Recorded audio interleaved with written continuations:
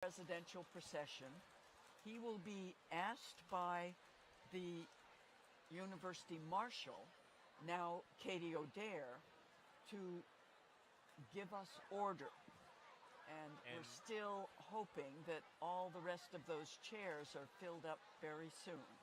And we're waiting for the bell from the memorial church. And soon we will see the steeple of the memorial church on camera. And this is where, and then we can also, this is, you know, when the steeple come into view, we get to see what truly a beautiful day this really is. It really is. For this celebration. And at the end of the whole celebration, there is a chime of bells from 17 bell towers around all around Harvard, yes. And of course, the biggest are the bells in the Lowell House bell tower, the largest of which is 15 tons, an immense bell called the Mother Earth bell. And those bells are rung every Sunday around 1 or 1:15, much to the aggravation of their near neighbors. They are an extraordinary collection of bells, and we're very lucky to have them. That's great. There's the tower of the Memorial Church. There is the bell. There we go. And we're getting started. From all around, we're hearing the waving and there's so much clapping. excitement. You and I can't hear each other at this moment. Yeah, here it is. The whole place filled with the 9,000 some graduates who will be moving on to the next phase of their lives today. Katie O'Dare. Pray, give us order.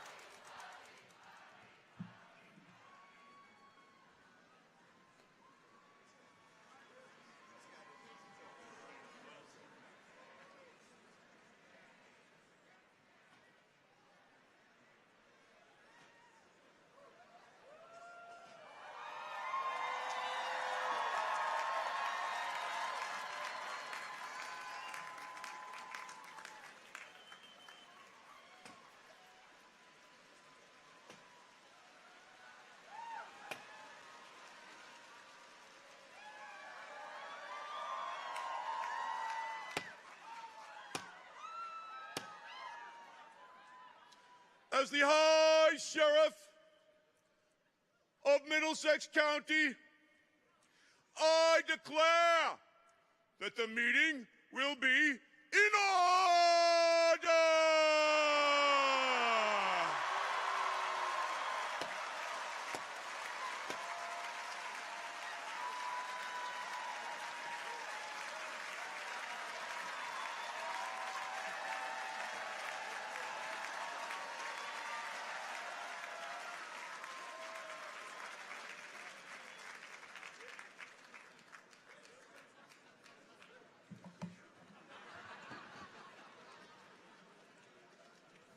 Please rise, if you are able, for the national anthem, to be sung by Arhan Kumar.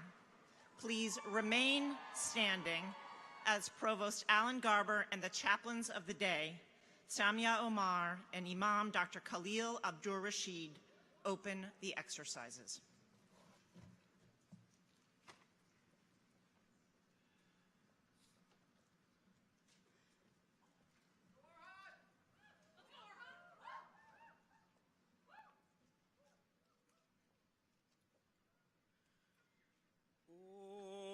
Say, can you see by the dawn's early light what so proudly we hailed at the twilight's last gleaming, whose broad stripes and bright stars through the perilous fight, oh, the ramparts we watched were so gallantly strong.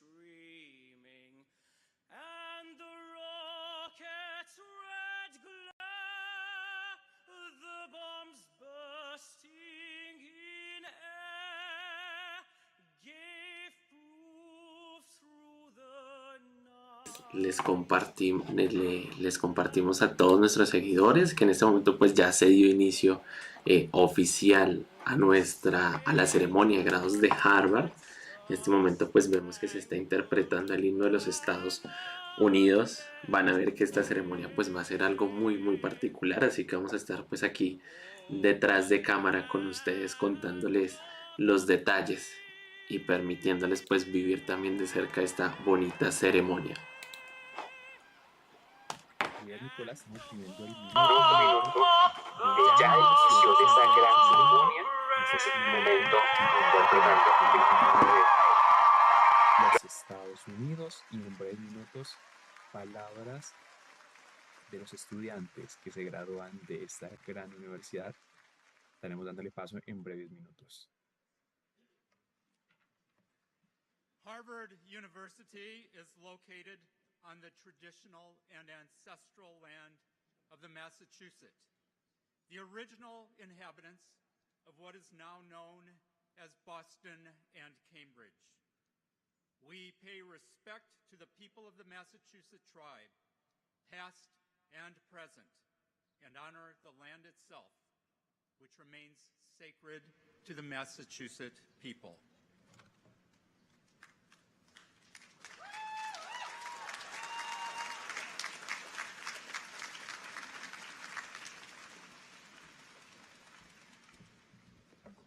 Let us pray. In the name of our Lord, the most compassionate, the most merciful, who has inspired the human being to read, who has guided the human being to the use of the pen, and who has taught the human being that which they did not know. Our Lord, you are the light of the heavens and the earth, and everything in between. We ask you, just as you have blessed this great institution to enlighten the world through knowledge and truth, make these graduates lights and illuminate their lives, and through them illuminate the lives of others. Our Lord, bless all the faculty here today who tirelessly taught generation after generation, make what they have instilled in the hearts and minds of these graduates to be beneficial to all of humanity. Our Lord, we ask you to bless our gathering today and to bless Acá en este momento ustedes están escuchando pues a los egresados de Harvard y a personas pues muy importantes. En este momento pues ya dimos inicio pues a esta ceremonia oficial de grados con estos actos pues protocolarios que tiene esta universidad. Our world needs true exemplars in all walks of life who lead through service and possess strong moral character. We ask you to bless these graduates to lead through service to others. Grant these graduates sublime character. Gift them the will to do good with goodwill. Bestow upon them righteousness and sincerity. Move them to engage in the work of transforming hate into hope, apathy into empathy, vitriol into virtue, and injustice to justice. Protect them from despair, and enable them to always remember their values. Through their efforts to heal the world, reward them with success in their endeavors, and with your love and grace. Amen. Entonces acá acabamos de escuchar un poco personas de diferentes, digámoslo así, creencia religiosa, y se pidió pues en ese momento ahí que digamos que Dios bendijera pues a todos los graduados, que cumplieran su objetivo que tienen, digamos, después de ser egresados de Harvard, que tienen un objetivo muy interesante porque hablaba que era que tenían que unir todos sus esfuerzos para sanar el mundo. Entonces este es un poco de lo que estamos viendo en este momento en Harvard, en esta ceremonia de graduación 2023.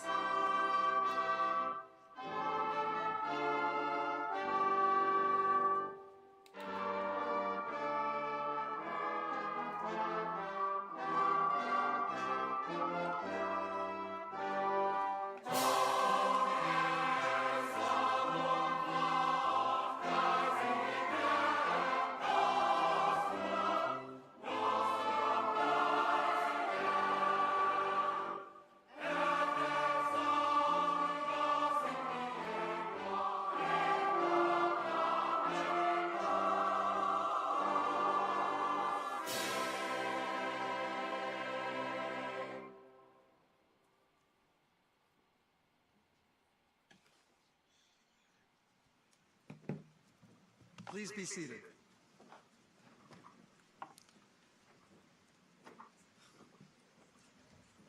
To everyone who is assembled here today to celebrate the class of 2023, welcome.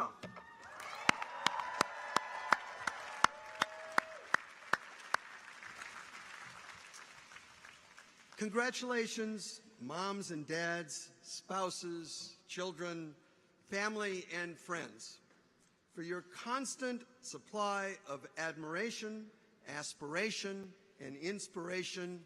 We give you commencement.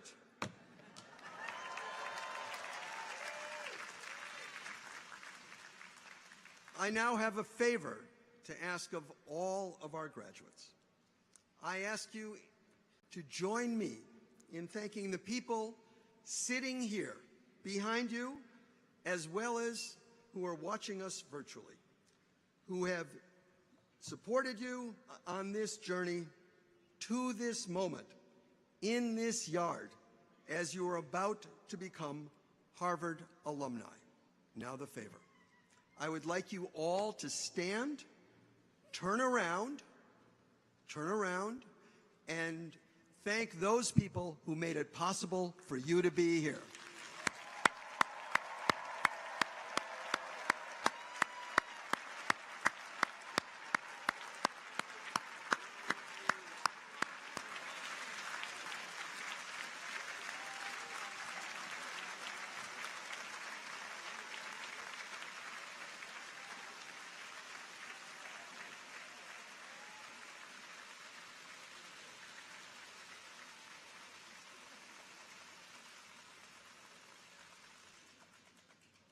Welcome to all for our joyous gathering. Now let's actually begin. We begin with the Latin salutatory, the value of a Harvard education, candidate for the degree of Bachelor of Arts in Government, Josiah Ethan Meadows. The first of the commencement addresses to be given in Latin today. Todos los estudiantes de Harvard, todos los que están allí, y empieza pues como su salutatorio, digamos así, por así decirlo, para todas las personas que se van a graduar del Bachelor of Arts en gobierno, ¿no? Praeses ad modum colende, praeses designata, soci inspectoresque honoratissimi, professores tutoresque doctissimi, condiscipuli sodalesque carissimi, vos denique quod adestis auditores spectatissimi, salvete omnes. Per quattur paene saecula, anniversariu ritu, in hanc aulam convenimus, ad hunc diem festum celebrandum, quando quidem per multi clari oratores in haec rostra scendere, ut hoc in conventu celeberrimo disserrent, grato ac submisso animo ad hoc officium accedo. Nunc dicere licet mi aliquid commune esse, cum vidis illustribus qui ante nos fuere, ad quix detere, ut cum Winstonio Churchill, et Johanne Kennedy, ac Forresto Gump.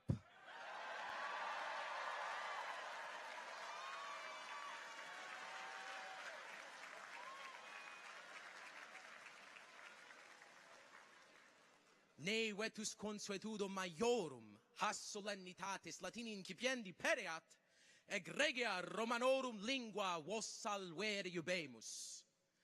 Forsitan quispiam quaerat, quam obrem nostra aetate orationem Latinam habere oporteat, cui respondebo lubenter hanc arripimus occasionem, ialenses facundia vincendi, cum isti in comiti suis Latine loqui omnino nequeant.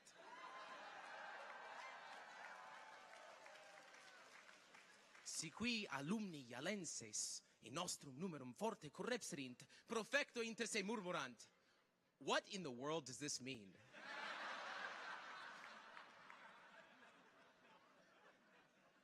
Hoc quadriennio feliciter per acto, vobiscum auditores ornatissimi de fructibus doctrinae Harvardianae deserere velim. In primis, per hanc institutionem Harvardianam, cives artis rhetoricae periti fiunt, ad academiam nostram advenimus, imaginibus Demosthenis, Ciceronis, divique crus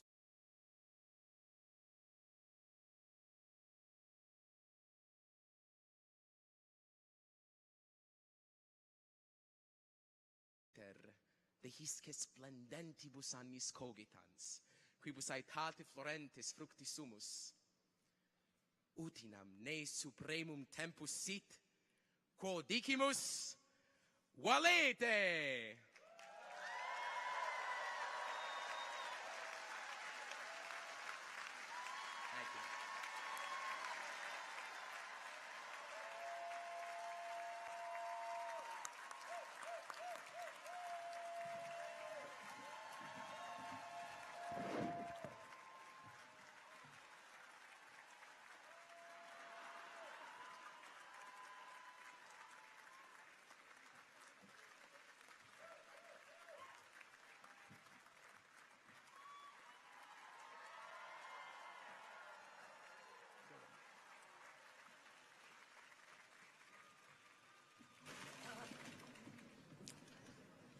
Senior English Address. Enzymes. Candidate for the degree of Bachelor of Arts in Chemical and Physical Biology. Palace Cho.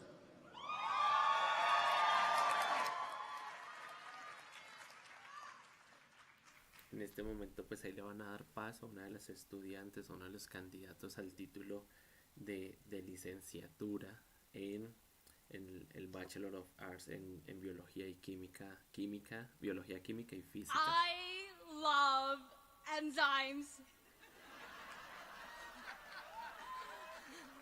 Tiny molecular machines, too small to be seen by the naked eye. They're in each of our cells, performing important life functions, like helping us breathe and allowing us to eat yummy foods, like the warm Taiwanese beef noodle soup my mother makes, 牛肉面. Yeah. And the creamy New England chowder my friends and I savor on Friday nights in the D Hall. Enzymes perform these functions by bringing together different molecules in the cell, causing these molecules to interact with each other. As a chemical and physical biology student, I spend a lot of time working with enzymes in the lab. There are so many different types of enzymes, each one with a different shape, color, and size, and all serving different purposes that allow our human bodies to function.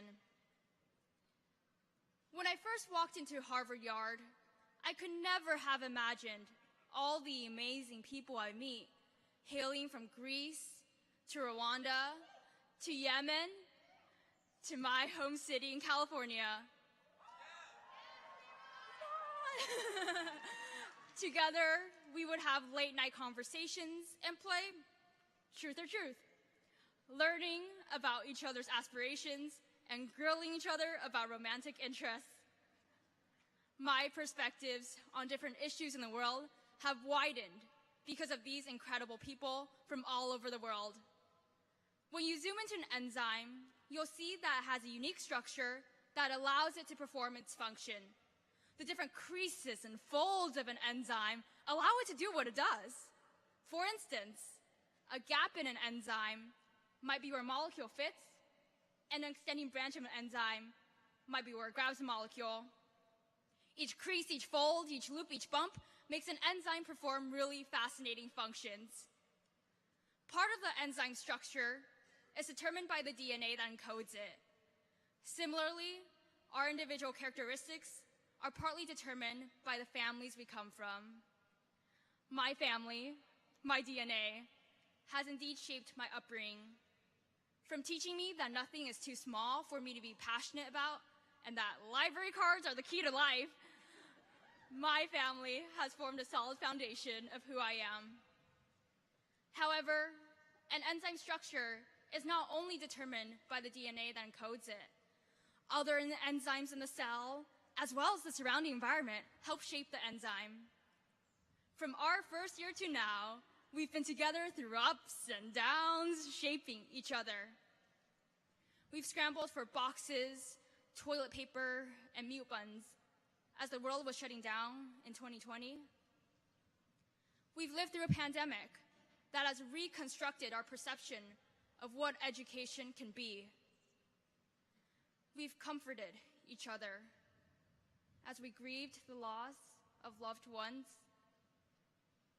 We've met inspirational professors who help us grow and classmates who are musicians, magicians, and mountaineers who never fail to encourage us. For many of us, it was a long journey to get here, to be sitting here today in the theater. And today, we will celebrate. Enzymes, although small, make reactions that are impossible possible. By making possible the challenging intricacies of life, enzymes teach us that the boundaries of our abilities are limitless when we are shaped by those who care for us. Do not underestimate what we can collectively accomplish. Just as enzymes bring molecules together to catalyze chemical reactions, I've seen so many of you bring people together to catalyze change. As we leave Harvard, we will continue to shape and be shaped by the world around us, serving as enzymes of Veritas.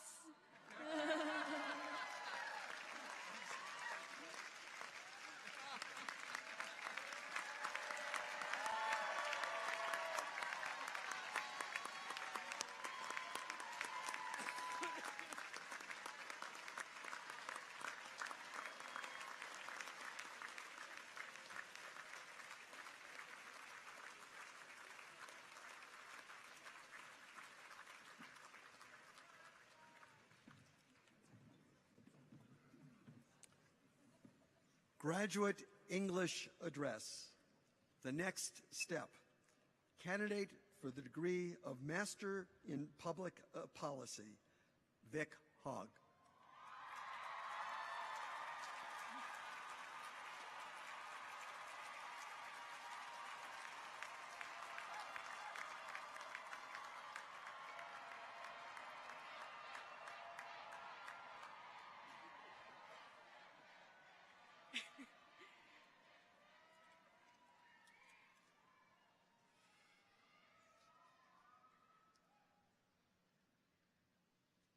Why did you come to Harvard?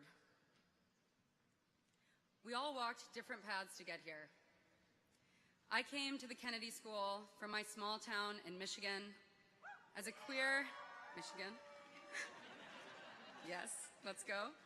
As a queer and non-binary citizen of the Nottawasepi Huron Band of the Potawatomi.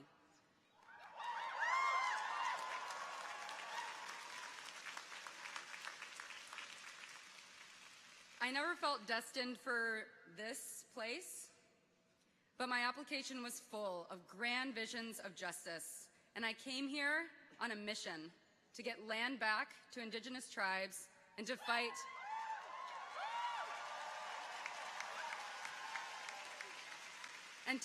for queer and trans people.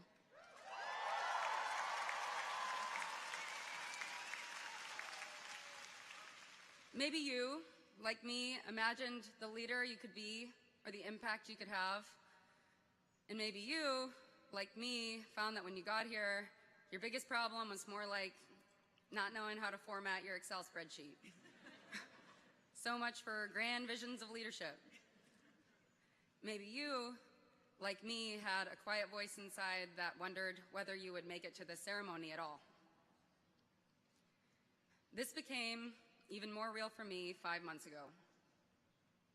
On December 23rd, 2022, while I was holiday shopping back home, I was shot by 2 boys in a carjacking gone wrong. As I waited for the EMTs, my leg went numb and I grew really tired and I found myself thinking, I am one semester away from graduating. I know it might be weird that I was thinking that. At that moment, I heard the laughs. But I had doubted whether I would be here to begin with, and I was so close. And I was thinking, will my parents have to attend my funeral instead of my commencement? Have I spent all this time preparing for a future that I won't have? During our time here, we've experienced a pandemic, floods and earthquakes, wars and invasions, daily physical and mental health struggles, and more. When I was in the hospital, relearning how to walk, I wasn't sure how I would return here, much less realize the future that I'd envisioned for myself. I couldn't see how my life would get back on track. But I started to, one step at a time. My mom helped me get from the hospital bed to the chair. The next day, I made it to the door and back. When friends flew in to help, I'd ask them to join me for a walk every afternoon. And they'd look out at the snow and the sleet in our Michigan winter, and they'd say something like outside, really? But we went every day, limping through a bleak Michigan winter at a snail's pace, with my mom on one side and a friend on the other. I started to move forward. I came to realize that I didn't need to see the destination. All I needed to see was one next step. We're here because we have big dreams, and it can be scary to even imagine reaching them. In your moments of uncertainty, just look for that next step. You haven't solved immigrant justice, but you can keep using Duolingo so you can speak to your clients in their own language. You haven't solved residential segregation, but you can show up to the next community meeting on affordable housing. And when all else fails, you can just get 8 hours of sleep or eat something other than pizza. 5 months ago, it seemed impossible that I would make it to the ceremony, let alone be here on the stage with my mom's hero, Tom Hanks.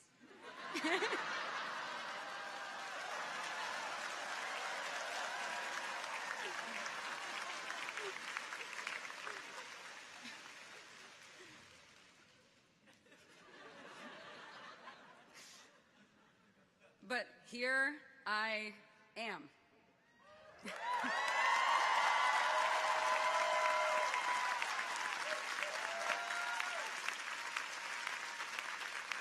And while it's me you see standing here today, I do not stand alone. I haven't taken a single step alone in the last 5 months. Clara wrestled the insurance companies. Kaitiki cooked me biryani.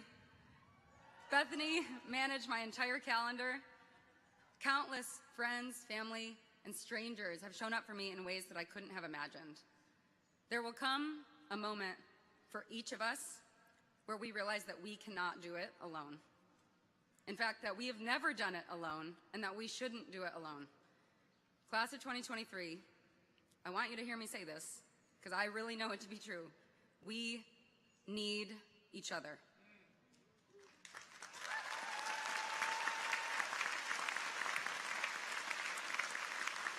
In your moments of doubt, who was there with you? Maybe it was a friend offering dinner, a call home, a mentor with sound advice. The poet Gwendolyn Brooks wrote, "We are each other's harvest. We are each other's business. We are each other's magnitude and bond." I was fortunate to find my harvest here at Harvard. In the process of chasing your dreams, you will need people to comfort you, to coach you, to tell you that you have spinach in your teeth. And when you find yourself in your own cold Michigan winter, you will need people to walk alongside you. Some of those people are here today. So, this is it. In a few moments, we will take our next step out of these gates and into the world. We don't know what lies ahead, but the next time you find yourself wondering if you can face the challenge, today is your proof. We made it, and we will make it again, one step at a time and never alone. Thank you.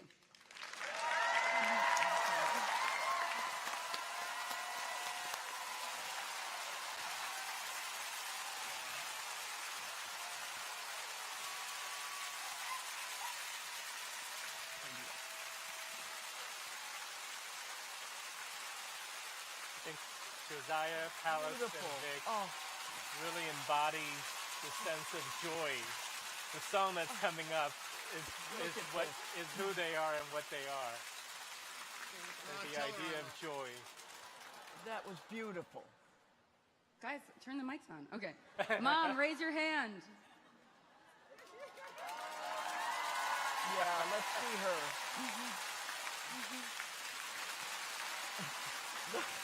What a great sense of joy. Really wonderful. What a sense of joy.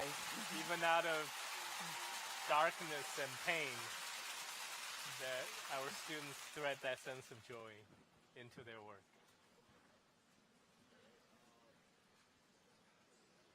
And I think Thread of Joy is coming up next. Threads of joy. Threads of Joy. Written for this occasion.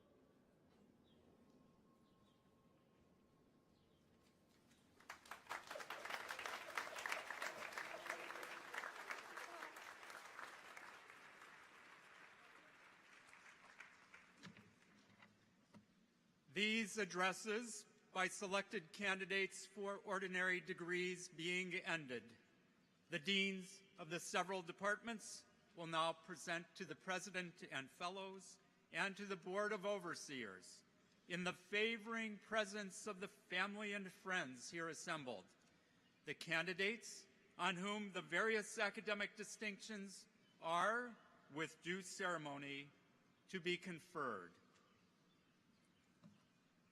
As we begin the conferral of degrees, it is my privilege to introduce, for the final time in this role, the Dean of the Faculty of Arts and Sciences, and for the first time on this platform, in anticipation of her new role, the President-elect of Harvard University.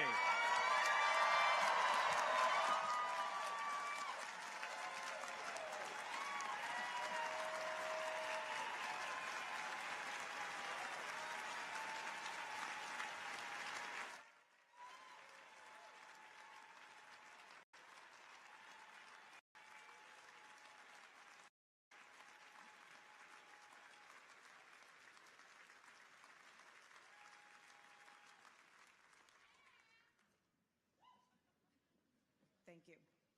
This is your day, not mine. Mr. President, can I go ahead and start? All right.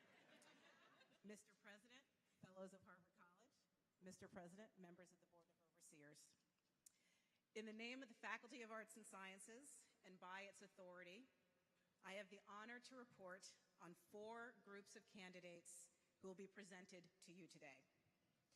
First, the Dean of the Graduate School of Arts and Sciences will present candidates for the degree of Doctor of Philosophy and then the degree of Master of Arts.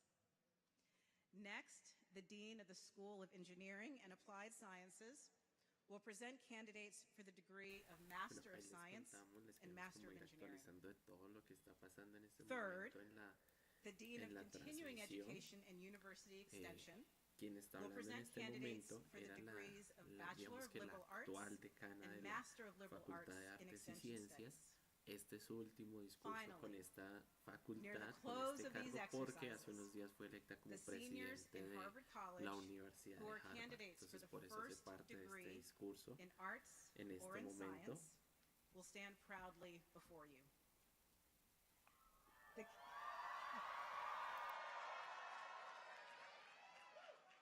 The candidates in each of these groups have, by vote of the faculty, fulfilled the requirements for the degrees for which they are severally recommended. I salute all of these students, trusting that they will forever wisely enjoy the freedoms that their education has given to them, while bearing the responsibilities that their learning demands of them. Each of these groups will now be introduced to you by the deans responsible for the programs in which they are enrolled.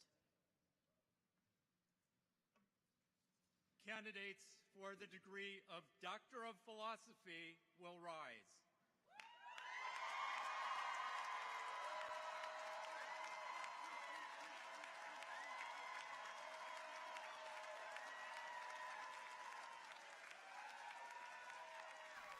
En este momento ustedes se dan cuenta, nombraron a todos los candidatos al grado doctor en filosofía, que son quienes están en este momento, pues ahí se pusieron de pie. Of the Graduate School of Arts and Sciences.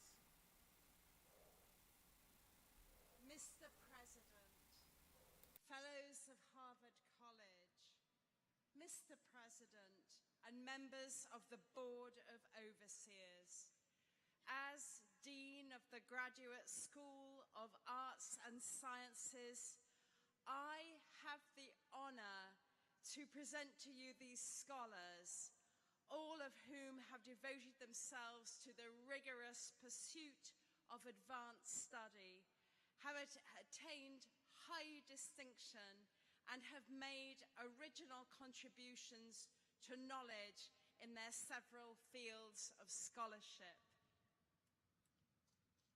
By virtue of authority delegated to me and recognizing your high academic achievements, I confer on you the Doctor of Philosophy and welcome you to the ancient and universal company of scholars and entrust you the free inquiry of future generations. Congratulations.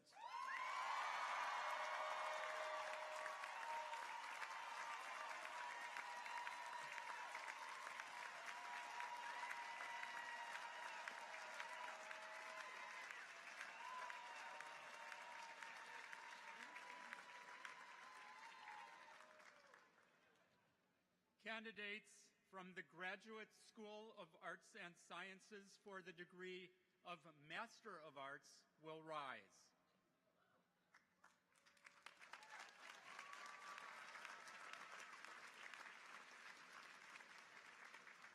The Dean of the Graduate School of Arts and Sciences. Mr. President, Fellows of Harvard College, Mr. President, and members of the Board of Overseers. As Dean of the Graduate School of Arts and Sciences, I have the honor to present to you these candidates, all of whom have completed a commendable step of advanced study in their respective disciplines. By virtue of authority delegated to me, I confer on you the degree of Master of Arts and certify that you have surmounted with distinction an important stage of graduate study. Congratulations.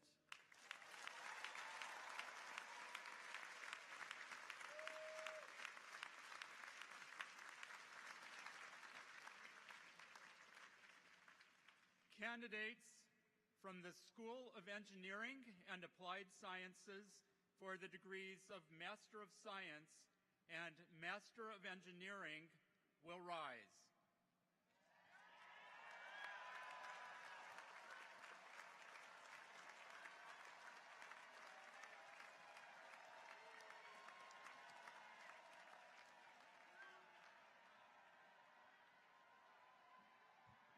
With deep appreciation for his years of dedicated leadership and service, and with good wishes for providential times to come, I introduce the Dean of the School of Engineering and Applied Sciences.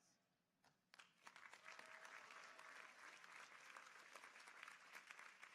President, Fellows of Harvard College, Mr. President and members of the Board of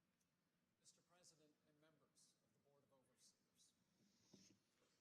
As the Dean of the School of Engineering and Applied Sciences, it is my honor to present these degree candidates who've completed a commendable stage of advanced study in engineering and applied sciences. They stand ready to address societal challenges through foundational science with translational impact. By virtue of authority delegated to me, I confer on you the degree of Master of Science or Master of Engineering, and certified that you have surmounted with distinction an important stage of graduate study. Congratulations.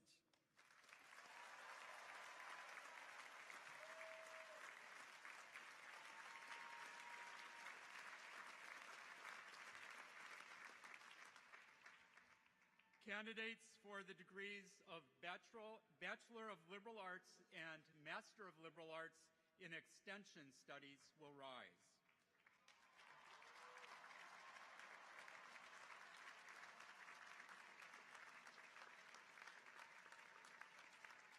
The Dean of Continuing Education and University Extension.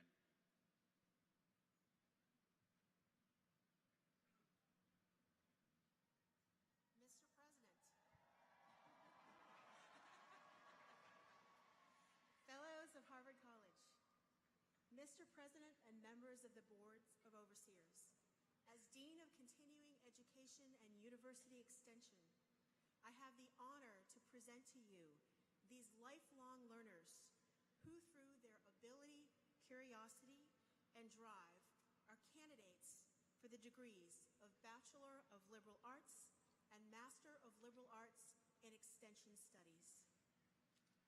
By virtue of the authority delegated to me, I confer on you the degree of Bachelor of Liberal Arts or Master of Liberal Arts in Extension Studies and admit you to the Fellowship of Educated Individuals.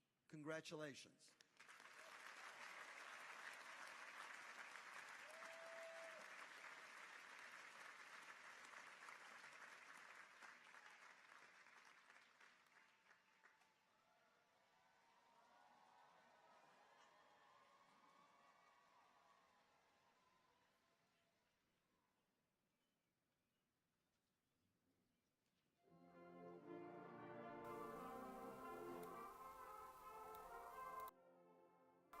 Bueno, este último para irlos actualizando de todo lo que sucede en esta ceremonia para que entiendan un poco.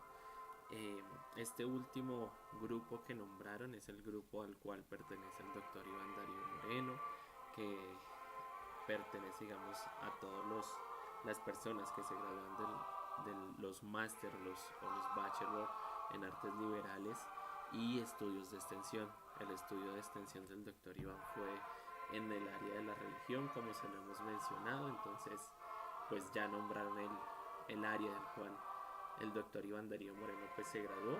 Y recuerden que después de esta ceremonia ya viene la ceremonia de grado personalizada o más en detalle del grupo de estudiantes al cual pertenece el doctor Iván Darío Moreno. Entonces los invitamos a que sigan muy atentos, muy conectados en esta maravillosa transmisión.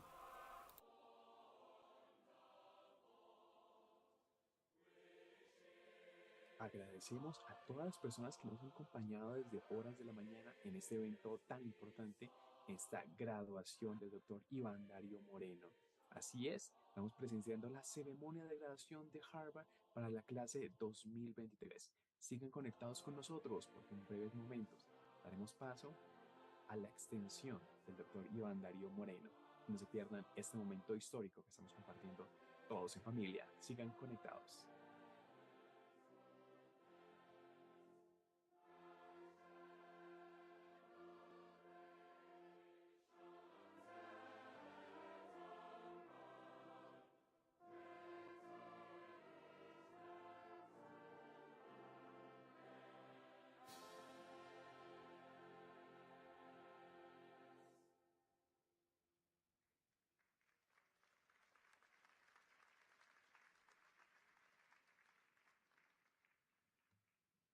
The Dean of the Faculty of Medicine.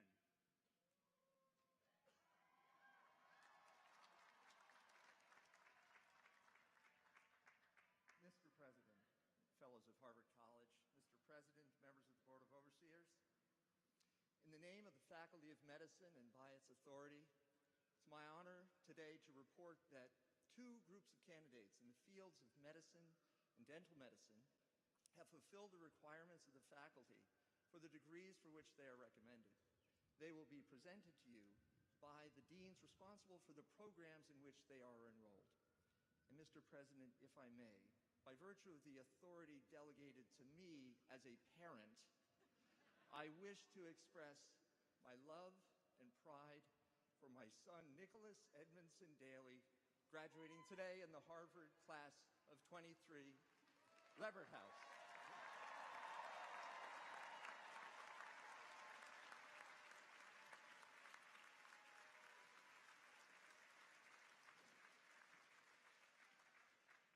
Candidates for the degrees of Doctor of Dental Medicine, Doctor of Medical Sciences, and Master of Medical Sciences will rise.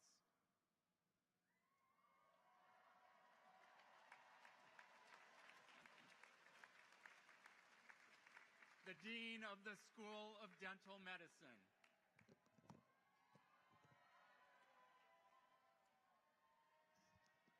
Mr. President, Fellows of Harvard College, Mr. President and members of the Board of Overseers, as Dean of the School of Dental Medicine, I have the honor to present to you these degree candidates, each of whom has devoted 4 years to the study of dental medicine, or at least 3 years to postdoctoral studies at improving human health and quality of life. By virtue of authority delegated to me, I confer on you the degree of Doctor of Dental Medicine, Doctor of Medical Sciences, or Master of Medical Sciences, and declare that you are qualified for practice and research in a demanding branch of medicine. Congratulations.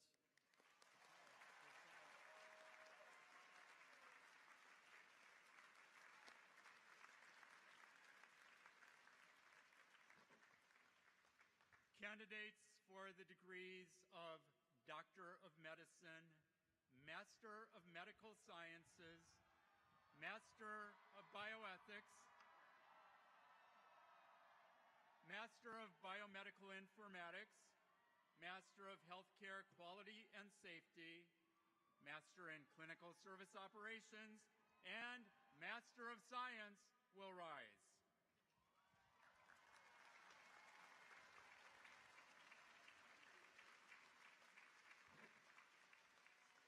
The Dean for Medical Education. Mr. President, Fellows of Harvard College, Mr. President, members of the Board of Overseers, as Dean for Medical Education, I have the honor to present to you these inspirational degree candidates who have dedicated their lives to the relief of human suffering and prepared themselves well for a life of learning and service in medicine.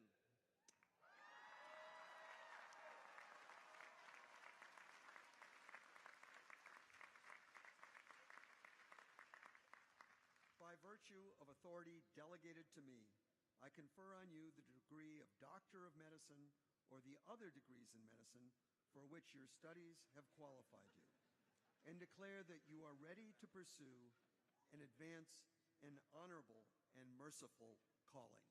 Congratulations.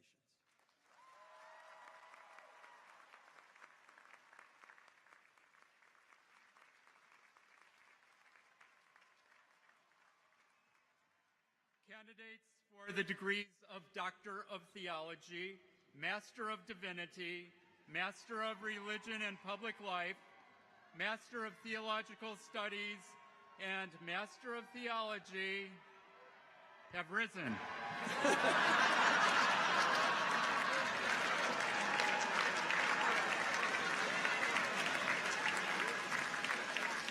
With deep appreciation for his years of dedicated leadership and service, I introduce the Dean of the Faculty of Divinity.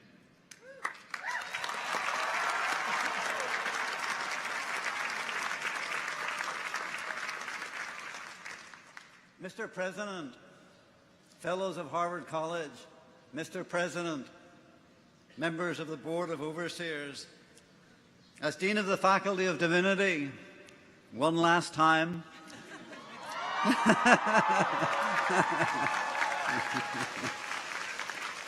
I have the honor to present to you these degree candidates, all of whom have completed programs of religious and theological studies in preparation for careers as leaders in scholarship and vocations of service. By virtue of authority delegated to me, I confer on you the degree of Doctor of Theology, Master of Divinity, Master of Religion and Public Life, Master of Theological Studies, or Master of Theology, and declare that you are well prepared to foster the health and vitality of communities of faith, to further scholarship in religious studies, and to help in shaping the shared values of a broader society. Congratulations.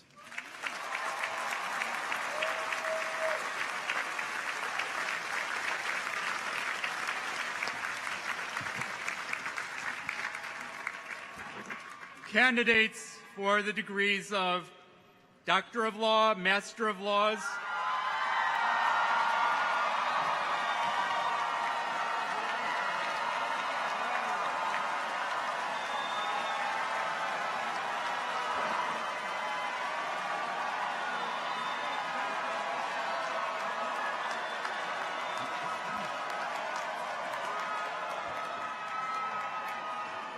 And not to be left out, Doctor of Juridical Science.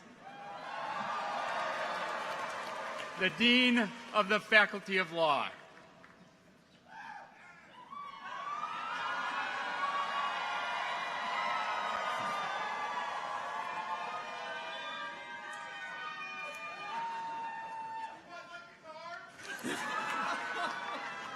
Mr. President, Fellows of Harvard College, Mr. President, and members of the Board of Overseers. As Dean of the Faculty of Law, it is my honor to present to you these students, each of whom has completed a degree in legal studies towards the end of advancing justice and promoting the rule of law.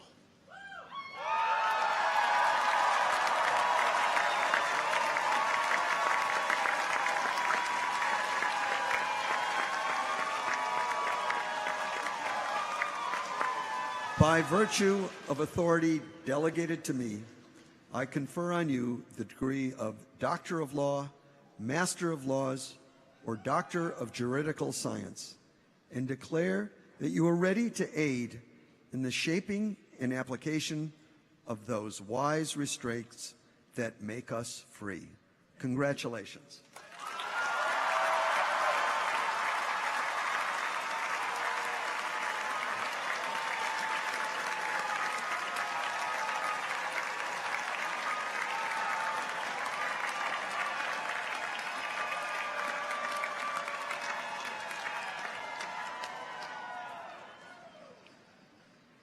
Candidates for the degree of Master in Business Administration will rise.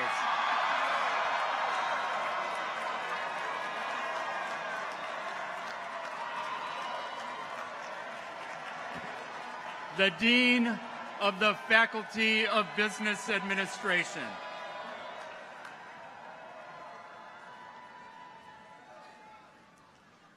Mr. President, Fellows of Harvard College, Mr. President, and members of the Board of Overseers.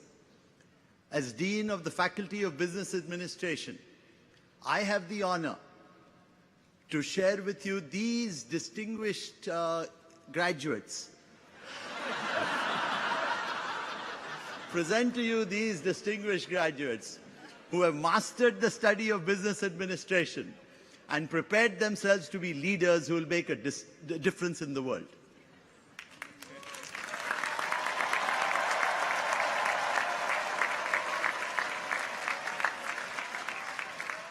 By virtue of authority delegated to me, I confer on you the degree of Master in Business Administration and testify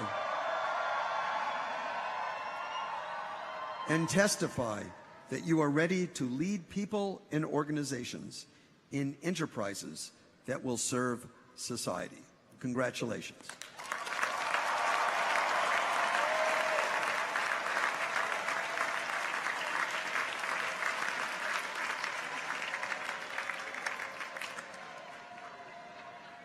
Candidates for the several degrees in design, architecture, landscape architecture,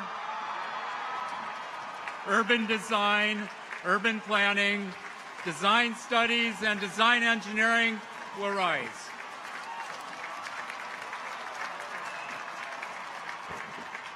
The Dean of the Faculty of Design. Mr. President and Fellows of Harvard College, Mr. President, and members of the Board of Overseers. As Dean of the Faculty of Design, I have the honor to present to you these degree candidates, way over yonder, each of whom has qualified for a master's degree in architecture, landscape architecture, urban design, urban planning, or design studies, or for a master's degree in design engineering conferred in collaboration with the School of Engineering and Applied Sciences, or for the degree of Doctor in Design.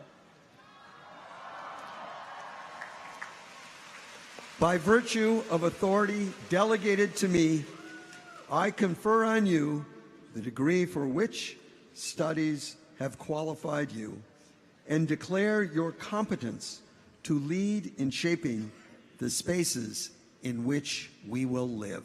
Congratulations.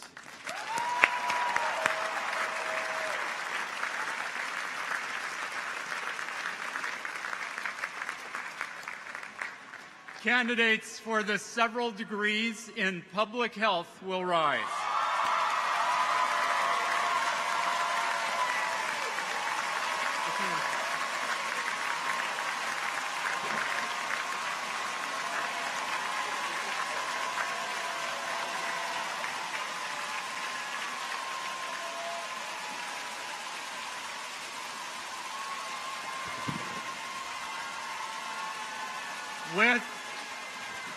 With deep appreciation for her years of dedicated leadership and service, I introduce the Dean of the Faculty of Public Health.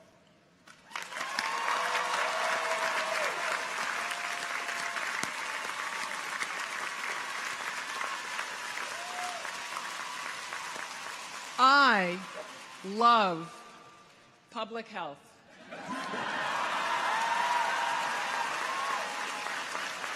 And so do we.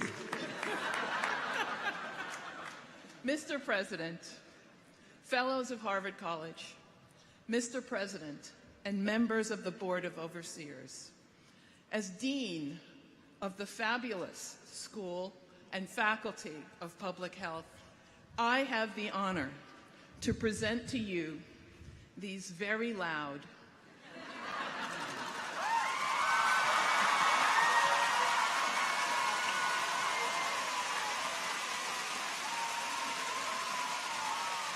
these very capable, committed, and wise students, each of whom has qualified for a master's degree or a doctor's degree to provide leadership, advance knowledge, and improve the public's health. By virtue of authority delegated to me, I confer on you the degrees in public health for which your studies have qualified you, and declare that you are well prepared to generate and utilize knowledge to improve health throughout the world. Congratulations.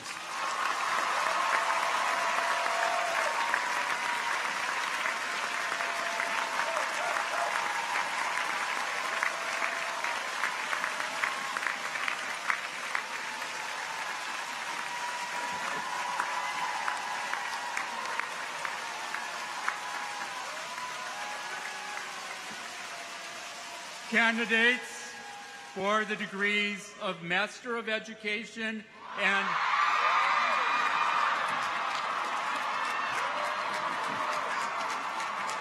Doctor of Education Leadership.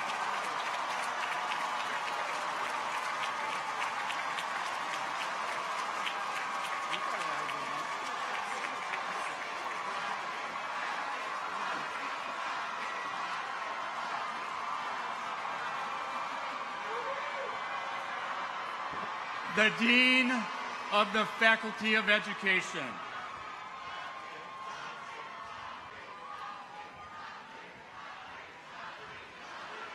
Hello, Hugsy.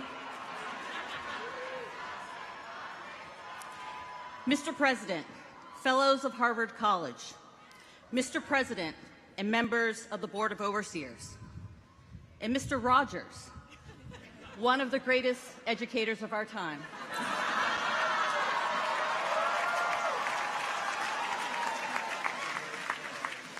As Dean of the Faculty of Education, I have the honor to present to you these degree candidates who will change the world through education.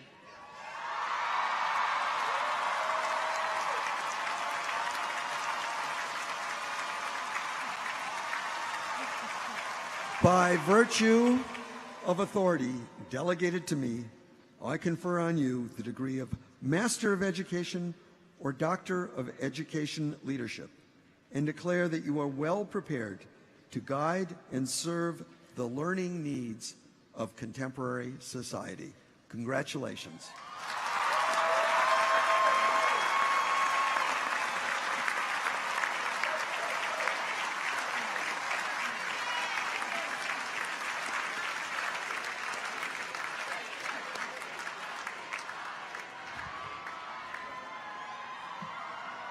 Candidates for the degrees of Master in Public Administration, Master in Public Administration in International Development, and Master in Public Policy.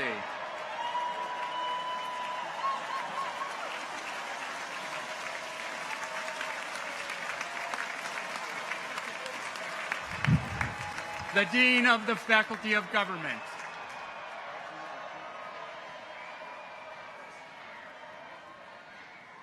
Mr. President and Fellows of Harvard College, Mr. President and members of the Board of Overseers, as Dean of the Faculty of Government, I have the honor to present to you these degree candidates, each of whom has qualified to provide leadership in public service.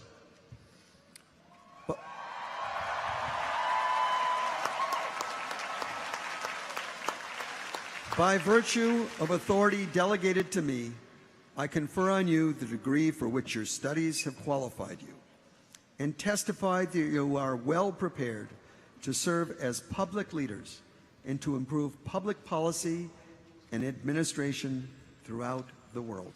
Congratulations.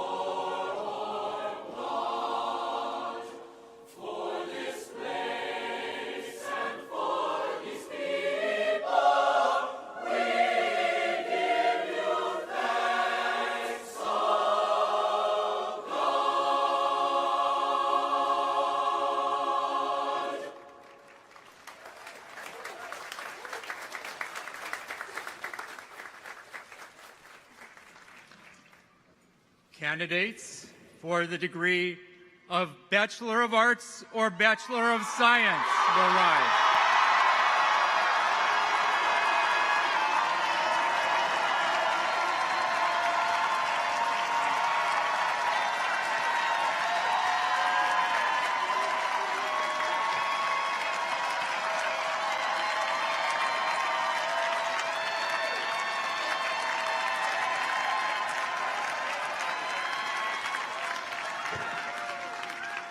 Their chosen representatives, together with candidates for those degrees summa cum laude, will draw near.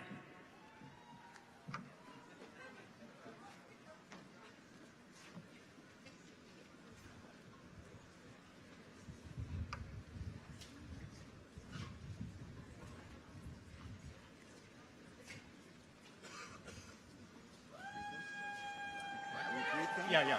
I just have to want to. It's after we got to bring.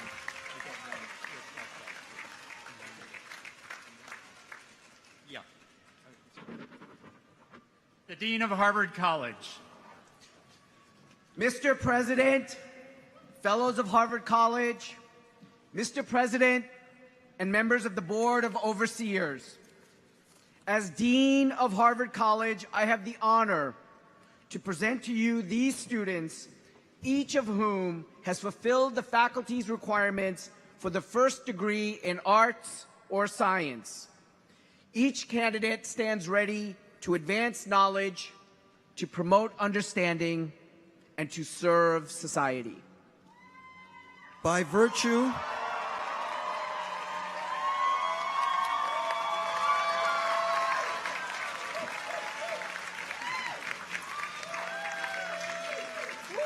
virtue of authority delegated to me, I confer on you the first degree in arts or in science and admit you to the fellowship of educated individuals. Congratulations.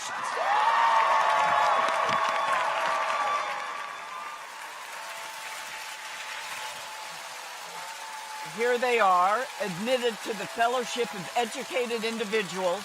And those who have drawn near are either the elected representatives, the marshals elected by the class, or students who have completed their degrees summa cum laude. And that requires a very high grade point average. All of that was decided at a faculty meeting this last Monday and confirmed by the officers of the university just yesterday. So they are being congratulated by Tom Hanks and by the president and by the dean.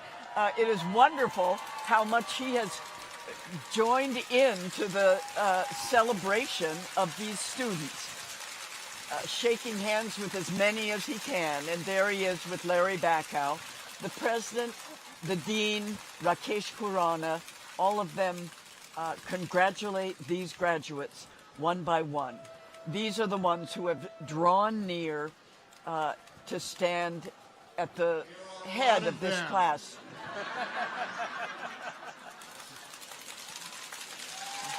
Our early educator, Mr. Roberts, there.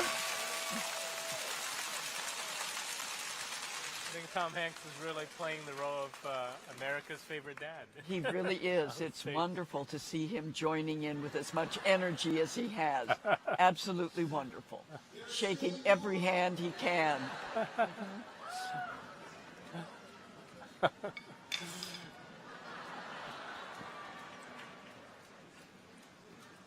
And following this and all these selfies, there will be the conferring of the honorary degrees. But the beauty of the ceremony and the sense, as the hymn said, for scholars past and present, whose bounty we digest.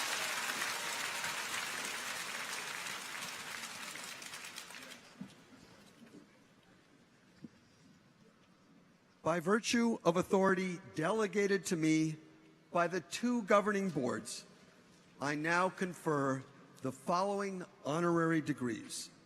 The provost will introduce the candidates. His father was a Hollywood press agent whose clients included the entertainer Bob Hope. His mother worked with the comedian Jimmy Durante, but their son took a different route as a different kind of stand-up guy. He attended the Naval Academy as a basketball recruit. In his senior year, he collected nearly enough demerits to warrant an early exit from Annapolis. But he soldiered on and earned his degree. At the age of only 26, he was given the rare honor of commanding a Navy tanker. It didn't go so well. He steered the ship into a buoy. What choice do you make after you fail? He recalls thinking. Do you just give up? Or do you get up, knowing that you still have an awful lot to give? In time, his determination and his exceptional leadership qualities made him one of the Navy's rising stars. He rose to become the Vice Chief of Naval Operations, Commander of the Allied Joint Force Command in Naples, Commander of the U.S. Naval Forces in Europe, and Chief of Naval Operations. He is one of the few naval officers ever to hold 4 different 4-star assignments. In 2007, he was appointed Chairman of the Joint Chiefs of Staff, the top position in the U.S. Armed Forces. In 2009, the Senate confirmed him to a second term by a unanimous vote.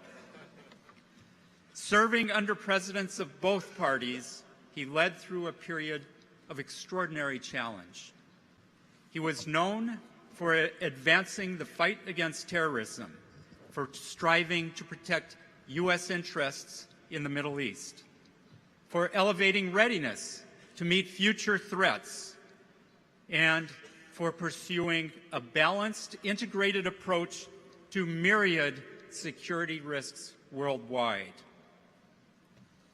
He also played a key role in ending Don't Ask, Don't Tell.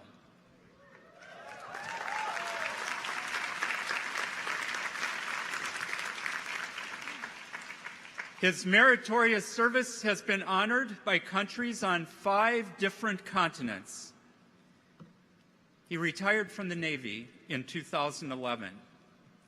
Since then, among other things, he has taught from time to time at a humble institution off Exit 9 of the New Jersey Turnpike, a university that, fittingly, is best known for its basketball team.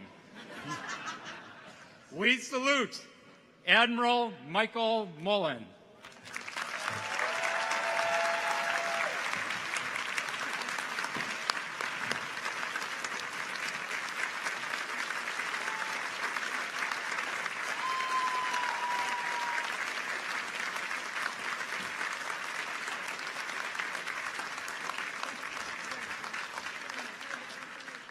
An admirable admiral, adroit and adaptable in advancing America's interests abroad, buoyed by faith in his force's devotion, through turbulent waters, he anchors away. Michael Glenn Mullen, Doctor of Laws.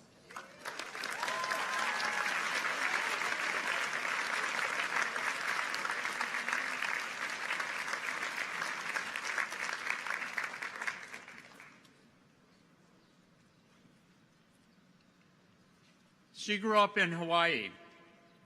She loved exploring its natural environment, moss and mushrooms, lava and palms. She also loved solving puzzles and doing math. As an undergraduate at Pomona College, she developed a passion for the chemistry of living things. She did her PhD here at Harvard and stayed on as a postdoc in the lab of Jack Szostak, a future Nobel laureate. Then she was a postdoc in the lab of the Colorado lab of Thomas Cech, another future Nobel laureate. She came back east and rose through the faculty ranks at an obscure university in the pizza capital of Southern Connecticut. There, she forged forward with her intensive research on the structure and function of RNA. In 2002, she moved to the University of California, Berkeley.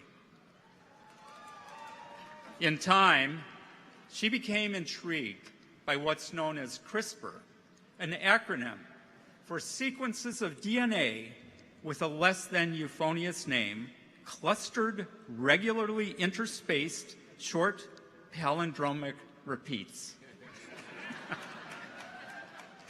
Most notably, she discovered the molecular marvel known as CRISPR-Cas9, often described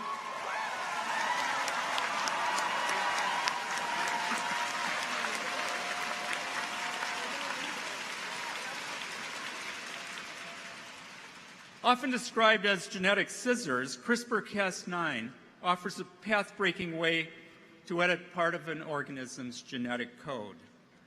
Its implications for biology and its potential for treating illnesses, as well as improving agriculture, are far-reaching and profound.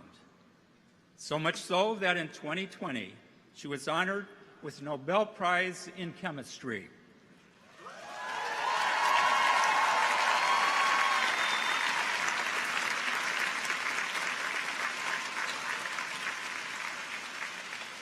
That the honor followed so soon after the discovery reflects its extraordinary significance. Her work is a classic example of how research propelled by the sheer human passion to understand the world holds promise to change the world. The Li Ka-shing Chancellor's Professor of Biomedical Sciences at Berkeley and founder of the Innovative Genomics Institute, she is not only a pioneer in the science of gene editing, she is also a leading voice addressing its ethical use. To make sure that her first Harvard doctorate never gets lonely, we are pleased to confer a second one on Jennifer Doudna.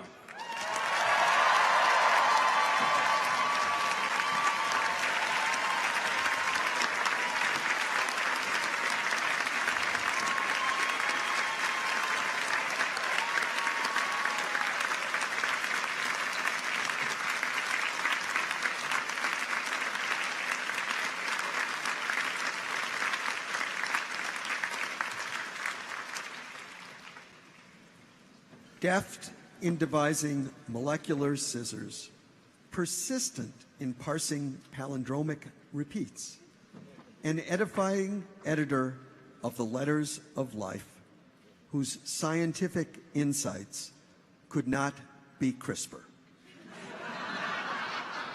Jennifer Doudna, Doctor of Science.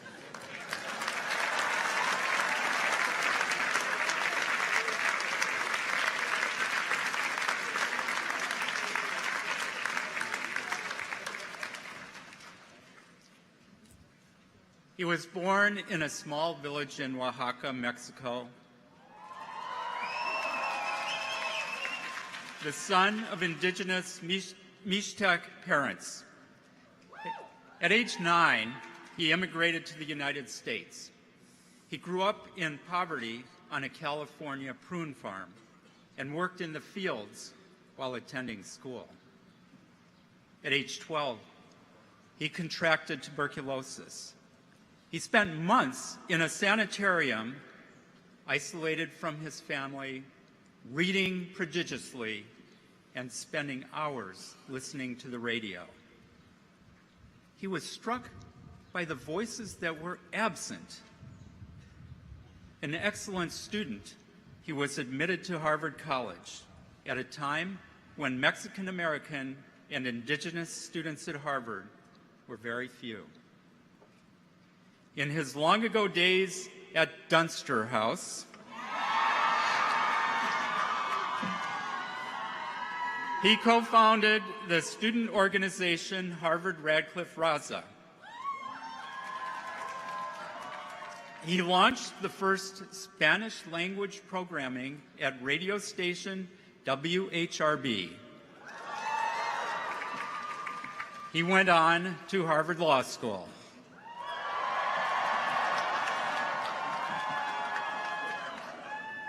During breaks, he returned to California to work in the fields. And after receiving his degree, he went back home, committed to serving his community. Soon after, with farm workers, activists, and others, he founded Radio Bilingüe. We didn't have a business plan, he recalls. We just did it. His goal was to uplift and amplify the rich diversity of voices in his community and to bring news, information, music, and cultural programming to people long excluded and underserved. Radio Bilingüe began as a single station based in Fresno. It blossomed into the National Latino Public Radio Network with more than 20 stations in California and the U.S. Southwest, and scores of affiliates nationwide and in Mexico. It became one of the country's largest public radio networks with hundreds of thousands of devoted listeners invited to hear voices and viewpoints and music long scarce in U.S. media. A former MacArthur Fellow, he has been honored with the Corporation for Public Broadcasting's Murrow Award for Outstanding Achievement, and with the highest honor the National Endowment for the Humanities bestows for contributions to cultural heritage. Some 50 years after he received his past diplomas from Harvard, we welcome him back with pride to present his third. We honor Hugo Morales.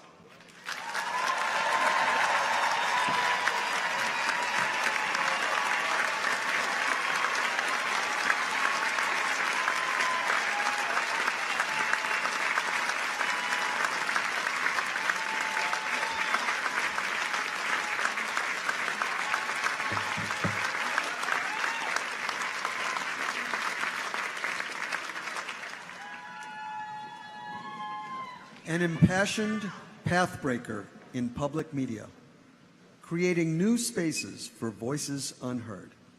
He awakens the airways to inform and inspire, making service to others his station in life. Hugo Morales, Doctor of Humane Letters.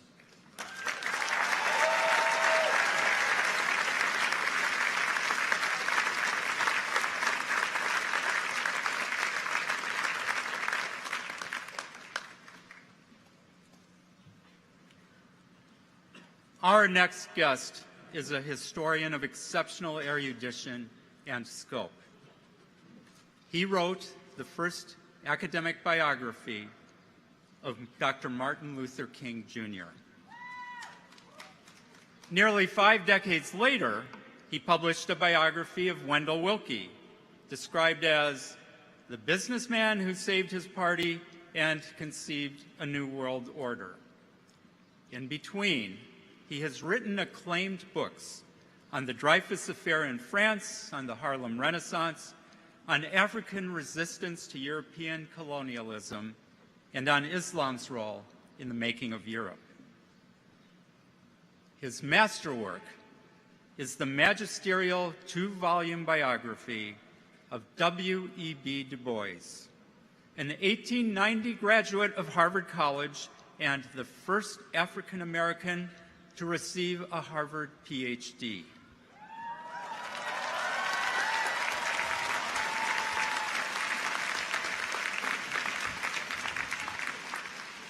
Du Bois went on to become an eminent sociologist, prolific author, and trailblazing architect of the civil rights movement. Our guest's luminous portrait of the life of Du Bois was recognized with not 1 but 2 Pulitzer Prizes, The first volume was also awarded the Bancroft and Parkman Prizes, among history's highest accolades. A native of Little Rock, Arkansas, and a graduate of Fisk, Columbia, and the London School of Economics, he taught for nearly 2 decades at Rutgers as the Dr. Martin Luther King Jr. Professor of History. He went on to become the Julius Silver University Professor at NYU, where he is now emeritus.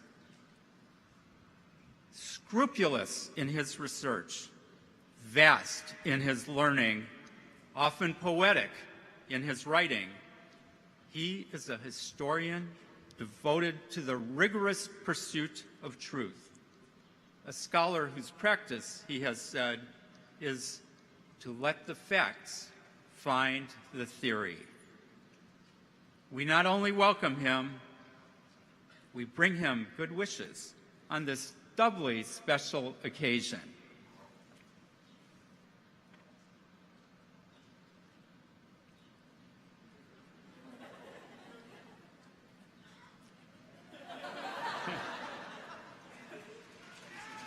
Yeah.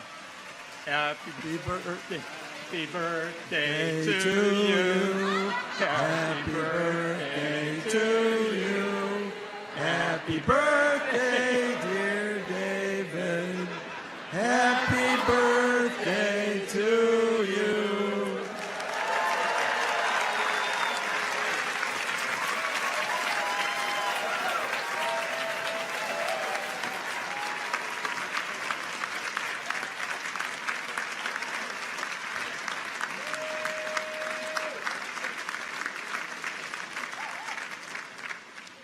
We honor and congratulate a former MacArthur Fellow, past president of the Society of American Historians, a recipient of the National Humanities Medal and Birthday Boy, David Levering Lewis.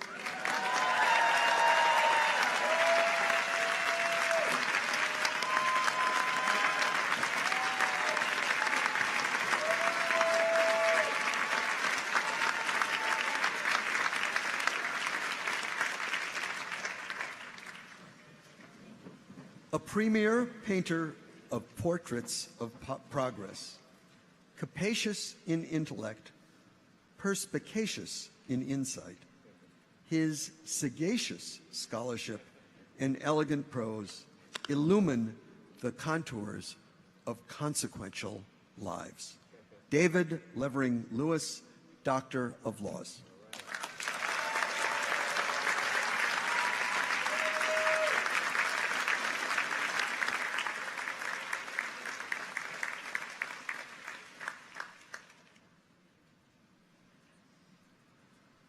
She grew up in a small village in Hungary, the daughter of a butcher and bookkeeper.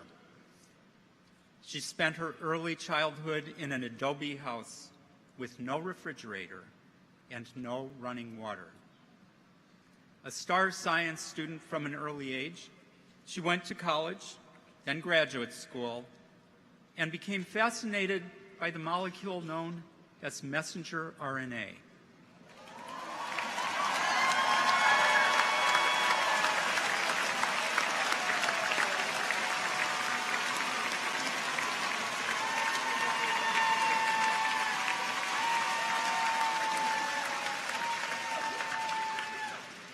The funds for her research dried up.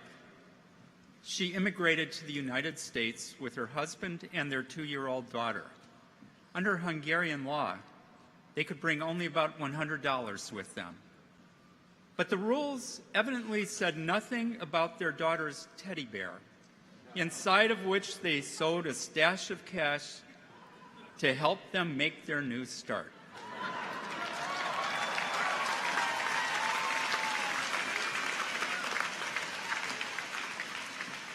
She worked at Temple University, then at the University of Pennsylvania, in research roles off the tenure track.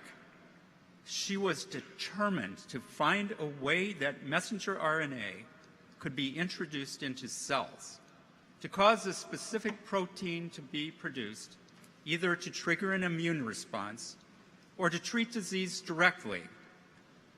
She was continually met with skepticism by senior scientists and by grant makers. Nevertheless, she persisted.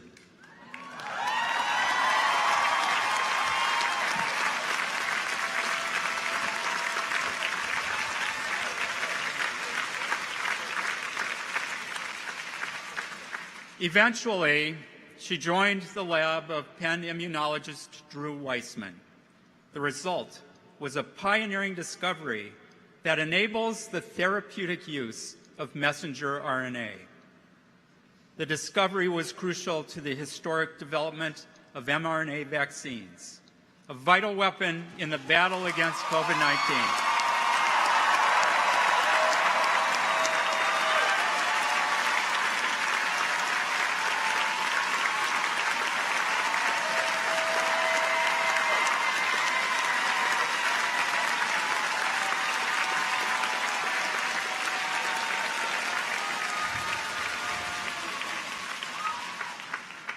It underlines the vaccines developed by both Moderna and Pfizer-BioNTech.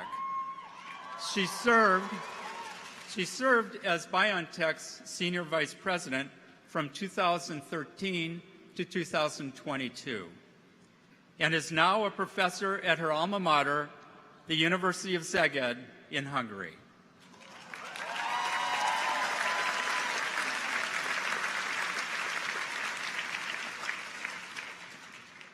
After years of perseverance, pushing forward when others might have quit, she has been recognized with a cascade of honors. But that is not what she has found most gratifying. For me, she has said, the greatest recognition was the letter I received from a nursing home where everyone had been vaccinated during the outbreak. No one had died, and they thanked me.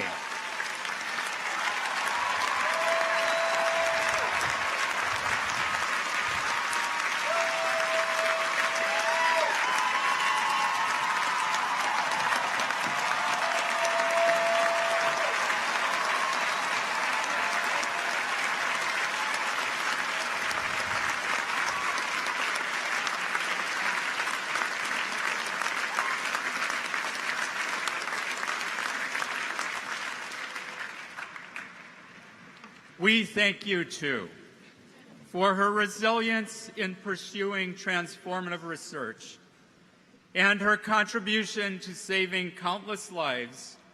We honor Catalin Carico.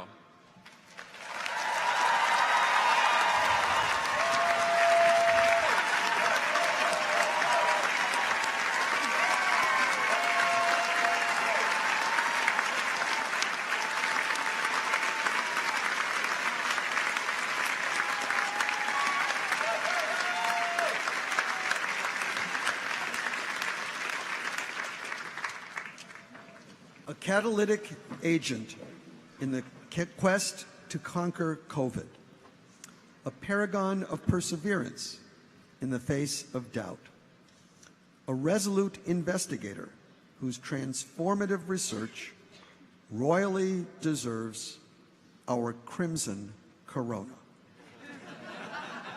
Catalin Carico, Doctor of Science.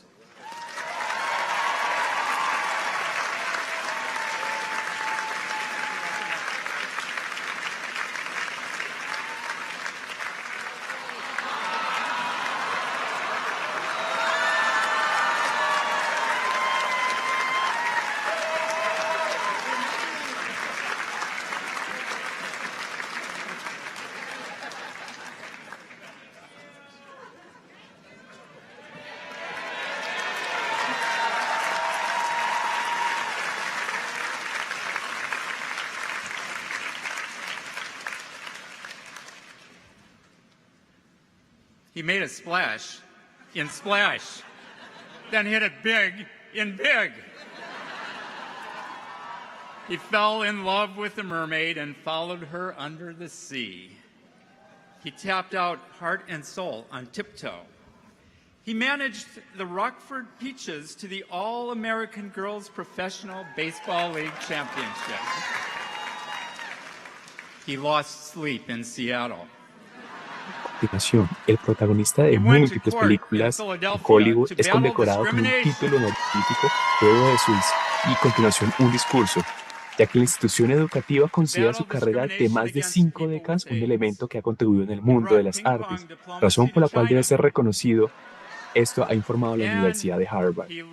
Un verdadero maestro de su oficio, Tom Hanks ha dado vida a algunos de los personajes más convincentes, amados e icónicos de la pantalla. Así expresa el presidente de Harvard, Larry Page, por medio de un comunicado oficial. Durante 5 décadas nos ha entretenido, ilustrado, entablado amistades con nosotros, nos ha hecho reír, llorar, cuestionar y pensar. Él ha contribuido a nuestra cultura nacional y ha ampliado nuestra capacidad de apreciar historias que habían sido examinadas anteriormente. Espero con ansias ese discurso de Tom Hanks.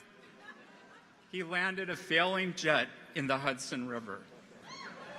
He fought to publish the Pentagon Papers, and he made Andy smile and Bo Peep swoon. He discovered Elvis. He got mail. He has been honored with Oscars, Golden Globes, Emmys, and the Cecil B. DeMille Award, and was the youngest person ever to receive the American Film Institute's Recordemos que Tom Jerry Hanks es un actor y director de cine estadounidense, conocido por ser uno de los intérpretes más reconocidos de Hollywood, y muchas de sus películas, ya sean dramas o comedias, han sido reconocidas internacionalmente. Hoy escucharemos un discurso en la ceremonia de graduación de Harvard University. As a writer, a director, a typewriter aficionado, and now a first-time novelist. At least as a devoted philanthropist and humanitarian. He has ardently supported causes including AIDS and cancer research, space exploration, and the well-being of military veterans and their families, to name just a few.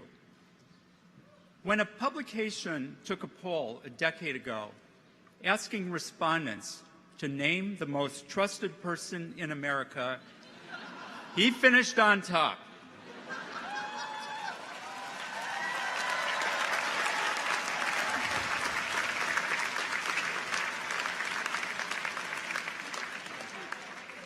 And as the President of the United States said in presenting him with the Presidential Medal of Freedom, he has always saved his best role for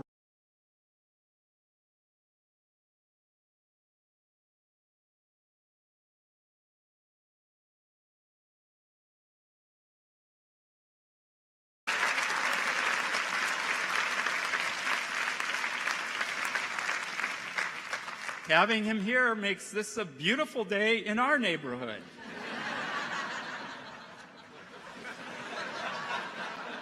It is my pleasure to present our Academy's Award to, envelope please.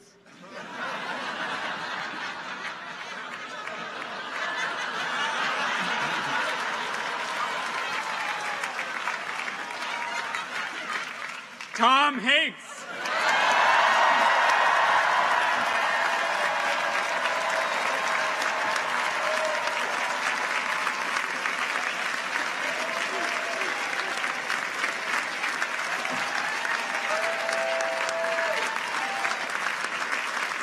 A continuación, el discurso de Tom Hanks.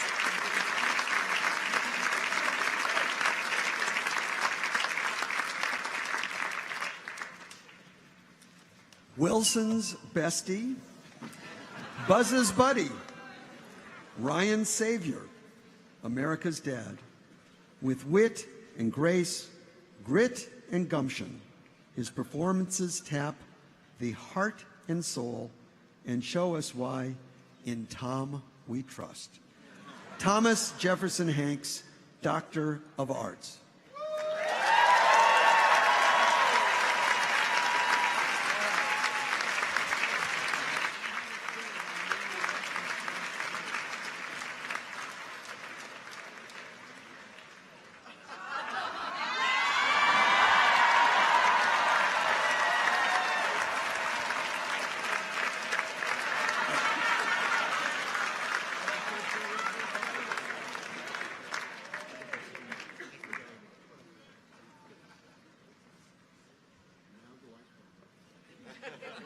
In the name of the Society of Scholars, I declare that these persons are entitled to the rights and privileges pertaining to their several degrees, and that their names are to be forever borne on its roll of honorary members. It is now my great privilege to invite one of our honored guests to address this assembly. Graduates, family, colleagues, friends, let us welcome Tom Hanks.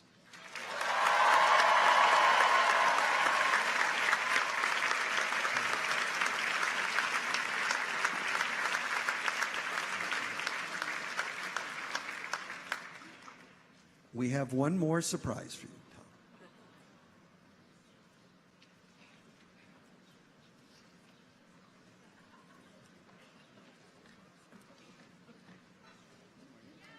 Una sorpresa más para Tom Hanks. In honor of Dr. Thomas Jeffrey Hanks, we hereby present this chronicle of every movie he has ever been in. What? We only have 3 minutes? Ian, hit it!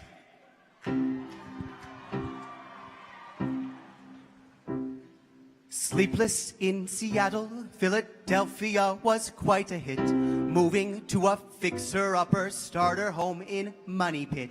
Catch Me If You Can and the Da Vinci Code were off the charts. Emailing Meg Ryan nerdy jokes, he captured all our hearts. Ping pong, football, shrimp and boats, and taking care of Jenny's son. Got Best Actor for his role in Forrest Gump. Run, Forrest, run! Private Ryan, Mr. Banks, and Wilson, he'll save all of them.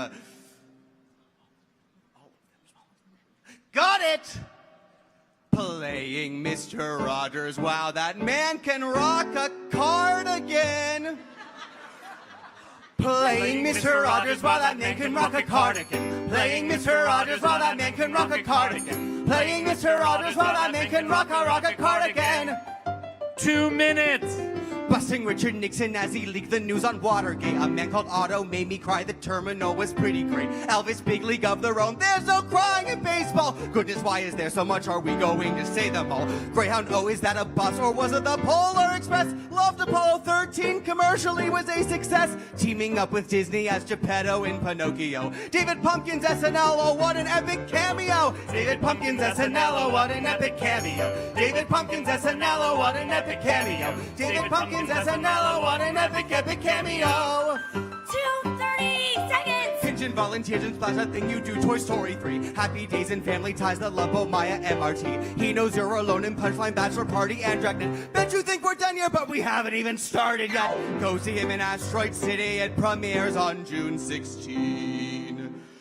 Go see him in Asteroid City. It premieres on June 16. Listing all your movies gave us palpitations quite severe. Still you made our childhoods and we're so happy that you're here. Still you made our childhoods and we're so happy that you're here. Still you made our childhoods and we're so happy that you're here. Still you made our childhoods and we're so happy that you're here. Bring it home, Ian!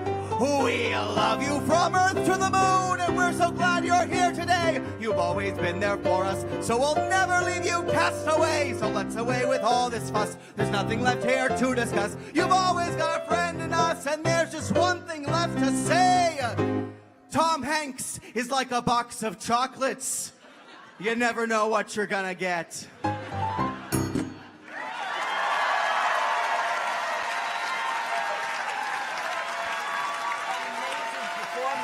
Some members of the Hasty Pudding. It could easily have been written by Tom Lear, who recited Una interpretación increíble por parte de estudiantes graduados de Harvard University, nombrando una de sus películas y una trayectoria que ha sido espléndida durante los últimos años, un reconocimiento a este gran actor. I think Tom Hanks has been very appreciative of this. Dr. Hanks, top that. So now he is being introduced as the speaker.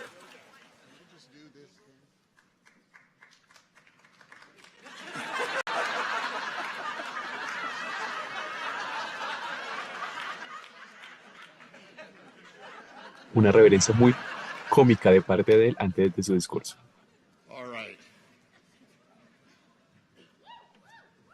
You know, thank you. Okay. Thank you. Listen, it's not fair, but please don't be embittered by this fact that without having done a lick of work, without having spent any time in class, without once walking into that library, in order to have anything to do with the graduating class of Harvard, its faculty, or its distinguished alumni, I make a damn good living playing someone who did.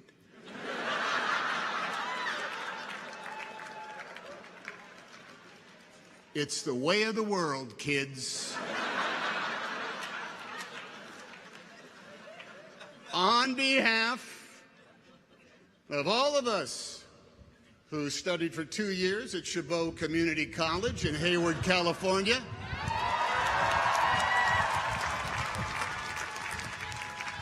2 semesters at California State University, Sacramento, and for 45 years at the School of Hard Knocks, earning a Bachelor of Arts degree in one damn thing after another. Thank you. Thank you. I don't know much about Latin. I have no real passion for enzymes. And public global policy is something I scan in the newspaper just before I do the Wordle. And yet here I am, closing for Josiah, Palace, and Vic. Thank you, guys. Some of us here can recite by repetition the preamble to a television show we might have seen 5 days a week about a strange being from another planet with powers and abilities far beyond those of mortal men, Superman, who, disguised as a mild-mannered reporter for a great metropolitan newspaper — there were many metropolitan newspapers once, and some of them were great — who could change the course of mighty rivers and bend steel with his bare hands. He was faster than a speeding bullet. He was more powerful than a locomotive, and he was able to leap tall buildings at a single bound. And those are very, very impressive superpowers. No? Well, what was most impressive about his powers was how he chose to wield them. Yeah.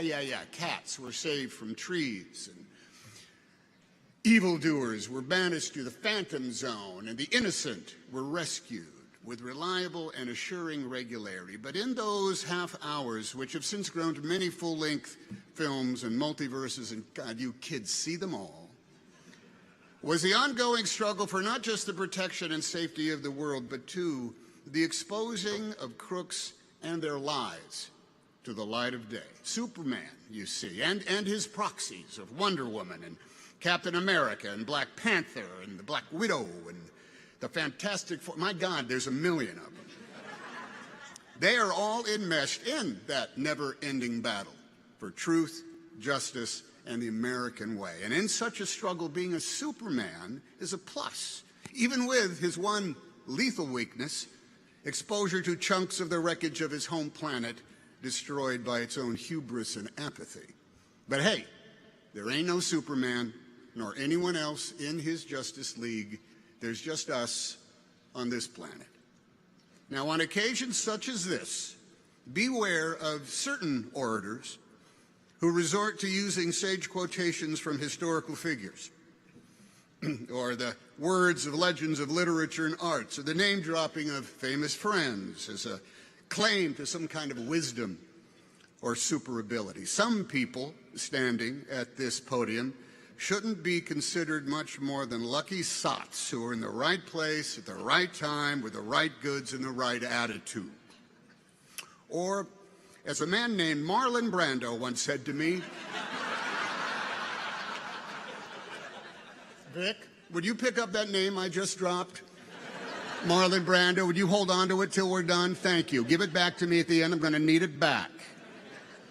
Yes, as a man named Marlon Brando once said to me on a message he left on my telephone answering machine, Tommy, handkerchief, this is Marlon Brandflakes calling you to ask where you are. Then later, he told me that when he was a young man and registered for the draft, he filled out the form for his name and age, but when it came to his race, he wrote human. For Tommy, what are we all but human? Yeah, we are all but human. Now, as an armchair historian who reads nonfiction for pleasure, the books divine that there has never been a graduating class that has not faced the greatest challenges of all time. That come every spring, the maelstrom of history swirls so wildly that no matter the year or the era or the generation, there is always an atmospheric river of events that makes right now the hinge upon which our fate is turning.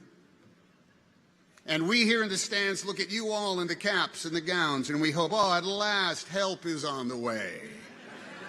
Somewhere matriculating today is a man of iron, a woman of steel, a superhuman just in the nick of time. Now, this is not because we have failed in our duties or are completely spent. We have done some very super things over our generations. It's because we are all in a cage match, mixed martial arts battle royale with agents of hubris, apathy, intolerance, and braying incompetence, the malevolent equals to Imperial stormtroopers Lex Luthor and Loki. And we could all use a superhero right now. Now, looking out at the flowing colors of Harvard Yard, the goofy big hands that clap, the balls that represent the world on which we live, the streamers and the piatas, and someone's very big face rendered large out there amongst the, there she is, that's it, that's it. We see beings who are young and restless, with energy and imagination, with righteousness and enlightenment and joy and compassion. And we celebrate your proclaimed wisdom and your worth ethic. We know no one is faster than a speeding bullet, to our shame, every day, to our shame. But we can still summon more power than a locomotive, and we are able to leap tall buildings at a single bound if we have the right gizmo. We can change the course of mighty rivers, if such a thing should be done. And we make machines that bend steel as easily as using our bare hands. And we know that to each other we often seem like strange beings from another planet, in habits and tastes and languages, with holidays and foods we eat, and names of the days of the week, all varying. We all have special powers and abilities far beyond the reach of other mortals. Some of us can repair a screen door with ease.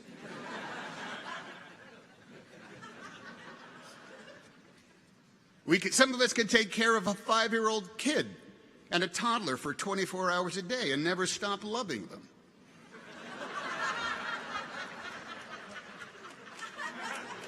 Some of us make sense of physics and economics and global policy.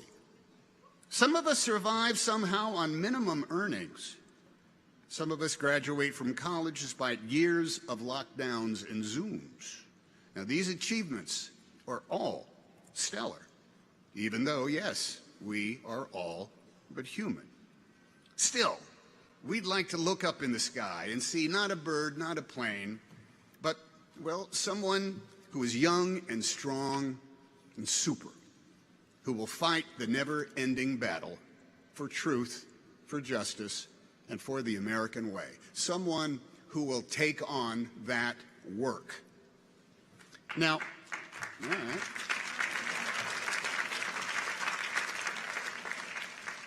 Now, a kooky uncle once said to me, we should all stay in school as long as we can because the moment we graduate, we have to work every day for the rest of our lives. Now, that uncle was, you know, a bit bitter. But he was not wrong. We all get to complain about the man, and we all have debts we got to pay. And we're all entitled to a day off to lay about. But the work that is called for, that we must do, has no expiration date. It is the construction of our more perfect union. And that job will never, ever be completed. It's one that requires rigorous attention, unfading wherewithal, and all hands. The work is the keeping of the promises of our promised land, the practice of decency, the protection of freedom, and the promotion of liberty for all with no exceptions. And man, that takes on a lot of work.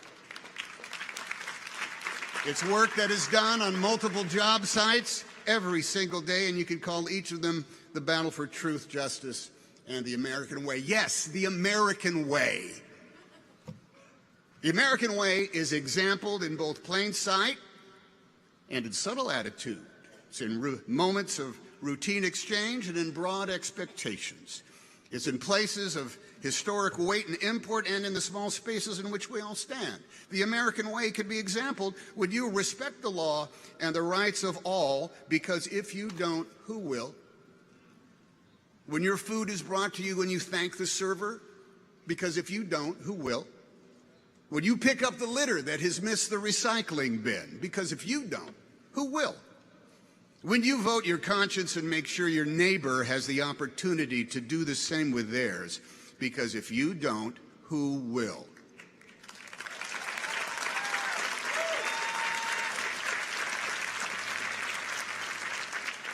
When you make good on your victories and learn from your losses, because both are the results of proud and noble efforts. If you don't, who will? The American way was first proposed not far from here, when subjects of a king demanded more control over their lives than that dictated by someone else's definition of providence. At the same time, women had no legal recourses. An entire segment of the population had been taken from their homeland and enslaved to work as chattel regardless of their age. And the original inhabitants of this continent, from sea to shining sea, the only ones who carried the DNA of America, were considered subhuman. Yet even with such paradox was written down the how-to. How to establish justice, ensure domestic tranquility, provide for the common defense, promote the general welfare, and secure those blessings of liberty for ourselves and our posterity, no matter as time and conflict and the institutions of our democracy would determine our gender, our race, our creed, our color, our chosen deities, or who we love. For it is our manifest destiny to pursue our own happiness. All of us, no exceptions, are entitled to the inalienable rights of liberty and freedom because we live in the United States of America.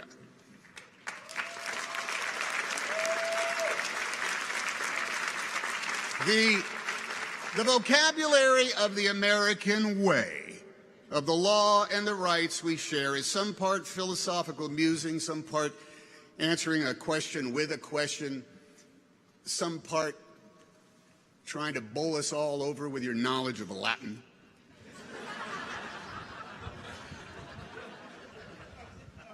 some part answering the question with a question. And the rest is all practical. It's even physical, and it's certainly tangible. It's the language of telling the truth. What is truth again in Latin?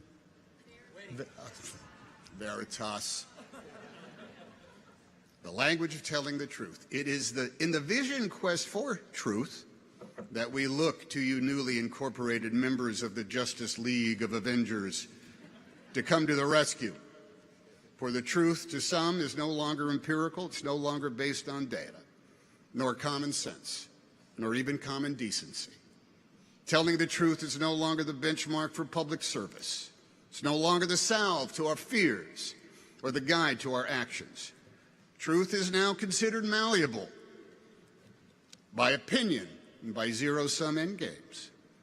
Imagery is manufactured with audacity, with purpose to achieve the primal task of marring the truth with mock logic, to achieve with fake expertise, with false sincerity, with phrases like, I'm just saying, or I'm just asking, you know, I'm just wondering. Now, literally, you cannot believe your eyes, and your ears will help others lie to you. Someone will report the world to you exactly as you wish it were, full of alternative facts, of conjured narrative meant to buttress the status quo and deny its offenses, or rejig the rules and muddy the playing field depending on where one is on the food chain and the moral spectrum.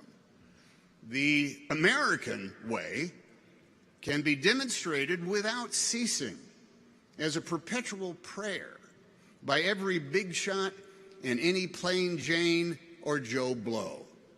Justice can be an everyday pursuit, case by case, with both lightning speed and the slow, inevitable effect of gravity. Truth, though, truth.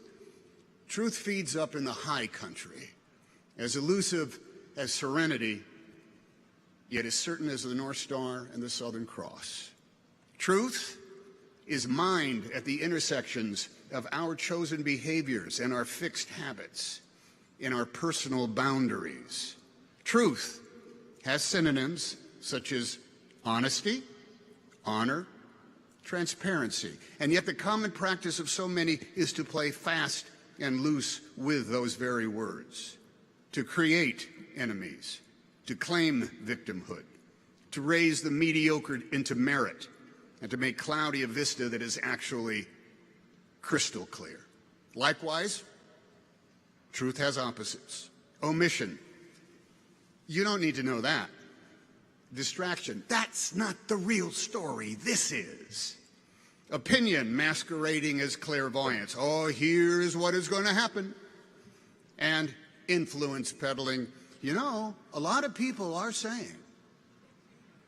Truth, too, has a nemesis equal to any colored kryptonite. That, like a feral hound, is never too far off the path in the weeds and in the shadows, lying in wait for the lethal opportunity to bring truth down. And that beast is indifference, which will make moot all the permanence found in truth. Indifference will rust away the promise of our promised land.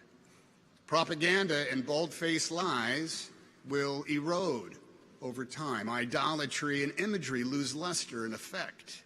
Ignorance and intolerance can be replaced by experience in the wink of an eye, but indifference will narrow the vision of America's people and make dim the light of Lady Liberty's symbolic torch. Indifference makes citizens into indentured servants held in labor by the despots and tyrants whose default setting is cynicism, who outlaw dissent and ban art and dialogue and books, who grab power any way they can, enabled by the subterfuge of their co-conspirators, rewarding the rationale of the complicit, and surging into the vacuum caused by the indifference of a people who have been made weary by struggle, so weary that they lose hope and are left to yearn to be saved by the fiction of superheroes. every day, every year, and for every graduating class, there is a choice to be made. It's the same option for all grown-ups who have to decide to be one of three types of Americans: those who embrace liberty and freedom for all, those who won't, or those who are indifferent. Only the first do the work of creating a more perfect union, a nation indivisible. The others get in the way. In the never-ending battle you have all officially joined as of today, the difference is in how truly you believe and in how vociferously you promote and how tightly you hold to the truth that is self-evident, that of course we are all created equally, yet differently. And of course, we are all in this together. If we do the work, justice and the American way are within our grasp, no matter our gender, our faith, our station, our heritage or genetic makeup, the shade and hue of our flesh, or the continental birthplace of our ancestors. Why is that truth so hard for some to accept, much less respect? If you live in the United States of America, the responsibility is yours, ours. The effort is optional. But the truth is sacred, unalterable, chiseled into the stone of the foundation of our republic. All of us are able. None of us are super. We are the Americans. Liberty and justice is for us all. Because yes, we have specific names, and we have lived every year of our ages. But when it comes to race, we are all uniquely, magnificently, simply human. Or so said Marlon Brando to Tommy Tommy Handkerchief. May goodness and mercy follow you all the days of your lives. Godspeed. Congratulations.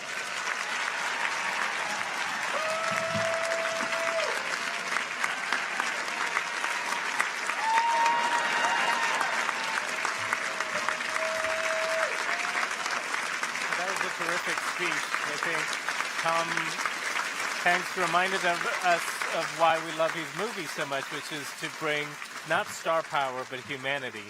Absolutely. Thank you, Dr. Hanks, for your inspiring words, for your message of inclusion, for your celebration and defense of Veritas. And thank you for the privilege of your presence with us today. Now, as he prepares to step down from his role this summer, after a singular career of leadership and service at Harvard and for all of higher education, I proudly recognize and warmly thank the 29th President of Harvard University, my extraordinary colleague and good friend, Larry Bacow.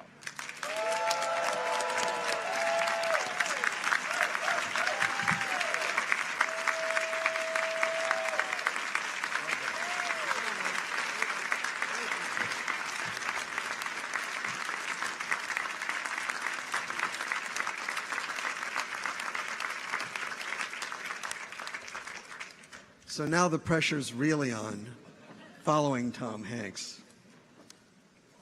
I suspect that many of you are sitting here today as newly minted Harvard graduates, wondering what the future holds for you. I actually can relate to that. As you know, this is my last commencement, and I'm actually pondering the same question.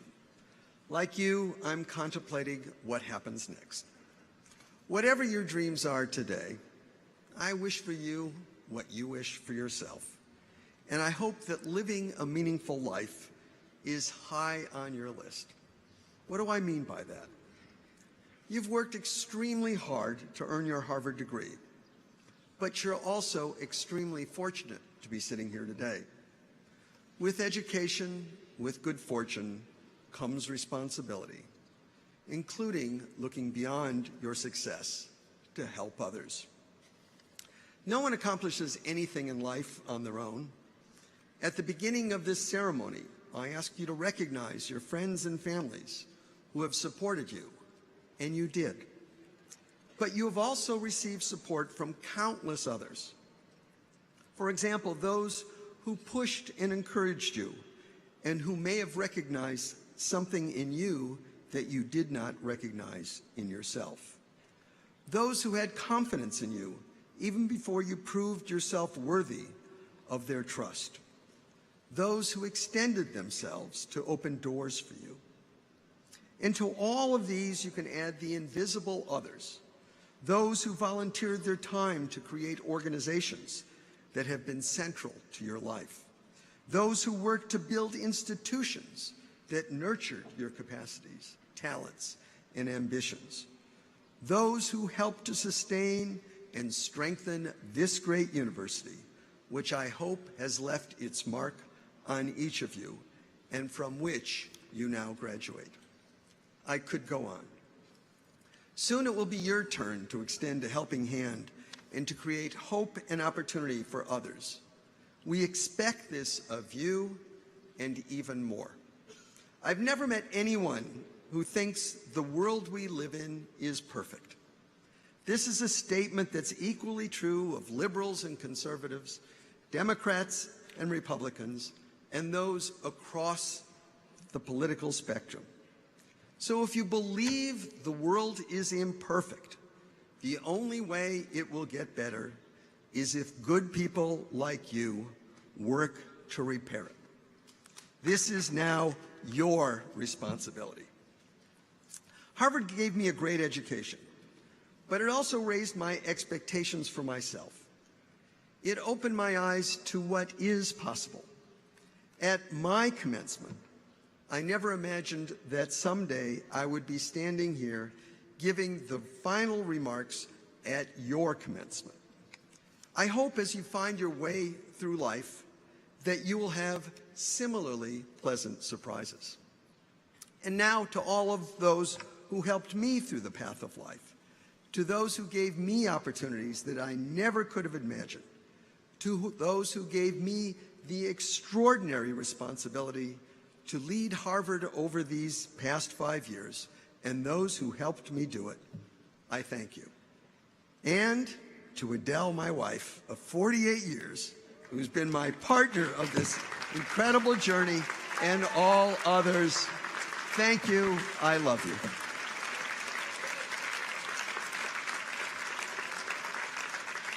As I prepare to take my leave, I've reminded of a quotation from a book of wisdom. It's called Ethics of Our Fathers. It's the meditation of a great teacher and a great scholar. I have learned much from my teachers, more from my colleagues, but most from my students. To the class of 2023, thank you for teaching me so well. I'm grateful to each and every one of you for being a constant source of hope and optimism. Serving as your president has been the privilege of my life. I look forward eagerly to celebrating all that you will do for the world and all those whose lives will be made better by your good work. To the class of 2023, thank you, farewell, and Godspeed.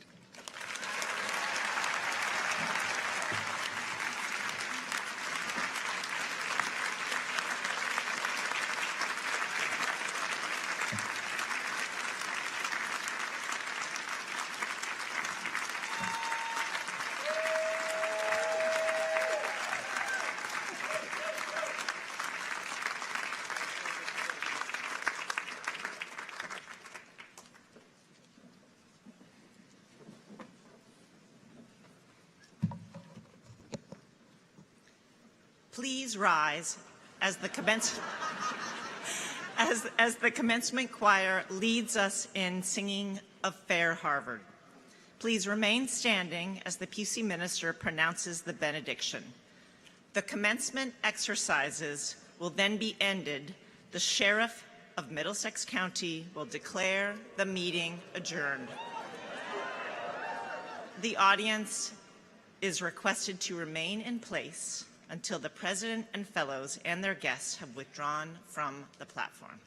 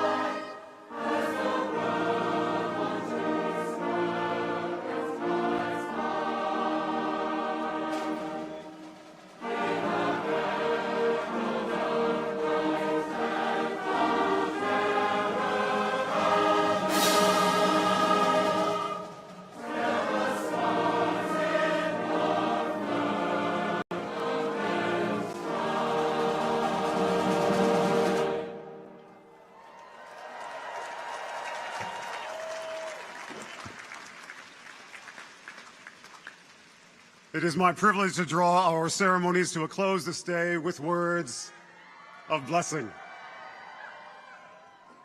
In its ancient roots, blessing does not confer goodness, it honors it. Things become good, but a way of acknowledging that which is already good. Blessing is a way of seeing. In that ancient spirit then, class of 2023, and on behalf of the colleagues and honored guests on this stage, on behalf of the family and friends crowding this tercentenary theater and watching from near and far, let me say, we see you. We see how good you all are. Bless you for all you have given to this university these last days, these last years. Bless you for your intelligence, for your insight in reckoning a complex world. Bless you for your diligence, for your rigor in parsing difficult problems. Bless you for your resilience, for your persistence in enduring stubborn challenges. Bless you for your courage, for your grit in engaging an unsettled present, for your strength in addressing an uncertain future. Harvard graduates, you have blessed us with your intelligence, your diligence, your resilience, your courage. We have seen it in you here at Harvard, and we see it on glorious display before us here now. I wish you had my view of all of you. We see so much good in you, and we also see a world in perilous need of goodness, a world in need of intelligence and diligence and resilience and courage. We see a world in need of you. Having blessed us here at Harvard, you now are also blessed with a duty of sharing your hard-won gifts with our wider world. I must tell you, the need is desperate and immense. But the task couldn't fall to a better or better prepared group of people. So, Harvard class of 2023, may you enjoy every blessing this day and always. Go in peace and become for our world the blessing you have already been to us. Amen.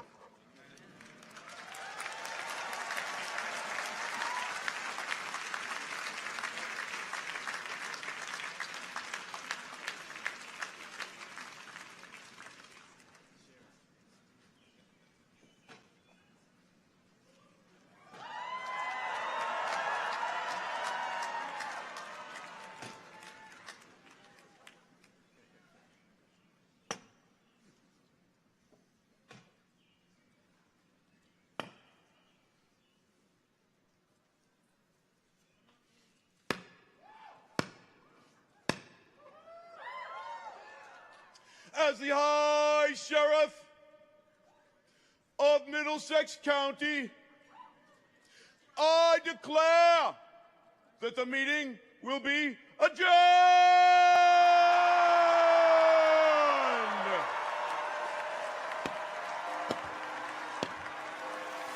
The bells are ringing. The meeting is adjourned. What a meeting it has been, Junlei. It's wonderful, just wonderful. Diana, what a privilege it has been to be in this treehouse view, and you being the best guide anyone could hope for to just understand and be part of this beautiful ceremony. Thank you. I mean, it has been such an inspiration. I mean, from Tom Hanks giving Harvard some instruction on veritas, on the meanings of truth, the meanings of equity. Nicolás, creo que compartimos la misma experiencia, un evento increíble, con unos invitados también, que la verdad sin palabras, este discurso de Tom Hanks, nuestros invitados por aquí que estuvieron compartiendo este gran evento, creo que fue increíble. ¿Qué opinas de ti? Así es, Joffrey. En este momento les contamos pues a todas las personas que nos están siguiendo en la transmisión, a todas las personas que en este momento pues nos están viendo, que aún no termina la ceremonia.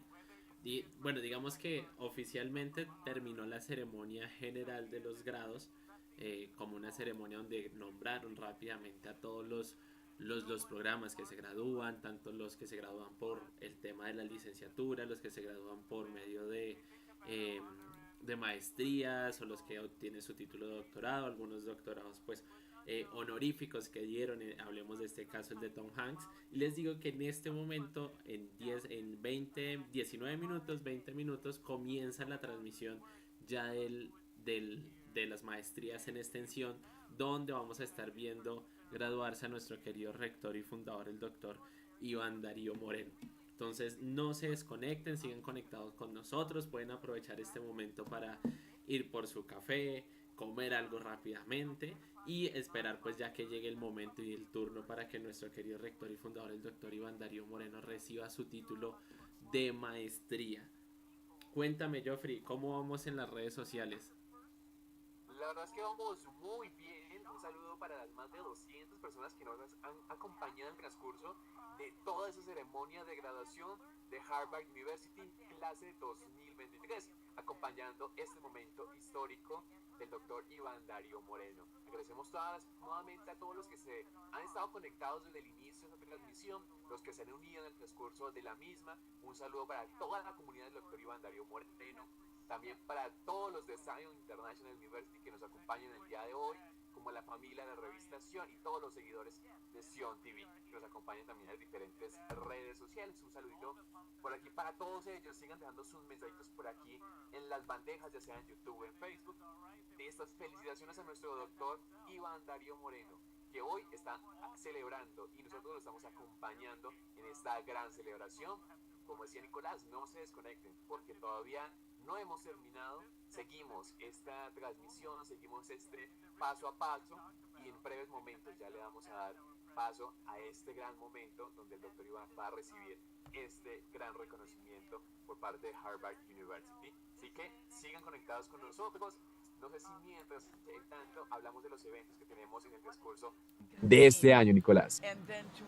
Así es, Joffrey. Mientras ahí vemos cómo salen el presidente de Harvard, sus invitados, cómo salen pues distintas personalidades que acompañaron esta ceremonia de grados general. Les contamos y les recordamos a todas las personas que nos están preguntando por las redes sociales cuáles eran los eventos que nosotros estábamos anunciando, que quieren ser parte de nuestros eventos, etcétera, etcétera. Les contamos que para este mes de junio tenemos varios eventos, dentro de los cuales tenemos eventos tanto de manera, todos son de manera internacional, y de igual forma entonces les empezamos como a actualizar. Recuerden que este próximo 3 de junio vamos a tener un evento aquí en la Ciudad de México. El evento se llama Encuentro de los Mundos Sumeria en México, donde el doctor Iván Darío Moreno va a estar acompañado de un invitado especial, el doctor Fraija, y van a estar haciendo este encuentro entre los dos mundos y hablando de, por una parte, en primera instancia, toda la influencia de los sumerios en la literatura bíblica. Esta conferencia va a estar dictada por el doctor Iván Darío Moreno. La segunda conferencia va a tratar más exactamente de lo que se deriva, de lo que trata de la influencia de los sumerios aquí en Mesoamérica. Esto a causa de varios estudios y varias teorías e investigaciones que el doctor Iván Darío pues ha realizado, y han encontrado que probablemente las culturas de Mesoamérica tuvieron una influencia desde los sumerios. Pues ya él más en detalle les va a decir por qué se cree esto. Y adicionalmente vamos a finalizar con una conferencia dictada por el doctor Fraija. Él hace parte del Instituto de Astronomía de la UNAM, la Universidad Nacional Autónoma de México, y esta conferencia se va a titular La astronomía de los sumerios hasta nuestros días. Revisando pues esta conferencia va a estar muy interesante porque tal vez vamos a poder quitarnos como mitos algunas percepciones diferentes o erradas que teníamos de esta ciencia, y que mejor pues a través del doctor Fraija. Este evento es el 3 de junio, va a ser tanto de manera presencial como de manera virtual, así que cordialmente invitados para quienes deseen asistir en cualquiera de las dos modalidades.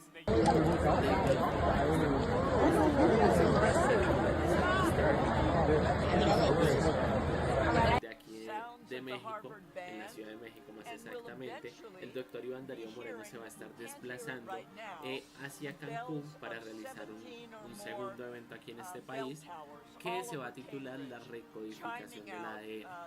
Ya un tema pues un poco diferente, un tema que va tal vez como a hacernos mirar el tema del ADN y la genética de una forma diferente. Y este día vamos a hacer el lanzamiento oficial de su libro, La hormona de la compasión. Para quienes no lo tienen y están en esta región, están en Cancún y desean adquirirlo, pues es la oportunidad para que ustedes lo hagan.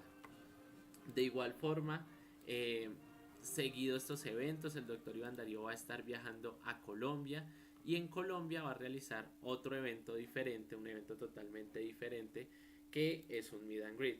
Por un lado, pues varias personas ya sé que se han podido conectar en redes sociales en distintas oportunidades, han visto que hemos hecho meet and greet en Medellín, en Bogotá, en México, también hemos hecho meet and greet en Cúcuta. Pues esta es la oportunidad para Cali. Cali va a tener su meet and greet los días 15, va a ser el 15 de junio, Joffrey me corriges, el 15 de junio vamos a estar en Cali haciendo el meet and greet, y seguido vamos a hacer unas conferencias multidisciplinarias el día 16 de junio en Cali, donde vamos a estar tocando diversos temas, no solo temas de historia y geografía en tiempos bíblicos o temas de inteligencia emocional, sino también van a estar ustedes aprendiendo de marketing digital y tendencias, de inteligencia artificial, van a estar conociendo nuevos proyectos que la Universidad Internacional tiene para todos, como algunas maestrías, algunos programas nuevos. Entonces va a ser un evento muy interesante. Y finalizado este evento en Cali, el doctor Iván Darío va a viajar hasta Atlanta, los Estados Unidos, para realizar su seminario de usos y costumbres, su seminario internacional allí en este país. En Atlanta también pues tenemos inscripciones, ustedes que nos están viendo desde distintas partes del mundo y dicen qué bueno sería nosotros poder viajar a Atlanta, pero no tenemos visa, no se preocupen, pueden asistir a este seminario de manera virtual, tienen también inscripciones abiertas. Si ustedes desean pues asistir a este seminario de cualquiera de las dos modalidades, déjenos sus datos pues aquí en los comentarios o escríbanle por medio del Messenger al doctor Iván, por medio del directo de Instagram, y de seguro pues todos los vamos a estar atendiendo. Esta prácticamente es la agenda del mes de junio. Esta agenda del mes de junio pues está un poco apretada, por así decirlo, pero muy interesante, una agenda muy nutrida, con mucho conocimiento, todos los temas que va a tratar el doctor Iván Darío en estos eventos pues son temas nuevos, temas que probablemente él no ha tocado antes. Hablemos del caso del seminario de Atlanta. En este seminario pues el doctor Iván Darío Moreno va a seguir reconciliando la ciencia y la religión. Van a contar con la presencia de conferencistas internacionales como el doctor Yasser, que ya lo hemos conocido en distintas oportunidades, así que pues los invitamos a que nos acompañen en estos eventos. Cuéntame, Joffrey, ¿qué dicen las redes sociales? ¿Qué siguen diciendo nuestros espectadores? Los espectadores siguen comentando acerca de esta gran ceremonia que acabamos de finalizar hace unos minutos, que ya vamos a dar paso a la siguiente. Por aquí nos comentan mucho que les encantó la participación de Tom Hanks, y les compartimos también que en los últimos años, pues muchos famosos han participado en este discursos de Harvard University, como Steven Spielberg, Ruth Simmons, también el legislador John Lewis, entre muchos otros. Y esto la verdad es que, aparte también de ustedes, le ha agradado mucho tanto a la comunidad estudiantil como a los padres de familia de los estudiantes, como a la comunidad en general. Estas visitas o reconocimientos han sido, la verdad, muy bien aceptados por toda la comunidad, y la verdad es que el discurso que dio Tom Hanks, la verdad, fueron palabras sumamente, pues, no es que no tengo palabras para definirlo.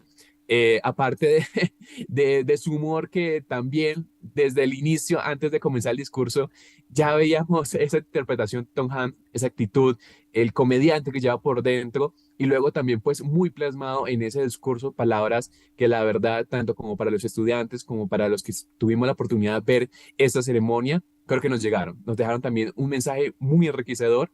Y aparte pues ese carisma de Tom Hanks es imperdible, y la verdad fue una interpretación muy interesante. También tuvimos la oportunidad de ver diferentes muestras artísticas durante toda esta ceremonia, que también fue de mucho agrado para todos nuestros espectadores el día de hoy.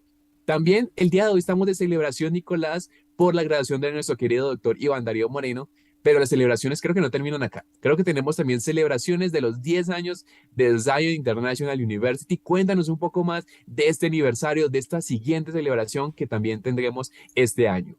Claro que sí, Joffrey. Este 2023 Zion International University está cumpliendo ya 10 años desde su fundación allí en el estado de la Florida, en los Estados Unidos. Para ello hemos decidido que vamos a celebrar este evento por lo grande, estos primeros 10 años de la universidad.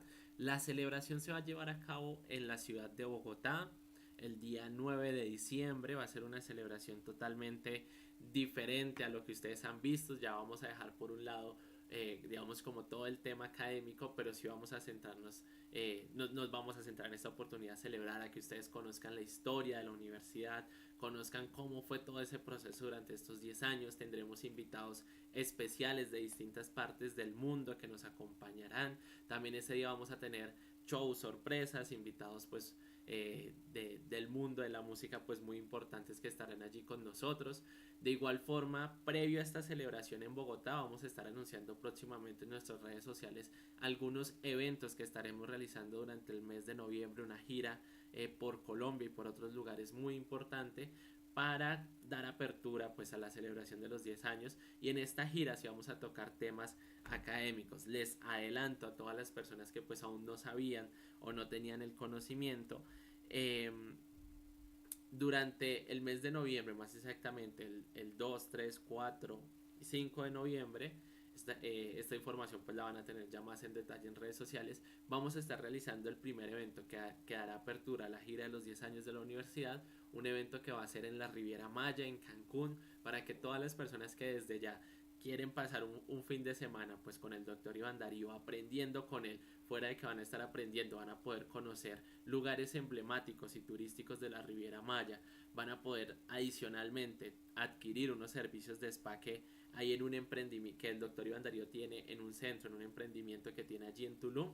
Ustedes van a poder disfrutar pues de todo esto, descansar por ese fin de semana, así que pues desde ya les anuncio para que ustedes también vayan escribiéndole al doctor Iván, escribiéndonos por medio de redes sociales diciendo yo quiero ir al evento de Cancún, quiero ir adicionalmente a la gira de los 10 años de la universidad, y pues que ojalá todos podamos disfrutar de este evento de familia.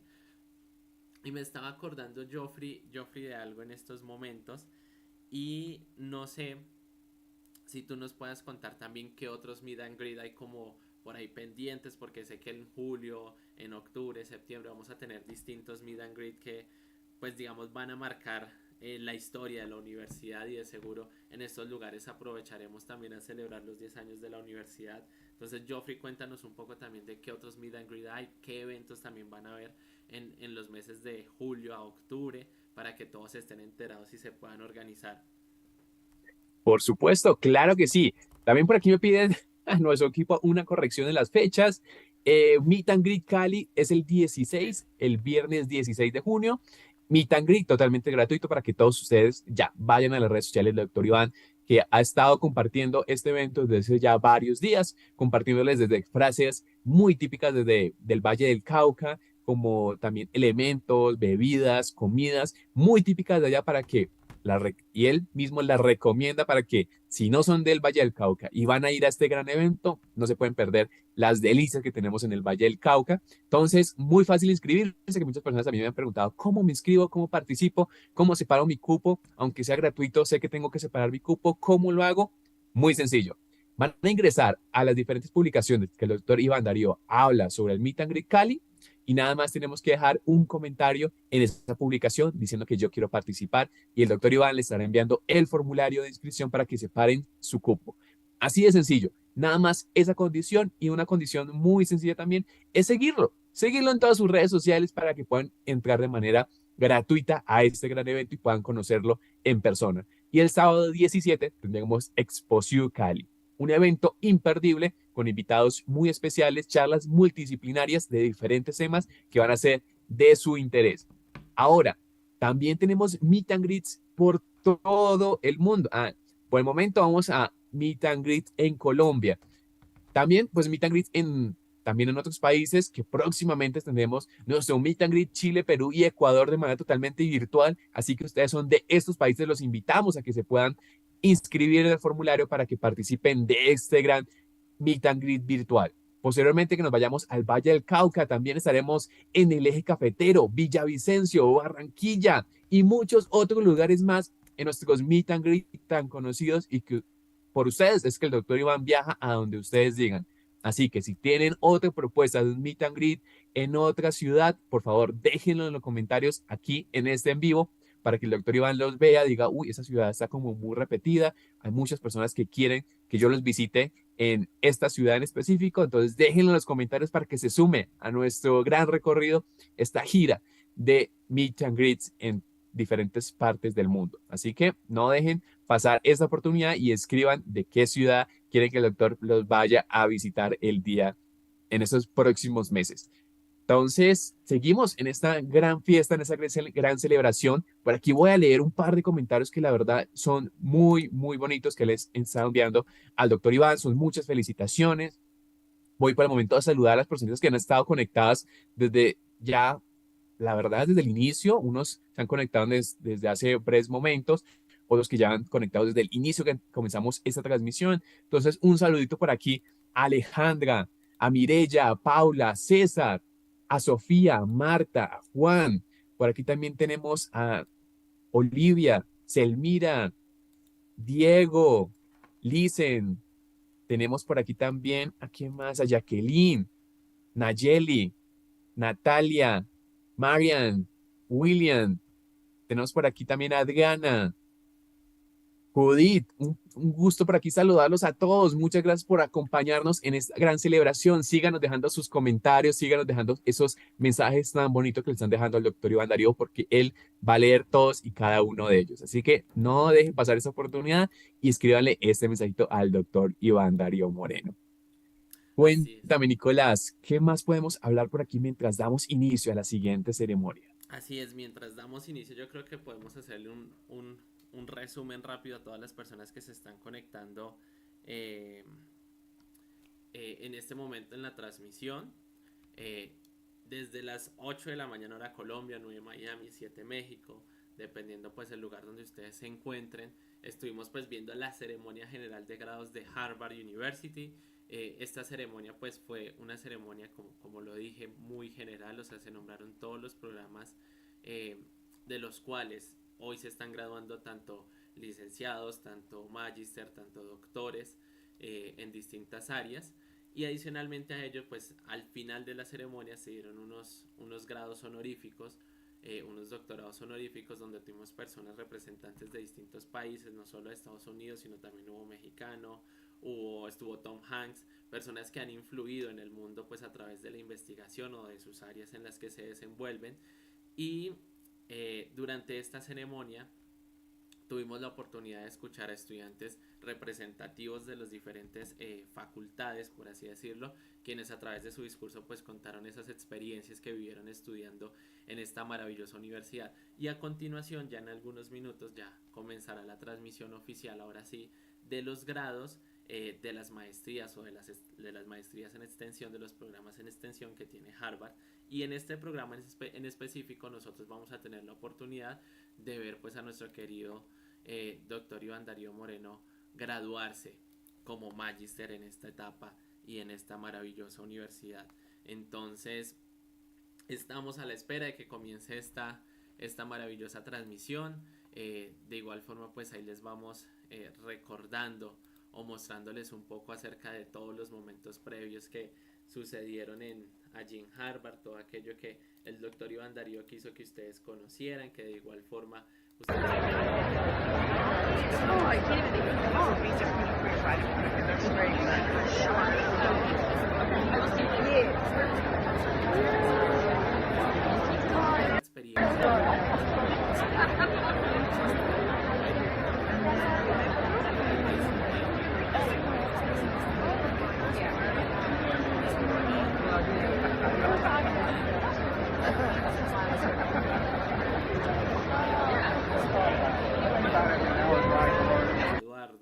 de su hermana Alexandra, todos están allí con él compartiendo este momento único para el doctor Iván Darío Moreno y que marca la historia de la universidad. Entonces básicamente eso es lo que hemos vivido hasta el momento. Ya estamos pues a contados minutos de que comience la ceremonia de grados en extensión. Ya estamos esperando pues poder comenzar y que pues veamos todos cómo el doctor Iván Darío Moreno recibe este título que luchó y que probablemente todo lo que aprendió lo estará replicando en la universidad y en todo lo que él nos permite enseñar día a día a través de todos sus proyectos. Entonces, mostrado, les hemos participado durante toda esta mañana. Ahí ustedes pues pueden seguir viendo más y más videos más cortos de todo lo que sucedió en Harvard hace unos minutos. Y a la espera de poder felicitar al doctor Iván Darío Moreno nuevamente por ese título que ha alcanzado en este día. Así es, Nicolás, Harvard University. Finalizamos la primera ceremonia de graduación de la clase 2023. Muchas gracias nuevamente por seguirnos acompañando en esta transmisión especial. Nuevamente la invitación y estamos en ese reto el día de hoy porque estamos de celebración, estamos de fiesta, estamos todos muy contentos y cómo podemos demostrarle ese cariño, ese amor al doctor Iván Darío Moreno. Muy sencillo, vamos a demostrárselo es siguiéndolo en todas sus redes sociales y dejándole un mensajito muy especial que yo sé, estoy seguro que él los va a leer finalizando este día. Entonces vamos a seguirlo en todas sus redes sociales. Creo que ya todos lo seguimos en Facebook. ya lo seguimos en Instagram, ya lo seguimos en Twitter, ya lo seguimos en YouTube. Muy importante, vamos con esa meta hoy de aumentar esos seguidores en YouTube. Próximamente para que también reciba más reconocimientos, esas placas distintivas de los canales de YouTube. Vamos también a seguir creciendo y a seguir apoyando al doctor Iván Darío Moreno de esa manera. Y también en su TikTok nos está subiendo con información muy interesante, con clips de sus diferentes conferencias, de sus diferentes visitas a diferentes países, compartiéndonos mucho conocimiento.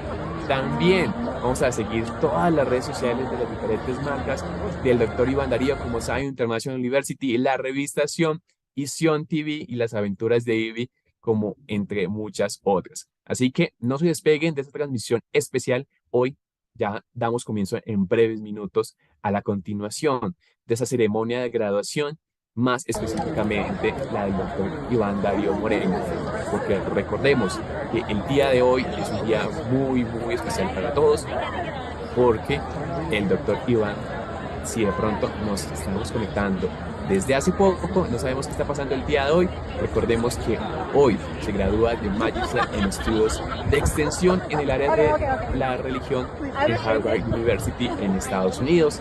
Continuamos con este día hermoso aquí en Massachusetts. La verdad, un día espectacular, un día de muchas emociones, desde el inicio en horas tempranas de la mañana.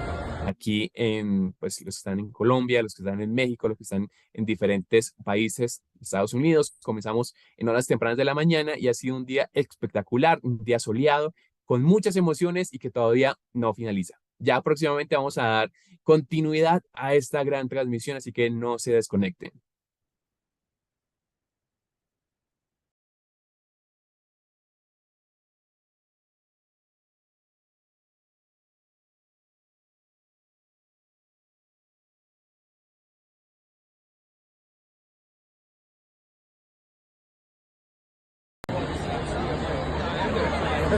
Bueno, hoy comenzó ya el día de los grados aquí en Harvard.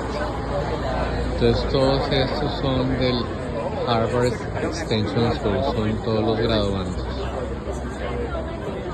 Estamos aquí en Harvard-Maestría Natural History. Estamos desayunando y después vamos a hacer la procesión, se dice, hasta el Harvard Yard, donde están a reunir todos los graduandos de toda la universidad y sus acompañantes.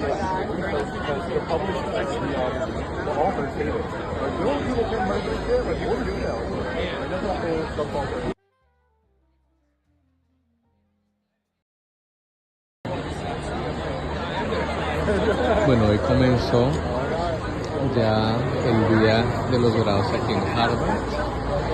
Entonces todos estos son del Harvard Extension School, son todos los graduandos. Estamos aquí en Harvard-Maestría Natural History. Estamos desayunando y después vamos a hacer la procesión, se dice, hasta el Harvard Yard, donde están a reunir todos los graduandos de toda la universidad y sus acompañantes.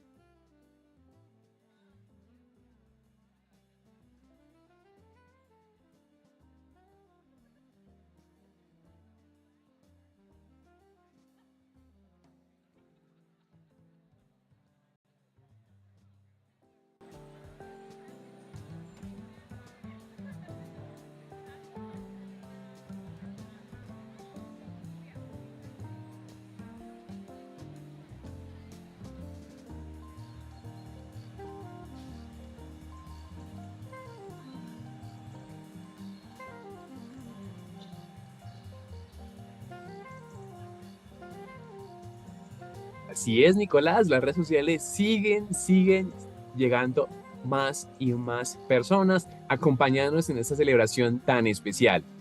Mencionaste algo al inicio, la verdad que creo que a todos nos llamó la atención, que es la variedad tanto de personas como de edades, como de culturas, como de países. Fue algo, la verdad, increíble. No solo de pronto personas de pronto de una alta edad, sino también todo lo contrario. Podíamos ver una persona, si no estoy mal, me corriges, era uno de los directores de carrera de cierto programa que decía que era muy joven para estar allí, pero que era un gran honor poder liderar esa facultad. Entonces vemos que nunca, ni es muy tarde para aprender, ni tampoco es nunca es muy joven para enseñar. Entonces, algo que también el doctor Iván siempre nos ha enseñado, siempre él es partícipe de esto. Entonces, también es una invitación y conecto con los cursos de verano que próximamente estaremos impartiendo en Ensayo International University, como también si están interesados en alguna carrera, en algún pregrado de Ensayo International University, no se pueden perder las masterclass y los cafés virtuales que se están transmitiendo en estos próximos días. Ya pasamos por dos muy interesantes, que fue la carrera de idiomas, la carrera de psicología. Vienen muchos más para que no se lo pierdan. Agéndense, sigan la red del doctor Iván, Darío Moreno y Science International University para que no se pierdan el día y la hora de las masterclass y los cafés virtuales para que conozcan a profundización de una carrera en específico, como de pronto algunas inquietudes que ustedes tengan de las carreras mismas. También a muchos les llamó la atención los cursos de verano, así que les comparto por aquí un poco de los cursos de verano. Si a ustedes les interesa el poder de la mente, cómo utilizar la psicología para mejorar tu calidad de vida, la Facultad de Psicología tiene el curso de verano para ti. También, si somos de pronto más tecnológicos, está el curso de marketing digital con IA aplicada del Departamento de Mercadeo para que todos ustedes se puedan inscribir a este grandioso curso de verano.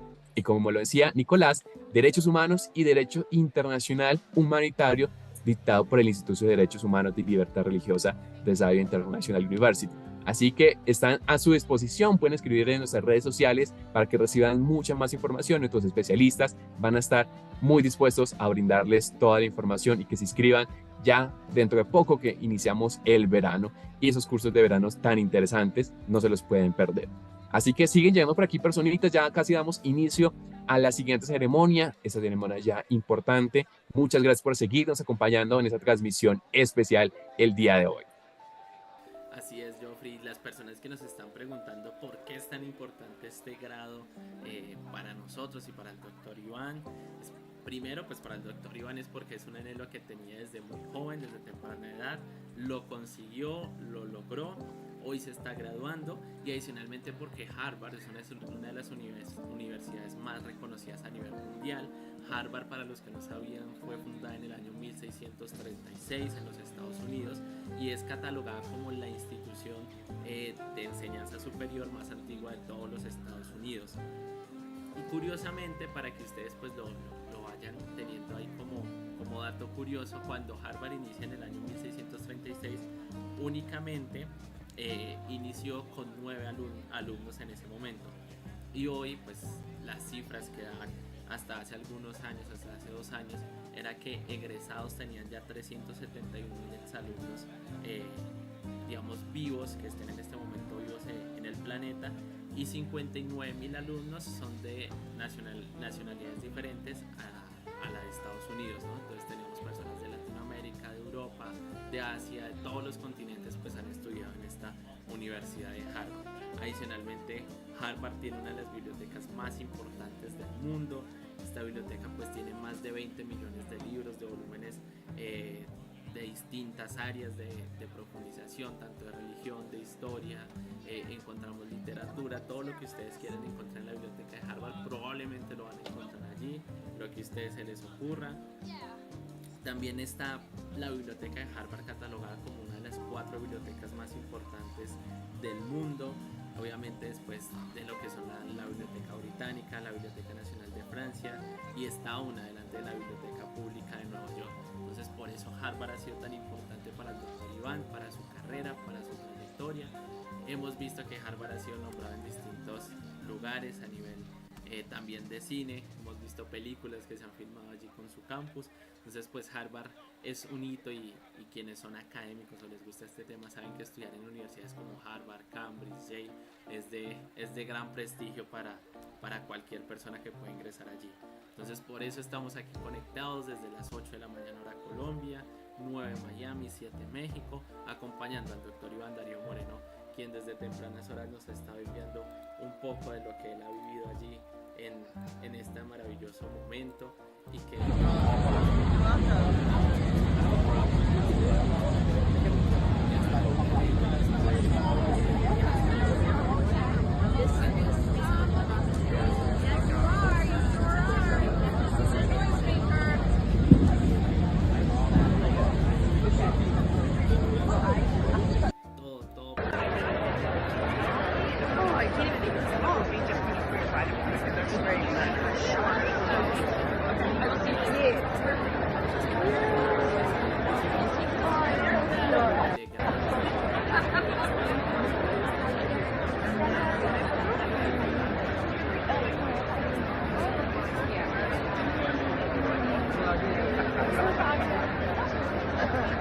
Así es, en breves minutos. Correcto, siguen llegando personas, bienvenidos. Vamos a, ya en breves minuticos, aquí en vivo e indirecto desde los Estados Unidos, en la ciudad de Cambridge, Massachusetts, vamos a ser partícipes, así sea de manera virtual. Estamos acompañando a nuestro doctor Iván Darío Moreno.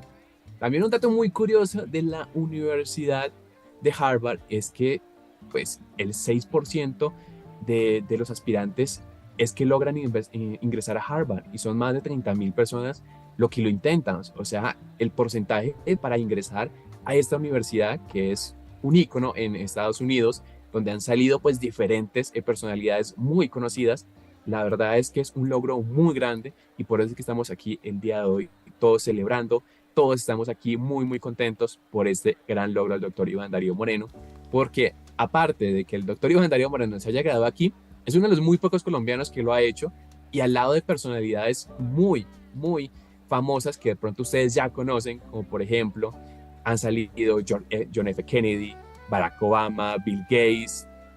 También aquí tenemos como un egresado al fundador de Facebook, Mark Zuckerberg, también como Franklin Delano Roosevelt, George W. Bush, Henry Kissinger y muchas personalidades más que han sido famosos, que han sido conocidos, que han sido en diferentes medios, ya sea políticos, famosos en el medio del entretenimiento, entre muchos otros campos, han salido de esta gran universidad porque ocupa uno de los principales puestos del ranking académico del mundo, y más que todo en los Estados Unidos, que ya se creó en el año 1639, ya hace muchos años y tienen mucha experiencia en este gran ámbito.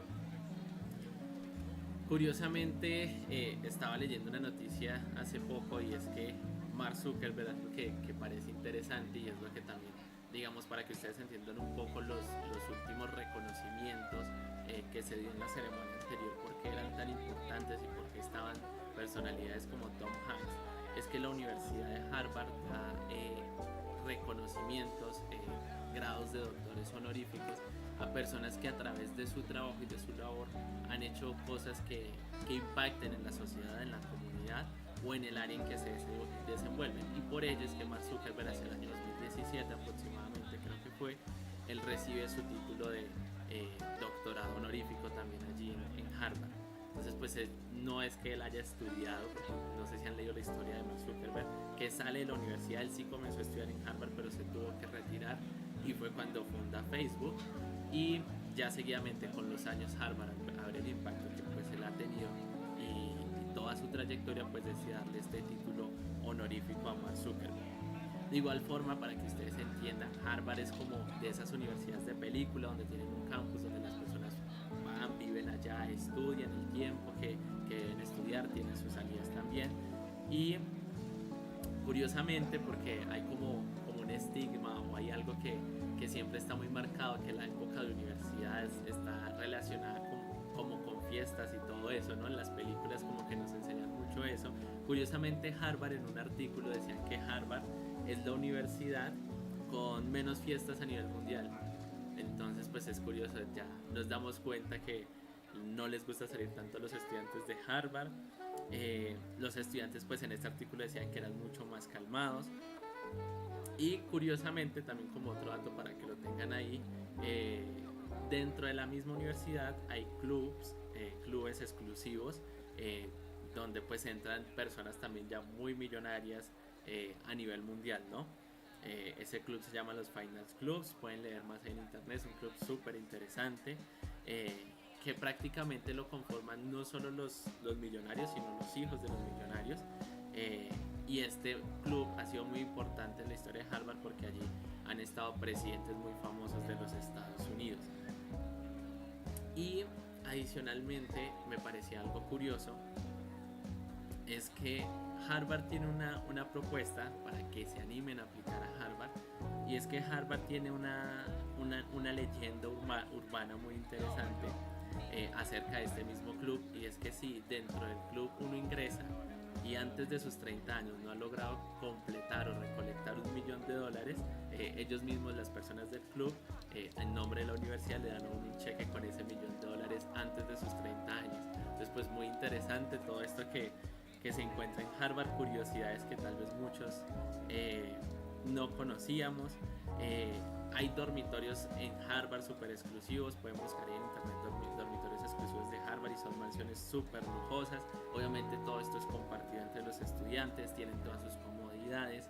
Más adelante pues el doctor Iván les estará contando, aunque él hizo pues todo a distancia y vio algunas clases de manera presencial, él nos va a contar un poco esa experiencia de lo que es vivir esas clases allí en Harvard, ahí en Massachusetts, en Cambridge. No sé qué otros datos tienes, Geoffrey. La Universidad de Harvard de verdad que es como una cajita de Pandora, ¿no? Que tiene muchas cosas. Una cajita de sorpresas porque tiene demasiada, tanto historia como muchos datos curiosos. Pero yo creo que también podemos hacer partícipe aquí a todos nuestros espectadores que nos ven el día de hoy, que están conectados desde tempranas horas de la mañana.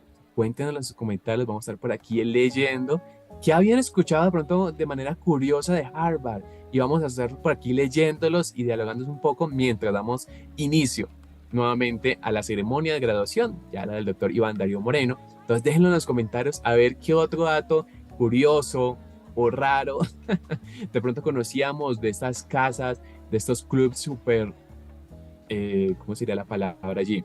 Súper reservados, que de pronto no escuchamos mucho, pero que existen por ahí y que nada más reciben a ciertas personalidades. Datos muy, muy curiosos.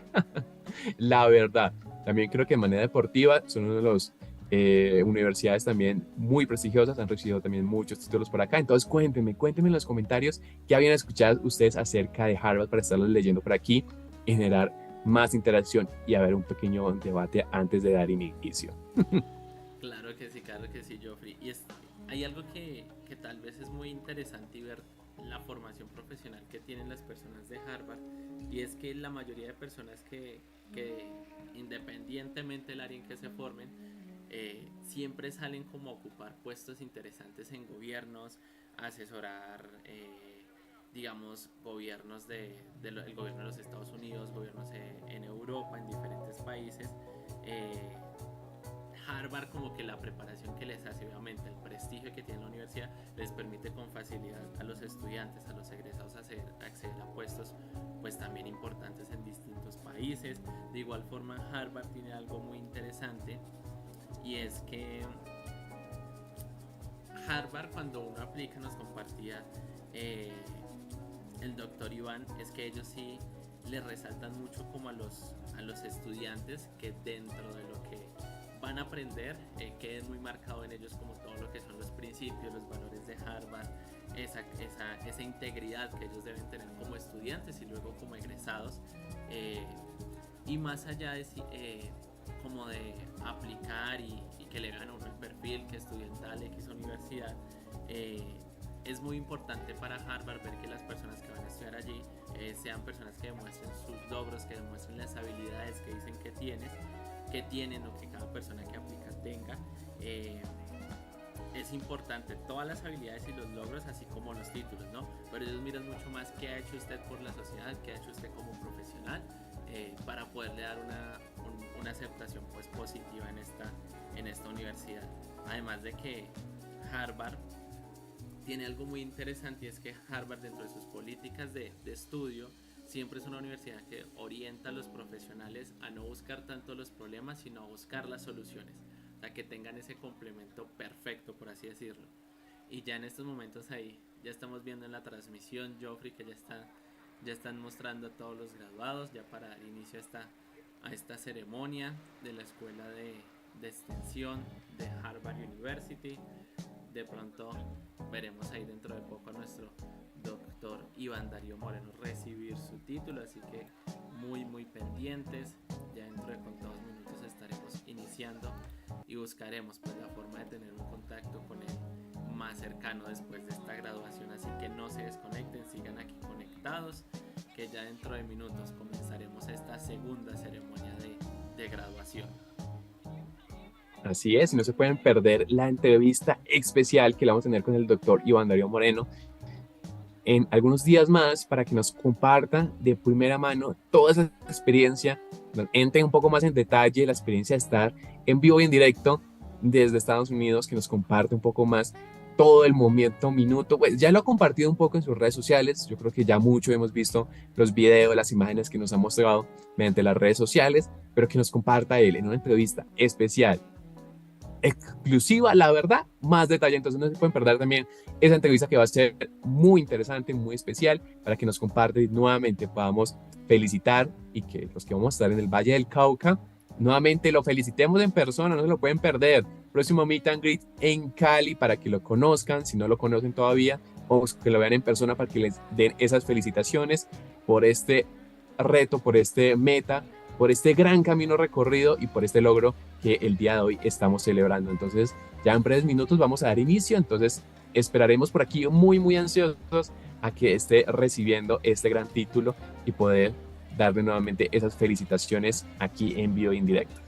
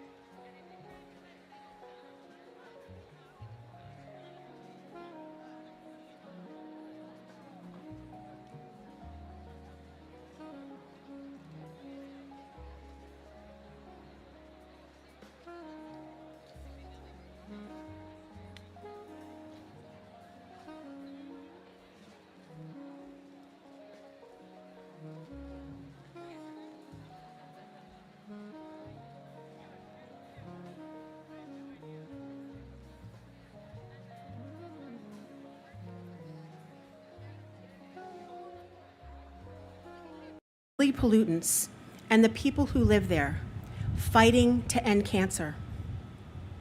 A photographer documenting celebration and sorrow, but without a clear focus for his own life. All have traveled this road. Brett Dennis Duke was at the heart of a community fight against COVID-19 when the murder of George Floyd ignited protests. She volunteered at the medical tents set up at those protests.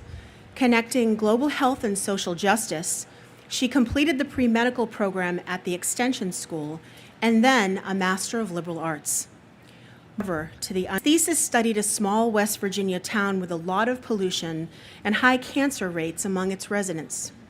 He earned a master's in the field of sustainability, more motivated than ever to pursue environmental justice.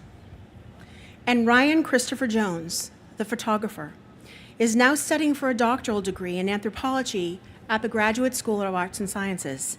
It took him 2 decades and Harvard's Extension School to get there and understand his own Mexican heritage.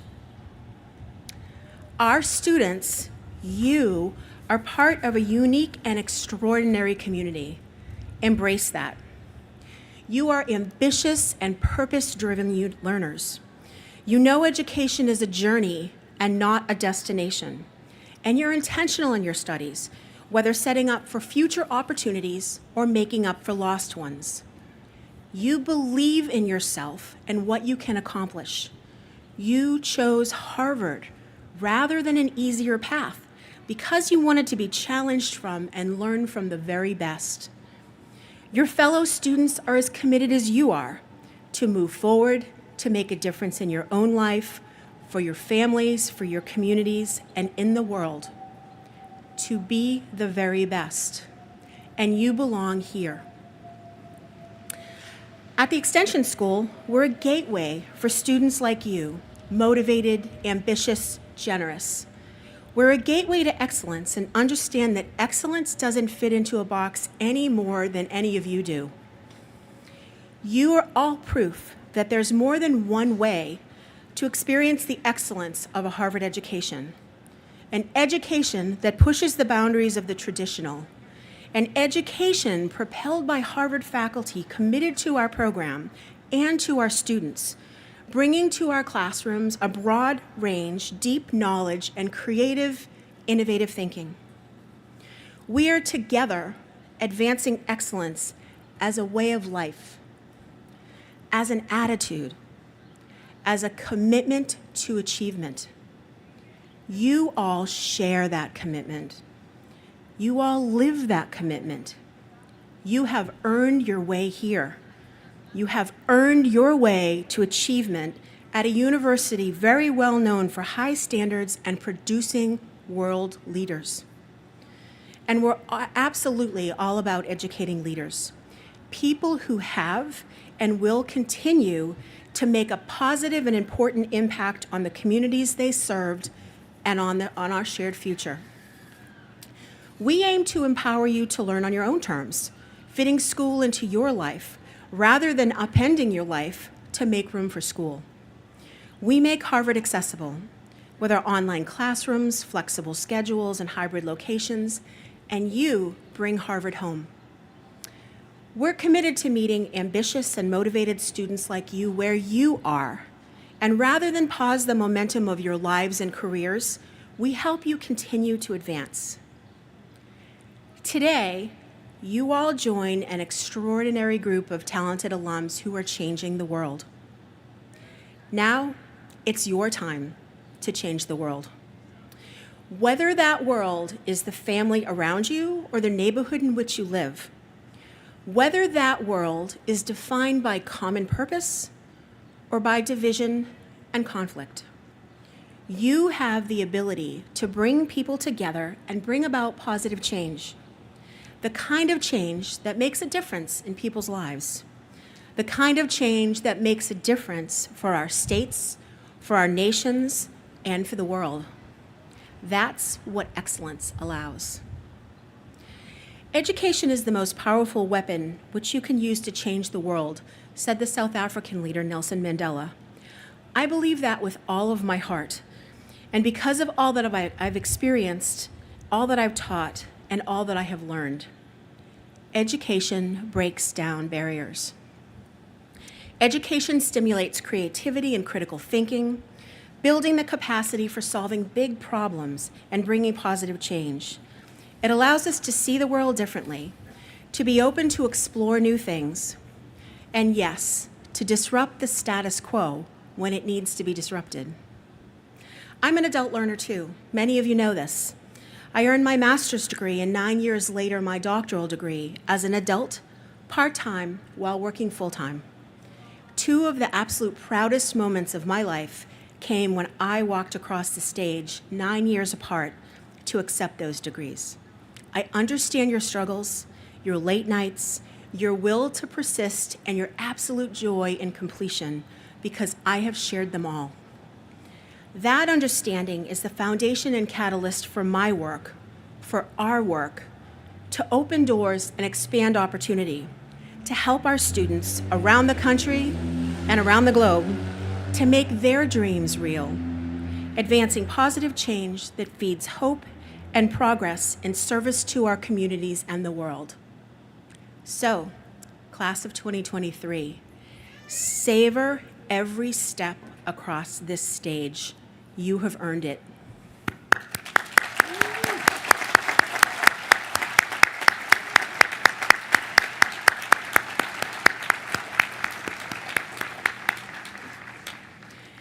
And remember, together we expand the community of excellence. You are the proof of what we can achieve and the positive change we can create together. Once again, my heartfelt congratulations to the class of 2023. We wish wonderful things for you. May you always be kind and always be learning. Thank you.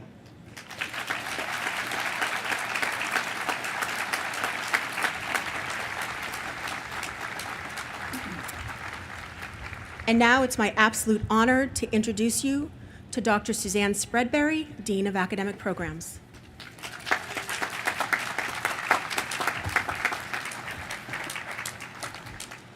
Hello, wonderful graduates. How was the morning? Was it absolutely fabulous?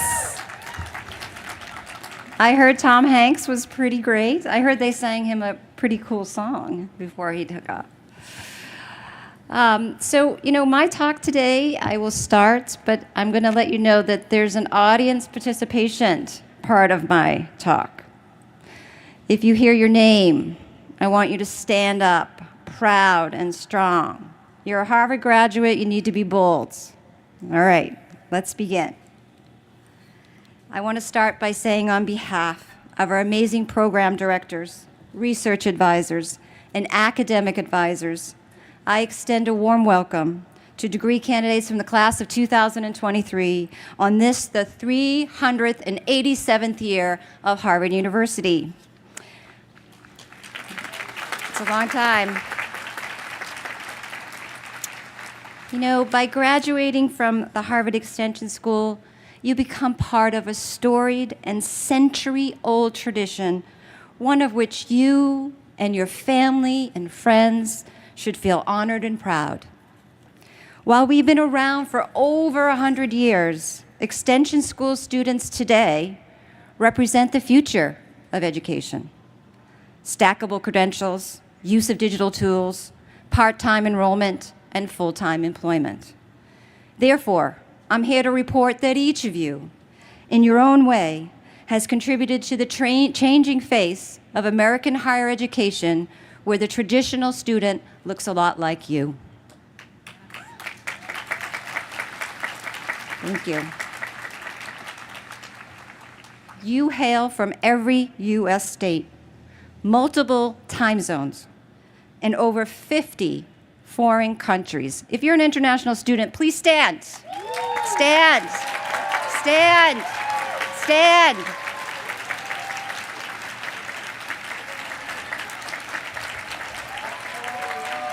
You're beautiful.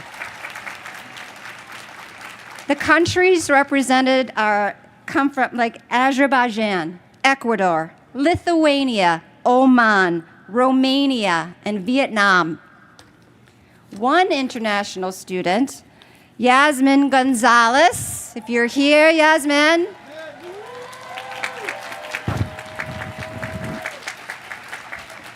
Look at you, you're gorgeous.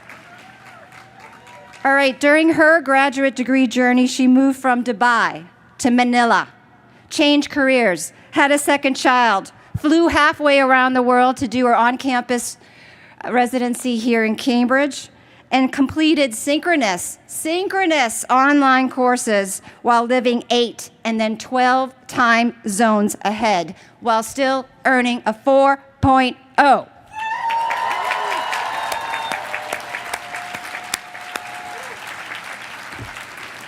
We salute you, Yasmin, and every international student for your inspirational tenacity.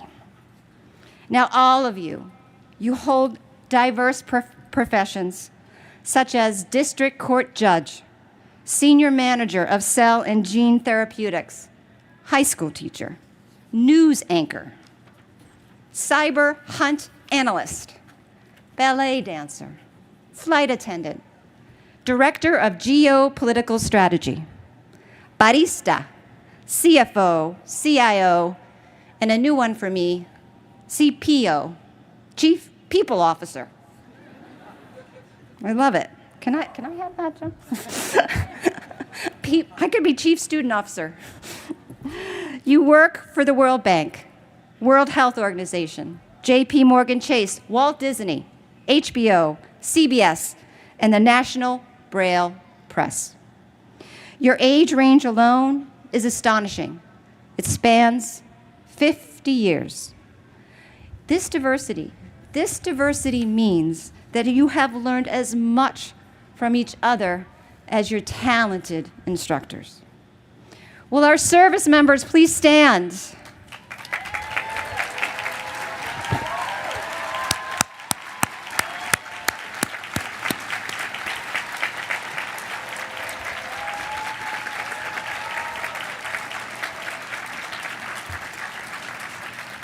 Nearly 10% of our degrees will be conferred on active members or veterans of our U.S. Armed Forces, likely the largest cohort of graduating service members at this great university. We thank you all, courageous military graduates, for your public service. Thank you.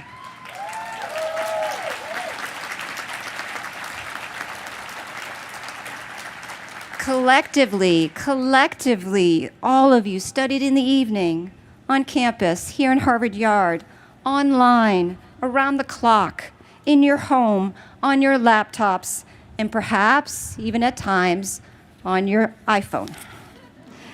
You earned degrees in over 40 fields of study.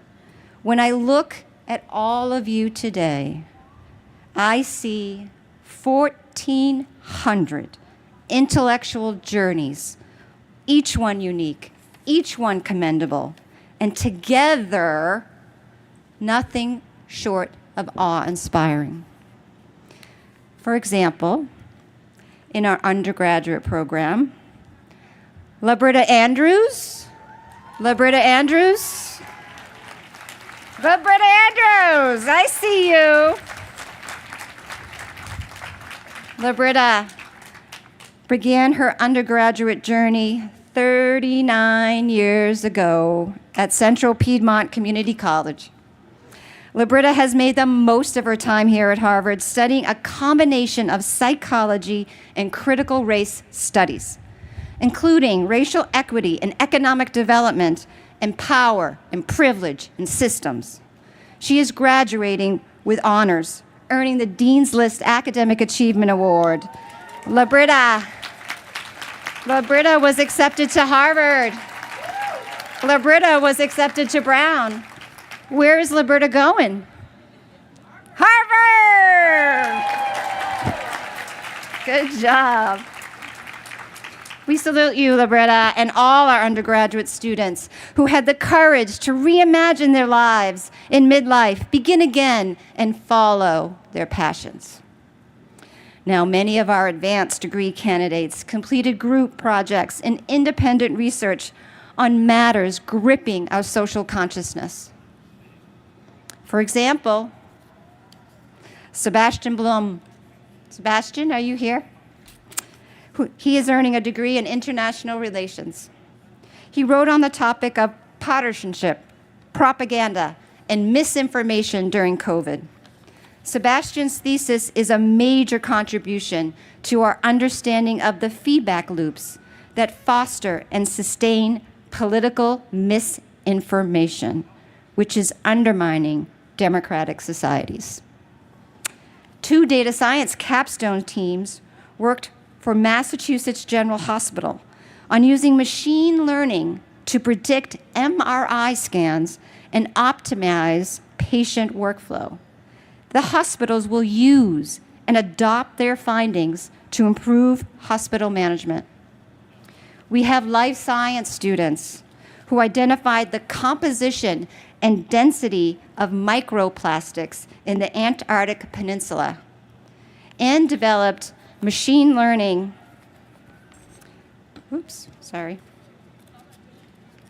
page stuck, a machine learning algorithm to enhance the diagnostic accuracy of air infections in children.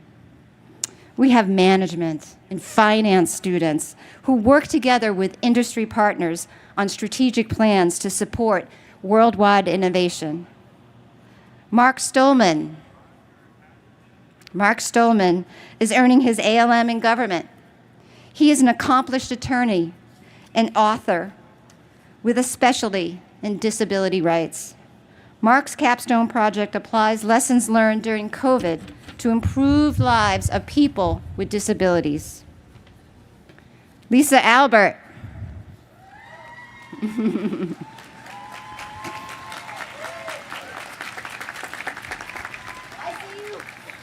I see you, Lisa. Lisa Albert is a Harvard employee. She earned her ALM in psychology and wrote her capstone on the important topic of identity. She developed a computer program to detect gender bias in performance evaluations using computational text analysis. We salute you. And all the Harvard employees. Hey, Harvard employees, why don't you stand up? Harvard employees, come on. I know you're out there.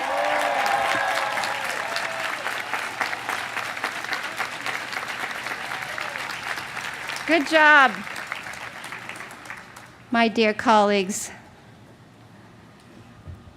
Angela Tomlinson. Angela Tomlinson. There you are, Angela. Sustainability graduate. Investigated how towns in Texas can access federal funding to transition bus fleets to carbon neutral, clean energy sources, thereby curbing emissions and delivering the promise of safe, accessible public transportation to thousands of people living in marginal communities.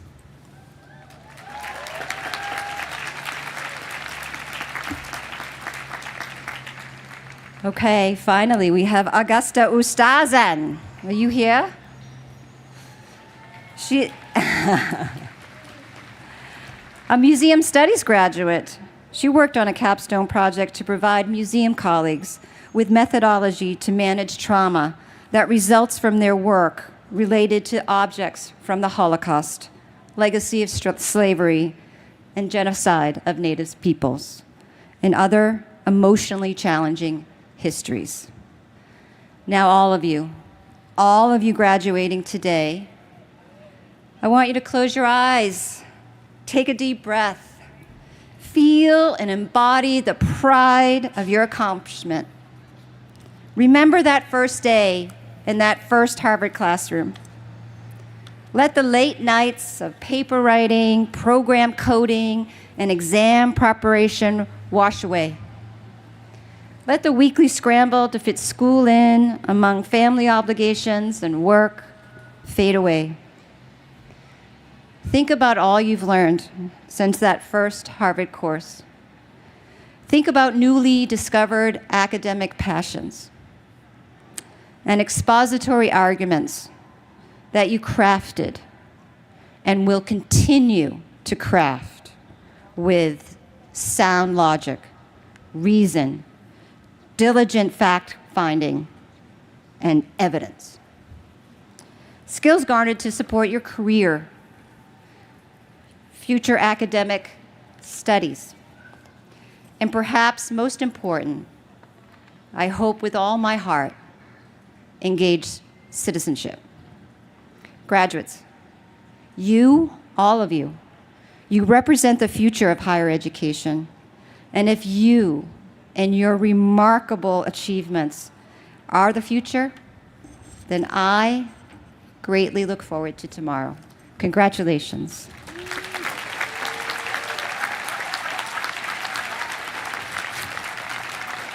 All right. Now it's my pleasure to introduce to you your student speaker, Christian Kurowski, ALM 23, International Relations. See here. Christian, there you are. Joined the Navy. Come on up. Come on up. So Christian joined the Navy in 2015. He completed 2 deployments in the Gulf. He served as an anti-submarine warfare officer and completed patrols to the North Atlantic Ocean. He is also an instructor at the International Surface Warfare Officer School in Newport, where he trained naval officers from U.S. allied partner nations. After HES, he will serve as the operations officer on board U.S. Banbridge. Christian intends to continue serving his country, either in the Navy or in another capacity, for the rest of his career. His speech today is entitled, Have Heart.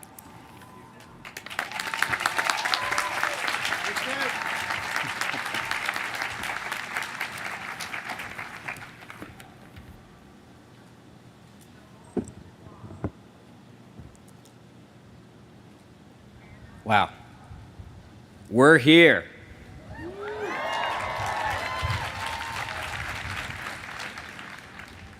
I'm sure many of you have been asked either by friends, family, or a coworker who's a little envious, what is it like to go to Harvard? Describe it. A couple words, I don't have time, but let me know. What is it like? But I want to know, has anybody ever asked you to describe your life experience in just a few words? For me, it's a very simple answer. Have heart. It's something that my parents said to me from my earliest days in life, and it's something that stuck with me my entire life. At just 7 months old, I became one of the youngest Americans to go through open heart surgery. This surgery was not guaranteed to be a success, but my parents made it their decision to make it happen. And it cost them a lot. As a matter of fact, this surgery left my family broke for many years, and we struggled in poverty. And there was no guarantee that this surgery would work. The doctors told my parents, who are about my age right now, that their son would have lifelong learning issues, never be able to play competitive sports, and would probably be dead by the time he turned 6.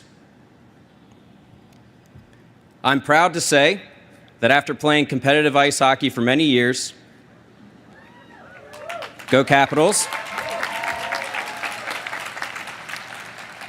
as previously stated, I decided to serve my country as an officer in the United States Navy, which has been my dream since I was 8 years old.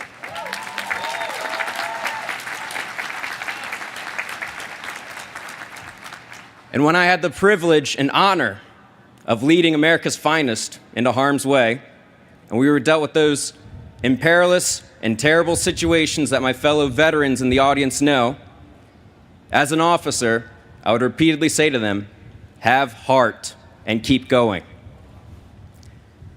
Now, each of you that is here as a graduate has demonstrated that you have heart, and each of you has an incredible story that is worth being noted forever. But I want to explain what having heart means to me. And being a military person, I like to keep it very simple. And it's 3 specific words for having heart. And for those of you that are here as graduates, these 3 words all start with a letter that may seem a bit foreign. They all start with F. Having heart means being a person of faith, family, and fortitude.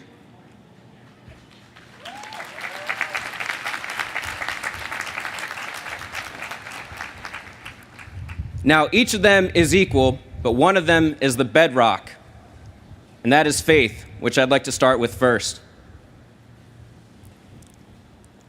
If Al Michaels, Ted Lasso, or I guess even Tom Hanks, were to ask me, the answer is yes. I do believe in miracles. I am living, breathing proof that miracles can happen.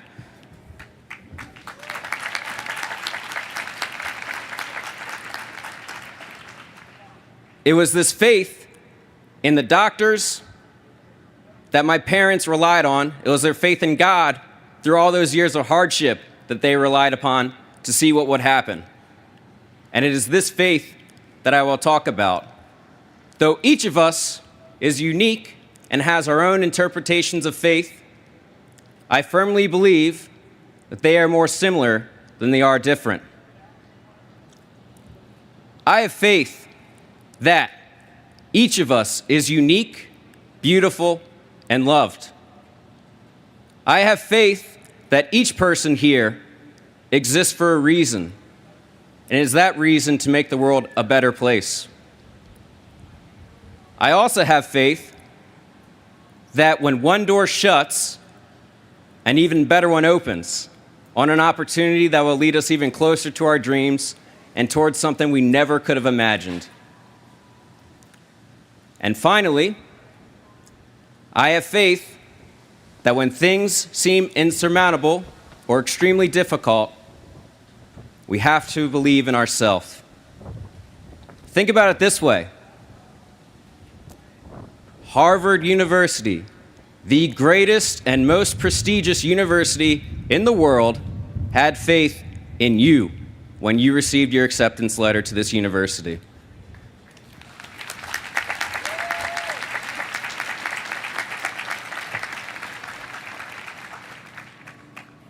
Faith is something that carried me through my darkest days of many failures, whether it was learning a new language, going to one of the most difficult and demanding and terrifying cities on the planet, or through those many days away from my loved ones. It was not easy, but it got me through. And it was a chance to be a better person, not only for myself, but for my family, which is what I'll talk about next, the second tenet of having heart. Family is everything. Today is a celebration of you, the class of 2023. This is your time.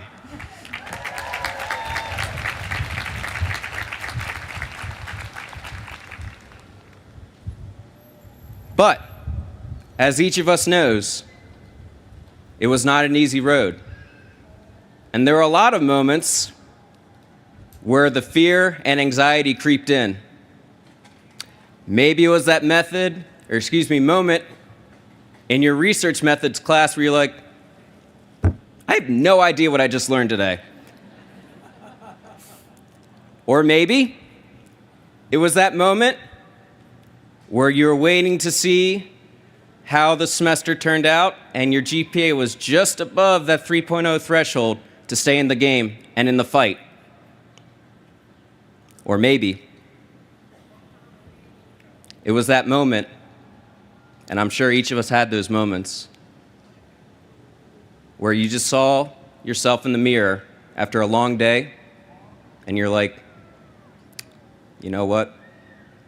Harvard is for someone spectacular, but it's not for me. I need to quit. Who got you through those moments? It was your family. Whether blood or those that we surrounded ourselves with, It was our family that got us through those times. It was our families that shook us back into the game and said, you can do this. And it is our families that are gathered here with us to celebrate this momentous achievement of a lifetime. To our families, I say thank you for your unending support and letting us pursue our dreams.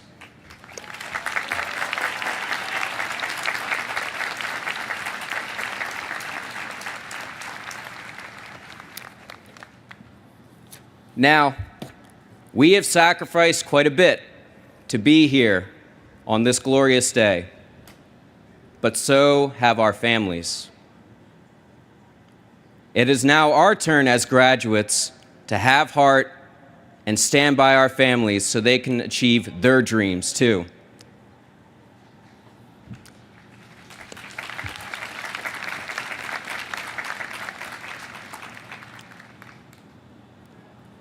It will not be easy to make this happen.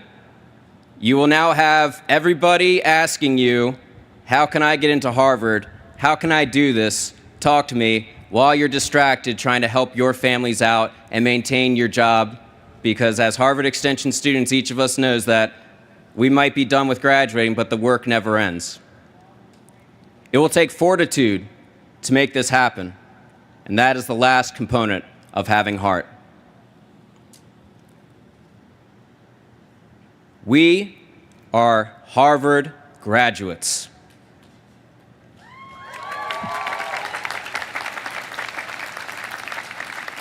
We stand on the shoulders of those that built this university's proud reputation of academic excellence, that built nations and challenged the norms. We are no different. Harvard University expects each of us to do this and to maintain this proud reputation that we are forced to uphold. Do not be afraid. If you find those moments where the next future goal seems impossible, remember to have heart and to keep going and rely on that fortitude. It will carry the day. It carried you through to this point already. And if you fail, so what? As I said earlier, it will lead you to a moment beyond your wildest dreams. I can say that also with a little bit of clarity because I stand before you after having one of the greatest failures of my life. I was not supposed to be a Harvard student. As a matter of fact, I was supposed to be an instructor teaching naval science at another Ivy League institution that will not be named in Connecticut. But some person there who will not be named said I was unworthy of teaching at that institution because of physics grades I received as a midshipman as an undergraduate student. I'm very thankful for that because I can think of thousands of people that went to Yale and wish they went to Harvard.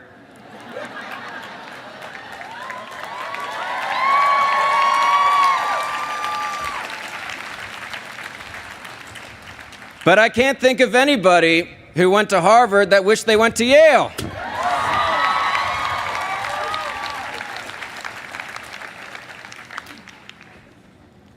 All right, to wrap this up, we have 1,400 people we need to get through, so having heart, again, means being a person of faith, family, and fortitude.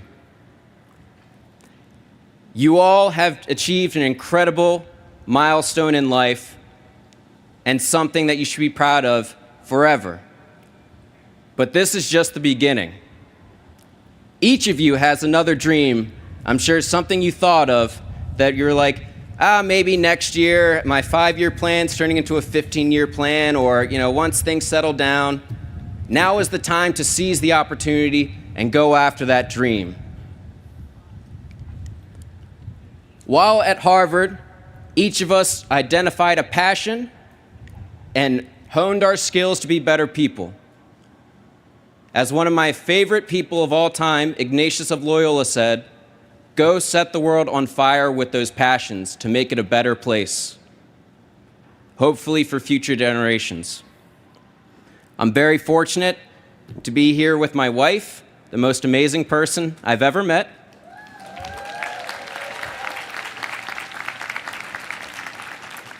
My father is here as well.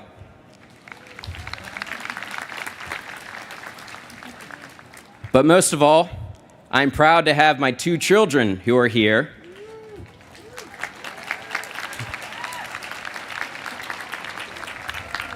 Who just so happen to be around the same age I was when I went through open heart surgery almost 30 years ago.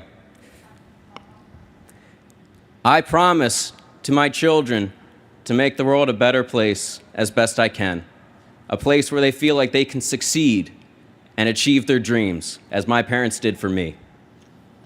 And for each of you gathered here, whether you're parents or not, you have those loved ones that you can rely on in order to help them out too. And in the future, when all the pomp and circumstance goes away, and we, the class of 2023, drift into memory of a proud tradition of excellence here at Harvard, and you have to go towards your next dream, and the odds seem stacked against you, remember, always, always, always have heart. Thank you.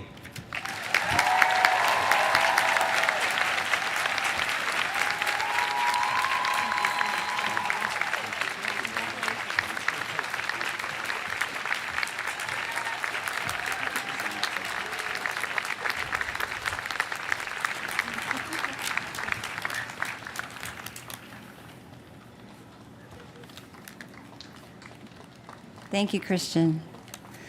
My heart's pounding. That was lovely. Now, I'm excited to introduce Ariel Gamino, the president-elect of the Harvard Extension School Alumni Association. Ariel earned an ALM in software engineering in 2003.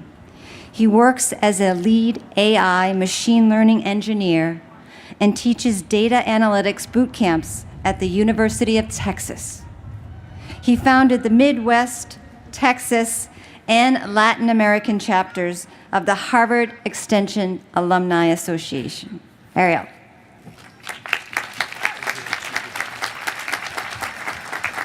Thank you, Dean. Hello, everyone. My name is Ariel Camino Miranda, and I am the president-elect of the Harvard Extension Alumni Association. And it is my greatest pleasure to welcome you to our community. If there was ever any doubt about your ability to do the work, if you ever questioned yourself as to whether you have the capacity to balance life, work, family, and school responsibilities, as to whether you could graduate with a degree from one of the best universities on this planet, well, today you got your answer. And this is what makes you so special within the Harvard family. The grit, the perseverance, and determination that brought you to this day is part of the DNA of all Extension School alumni. And we are the only school at Harvard where our story is even possible. You are now the newest members of a family of more than 40,000 alumni worldwide. We have 5 chapters across the country and 1 in Latin America. And we are soon launching chapters in the UK, Western Europe, Southeast Asia, and Dubai.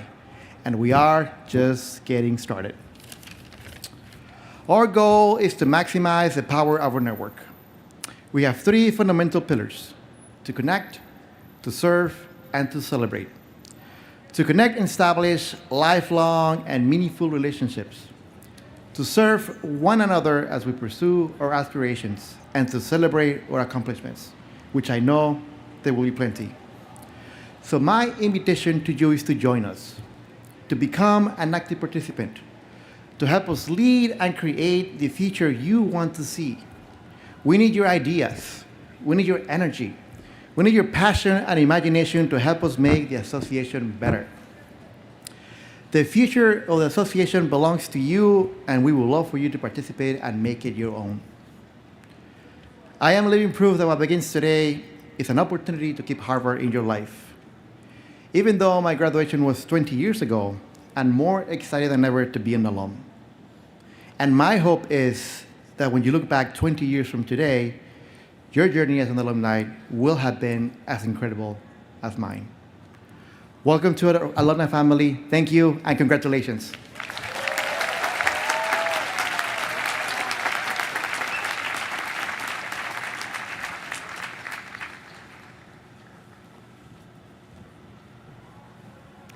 Okay, everyone, who's ready to cross the stage? It's your time, so let us begin.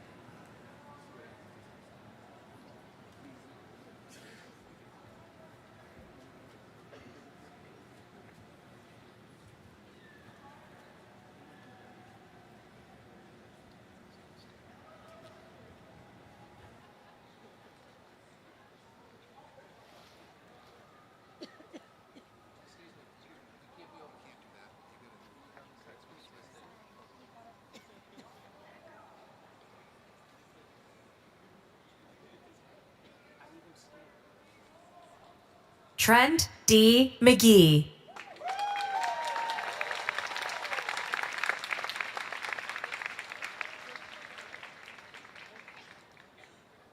Leica Karasawa.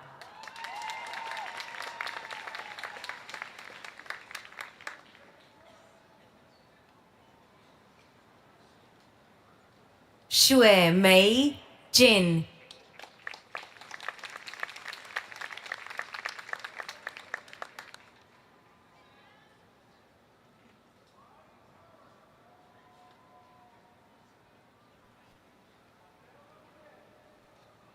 Susan J. Buetti Hill, cum laude.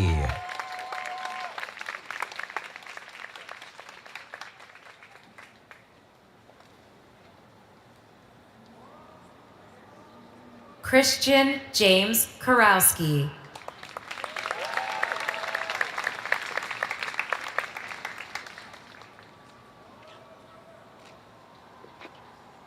Christiana Dichewska Jędrek.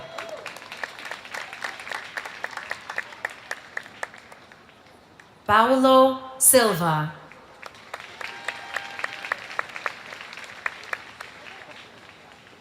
Brittany Masalo Salo.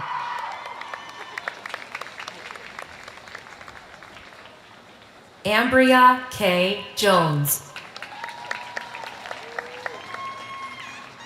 Michał Miłoszewski.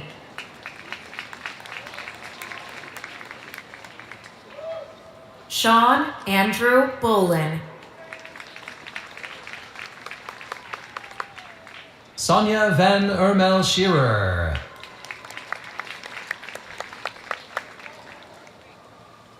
Joanne Rudell.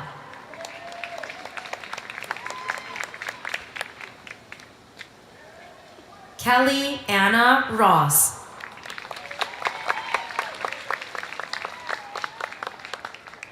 Yui U.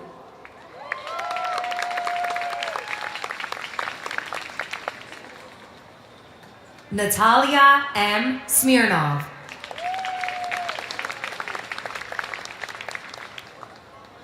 Matthew Paul Bunch. Patrice Michelle Werlin.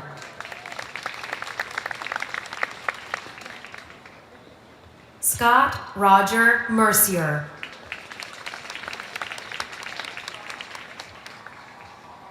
Philip Shibesta.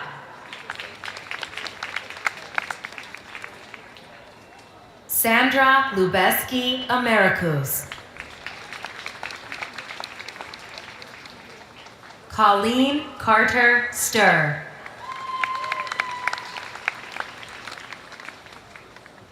Ana Maria Perez Uribe.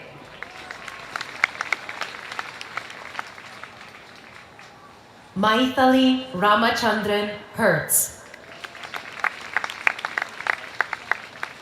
Victoria George Califf.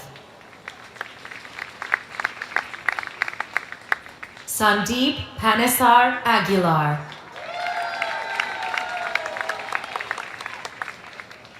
Smriti Mohan.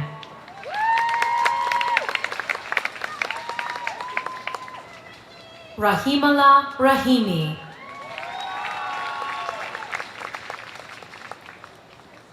Jael Conde. Zhiheng Zhang, cum laude. Meredith Castro Iguatu.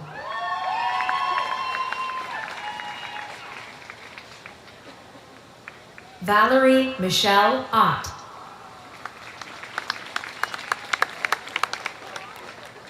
Sarah Essam Eldin Ahmed Amer. Seinabu Ndao.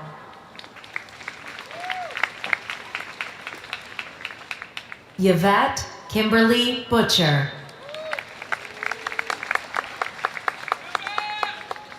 Heather M. Landis McLeod. Aditi Govitrikar. William Stewart Eggert. Jennifer Brooklyn, cum laude. Michelle McDonald Denson.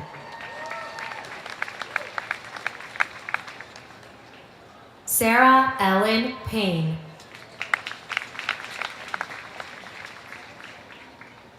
Nathan Harris Cordry. Paul William Henderson.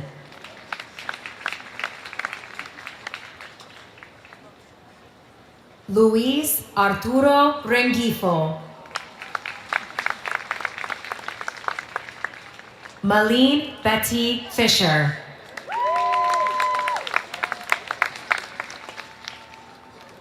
Josie Nicole Valese.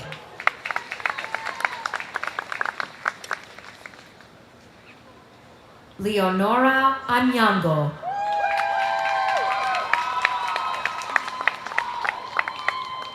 Scott Allen Cohen.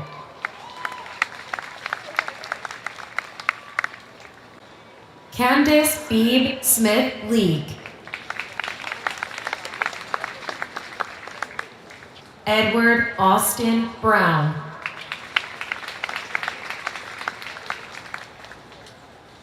Amy Chan, cum laude. Maywish Kassim.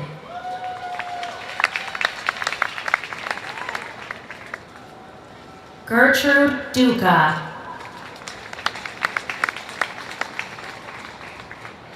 Ashish Shetty.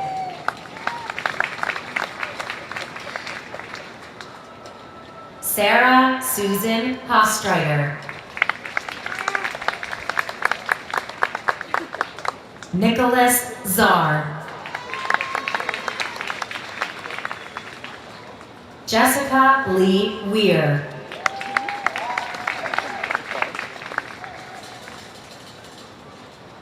Holly Jordan Cox. Allison Huff.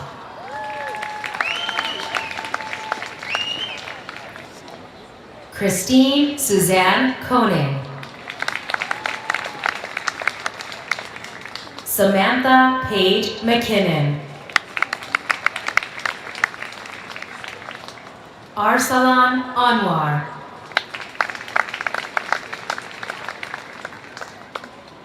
Jordan Ziskin.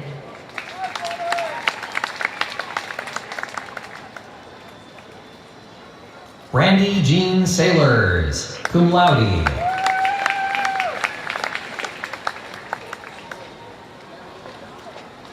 Zachary Morris.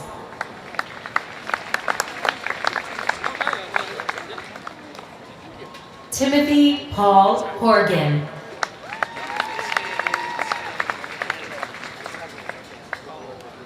Zhi Xing Hu.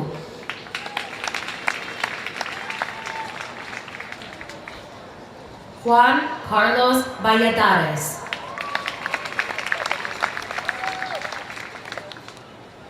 Jillian Nolan Schwall, cum laude.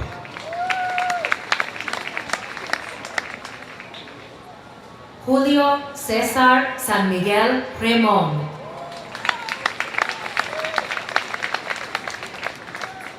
Mohammed Ayub. Noor Mohammed Shahud. Anna Sullivan.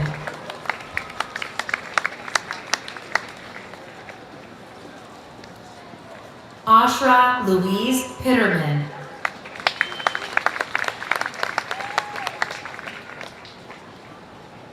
Samantha Serica Parchment.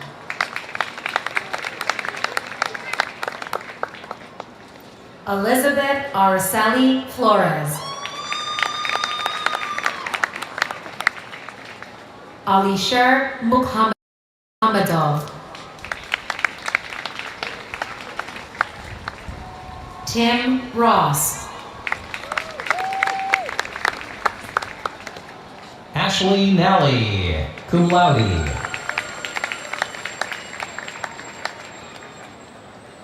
Mateus Vinicius Ruzon.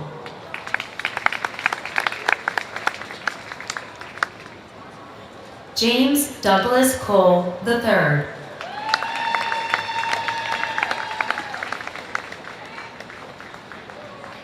Gaurav Goyal.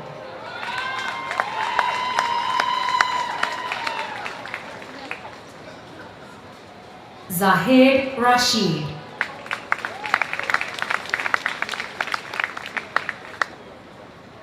Denis Topakov. Jana Japarov.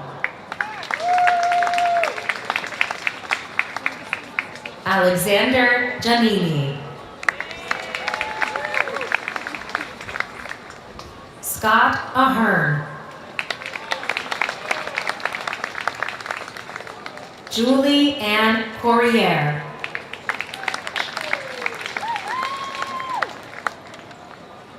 Poonam Patil.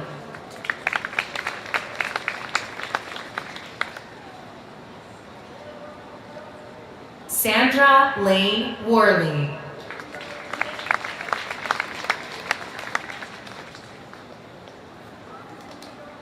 Thomas Gerald Gillespie.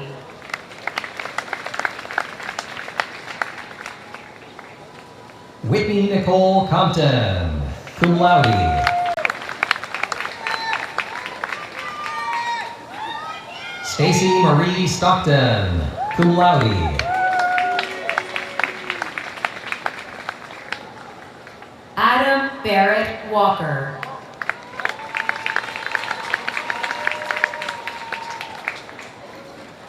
Heather Scarlett Arnay.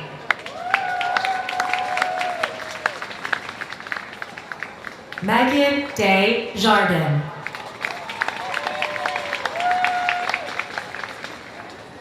Peter Gustav Schlott.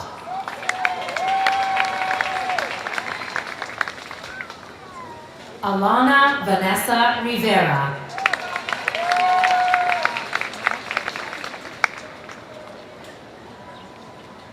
Helen Sunderland Cohen.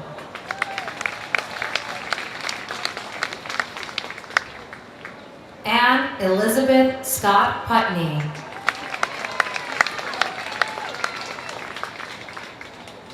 Jennifer Suzanne Fox.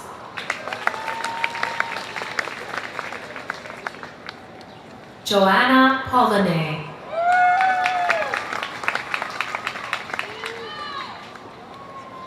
Carla Geraldine Martinez Garcia. Nagavali Nakasa. Deepali Sharma. Guadalupe Solis Almuhana.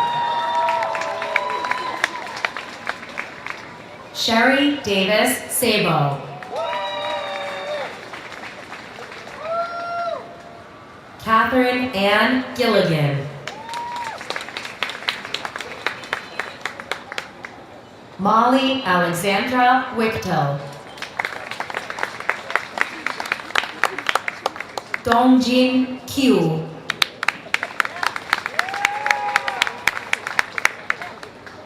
Rhiannon Ray Ellis. Caroline Juliette Ward Kirkness. Lindsay Clater. Rebecca Lynn Conkle.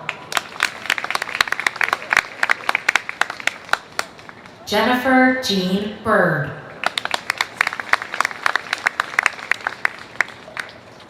Cindy McCraw Dirks.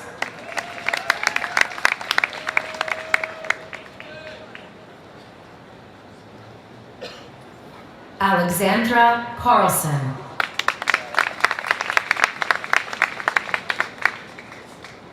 Jason Robert Haggart.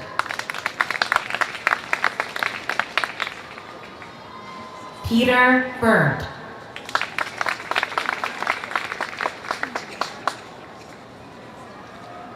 Joanna L. Crescencio, cum laude. Samhita Sankar Guman.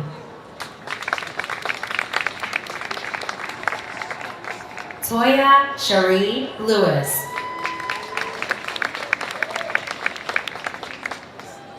Maureen Catherine Finnegan. Gopinath Bharati.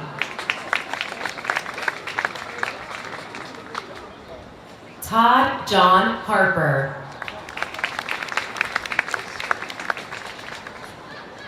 In Hoi Chan.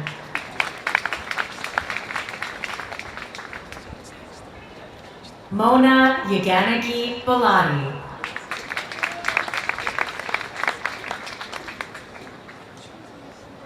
Fagana Samadova Stone. Surupa Basu.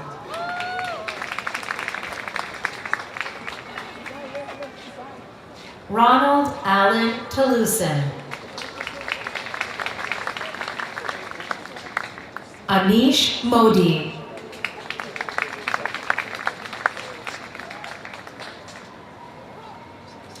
Paula Carley, cum laude.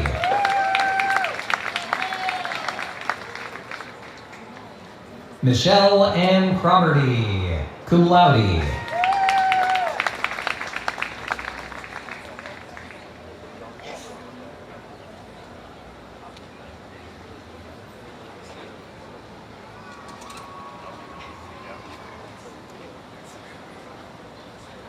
Beth Ellen Wolf.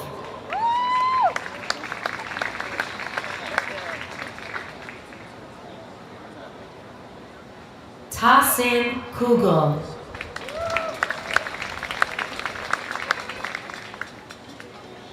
Brooke Marie Henderson.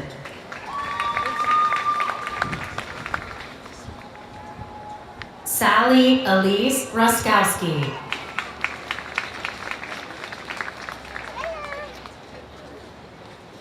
Kingsley Achu Prombo Pupesi Pongo. Ostap Ledyar, cum laude. Sohail Zora. Rena Lori Fract.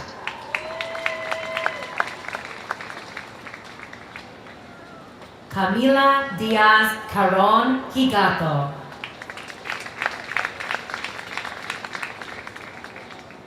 Virginia Eleanor Ray Harshman.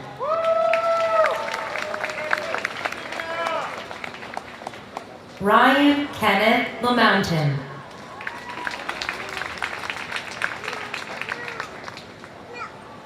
David G. Maiolo.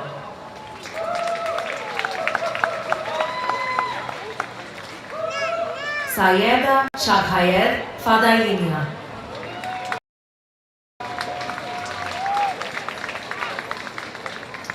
Adam Stephen Flack.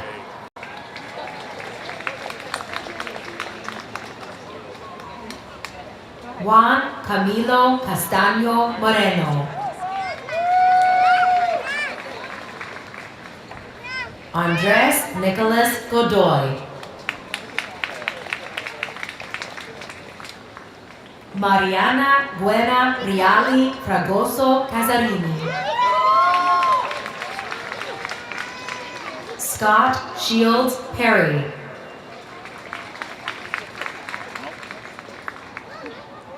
Julio A. Contreras. Jessica Abelgard.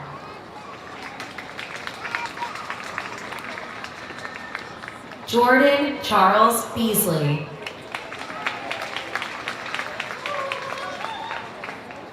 Vincent Leol.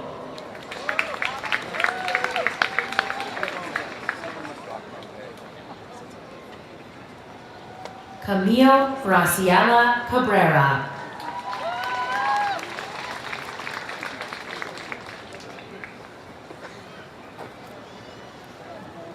Megan Renee Johnson.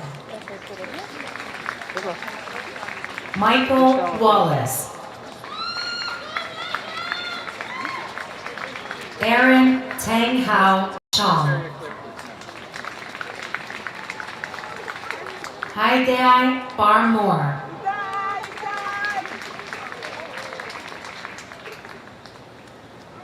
Madeline Sylvie Schill.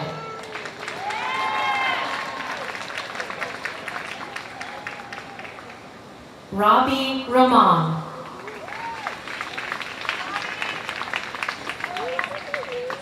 Tom F. Wiley.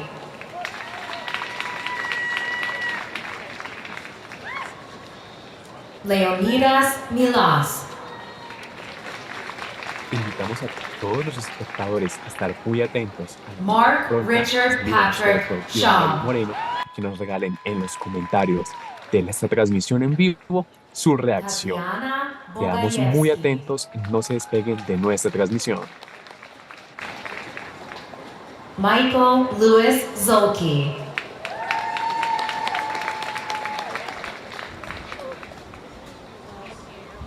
Shinri Furuzawa.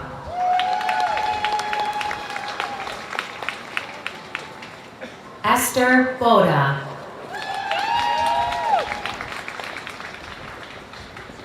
Miriam Eliana Young Goldberg.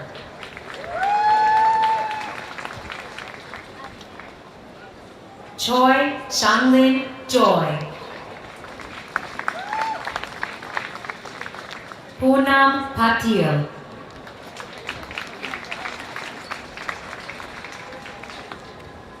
Melissa Carol Okins.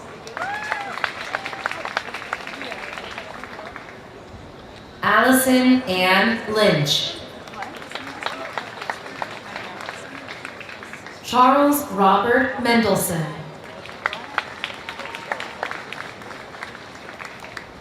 Sean Alexander Howell. Charles F. Polyan V. David Nathaniel Kraut. Erin Nicole Flynn. Minatullah Isam Ali Mohammed Salih.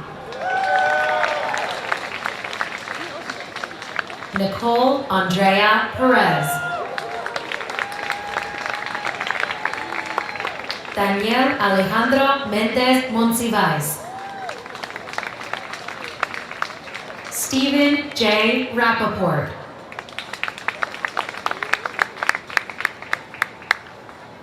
Shu Yan Shu.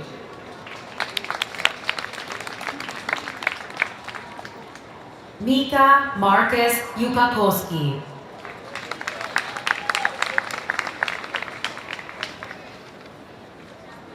Zaina Kareem Baksh, cum laude. Haley Jinyin Huang.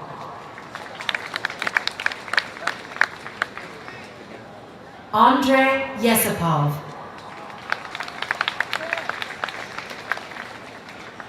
Daniel Lee Vent.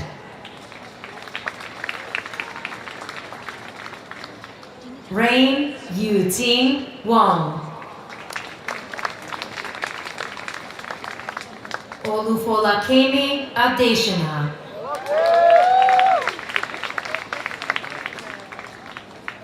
Ellen Oppman.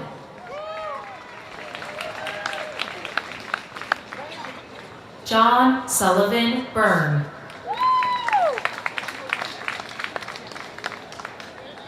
Marsha Allison Gray.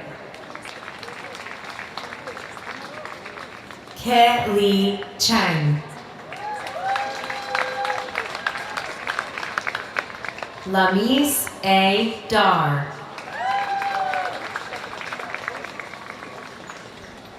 Mary Elizabeth May.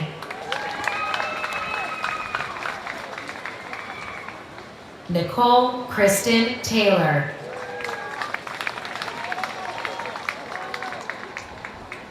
Amy Herminia Hertauda Viker.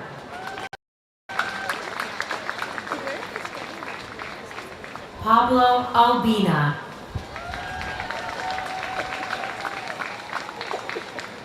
Scott Paul Rada.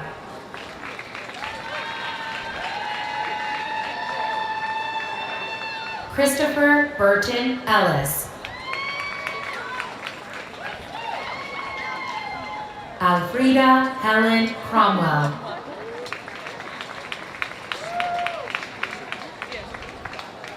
Sarah Michelle Stateman.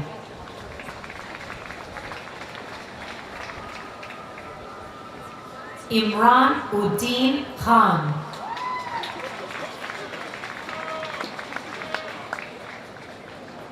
Emmerich Becky.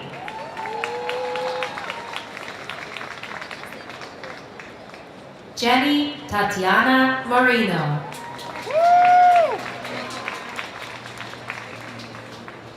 Teniola Ayomide Ayola.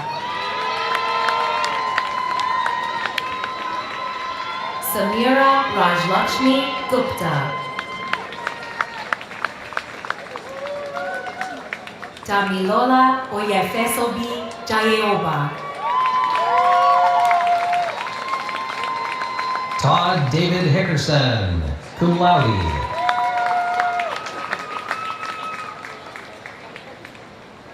Yuan Wang.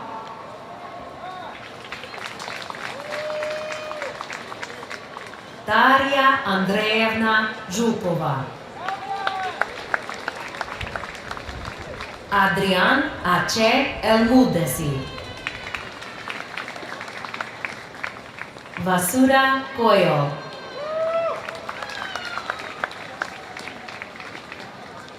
Priscilla Desai. Laura Adomavechut Sargent.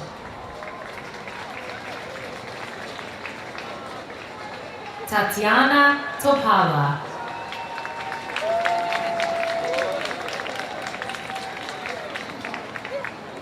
Shelley Alyn Taylor.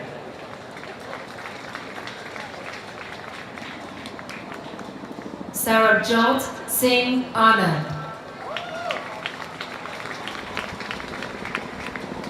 Prachi Bhatt.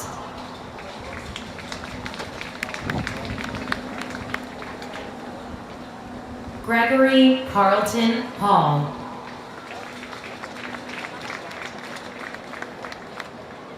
Eric T. Peng.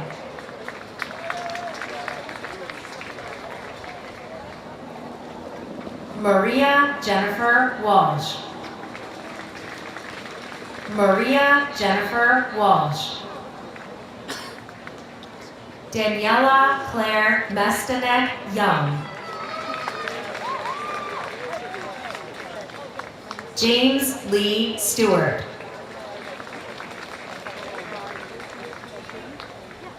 Ying Ching Yang. Zainab Demershen Ayar.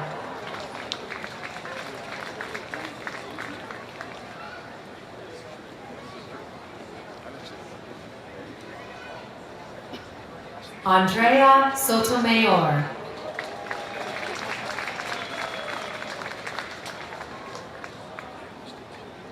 Anthony D.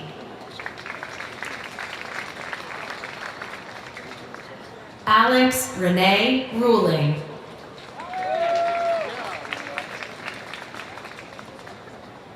Andre Leidenheimer Ruiz Soler. Michael Hong.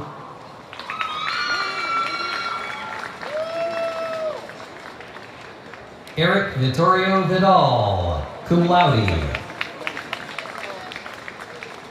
Christina Celeste Lopez Islam. Jeannie Tang.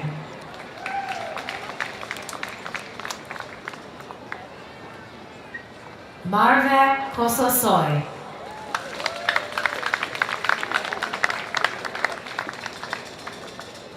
Nikhil Manda.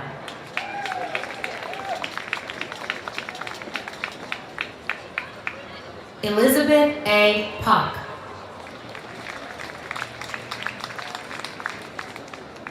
Iván Darío Moreno Piraquive. Katie Marie.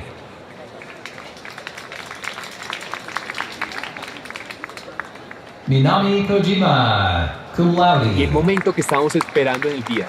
Doctor Iván Darío Moreno, graduado de Harvard por Estudios de la Extensión en el área de la religión. Felicidades, y queremos ver esa reacción aquí en el chat, por favor. Ese fuerte aplauso y nuevamente esas felicitaciones, porque el doctor Iván Darío Moreno estará escuchando, estará leyendo cada una de sus comentarios por aquí en el chat. Nicolás, cuéntanos este momento tan especial. Así es, Joffrey. Hace unos segundos, nuestro querido rector y fundador Iván Darío Moreno ya recibió su título de maestría en Harvard University.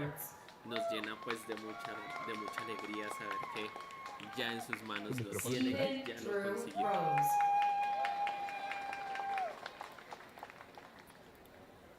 Ya vemos acá, ya vimos el momento tan esperado. Los invitamos a que nos comenten en redes sociales. Ya nuestro querido rector y fundador, el doctor Iván Darío Moreno, recibió su título de doctorado, de maestría, máster en estudios religiosos allí en Harvard University.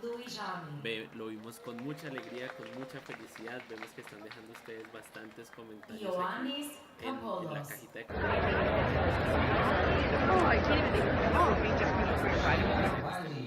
Redes sociales.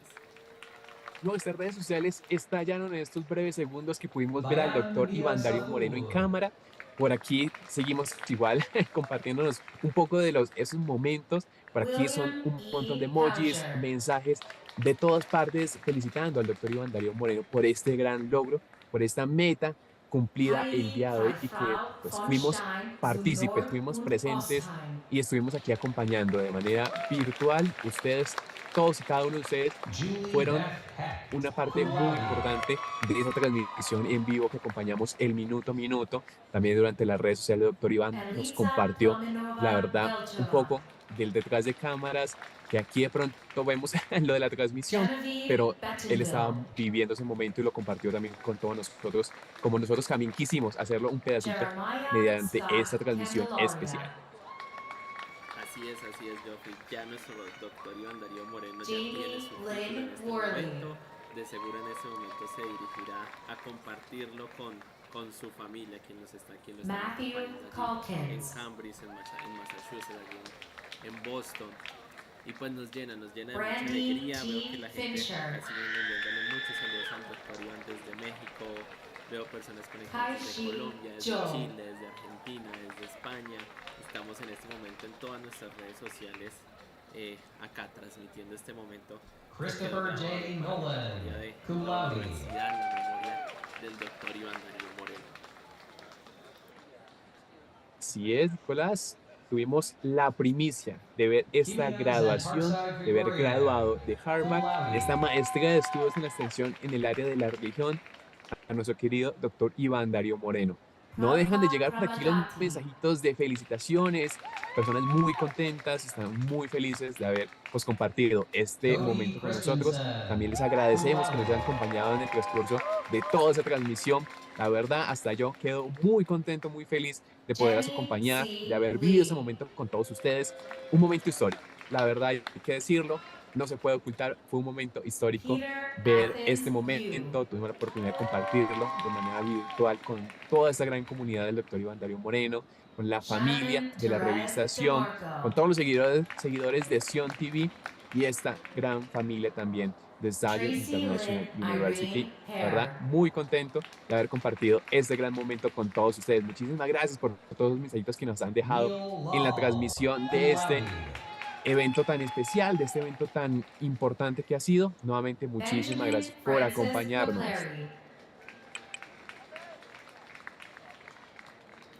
Así es, Joffrey.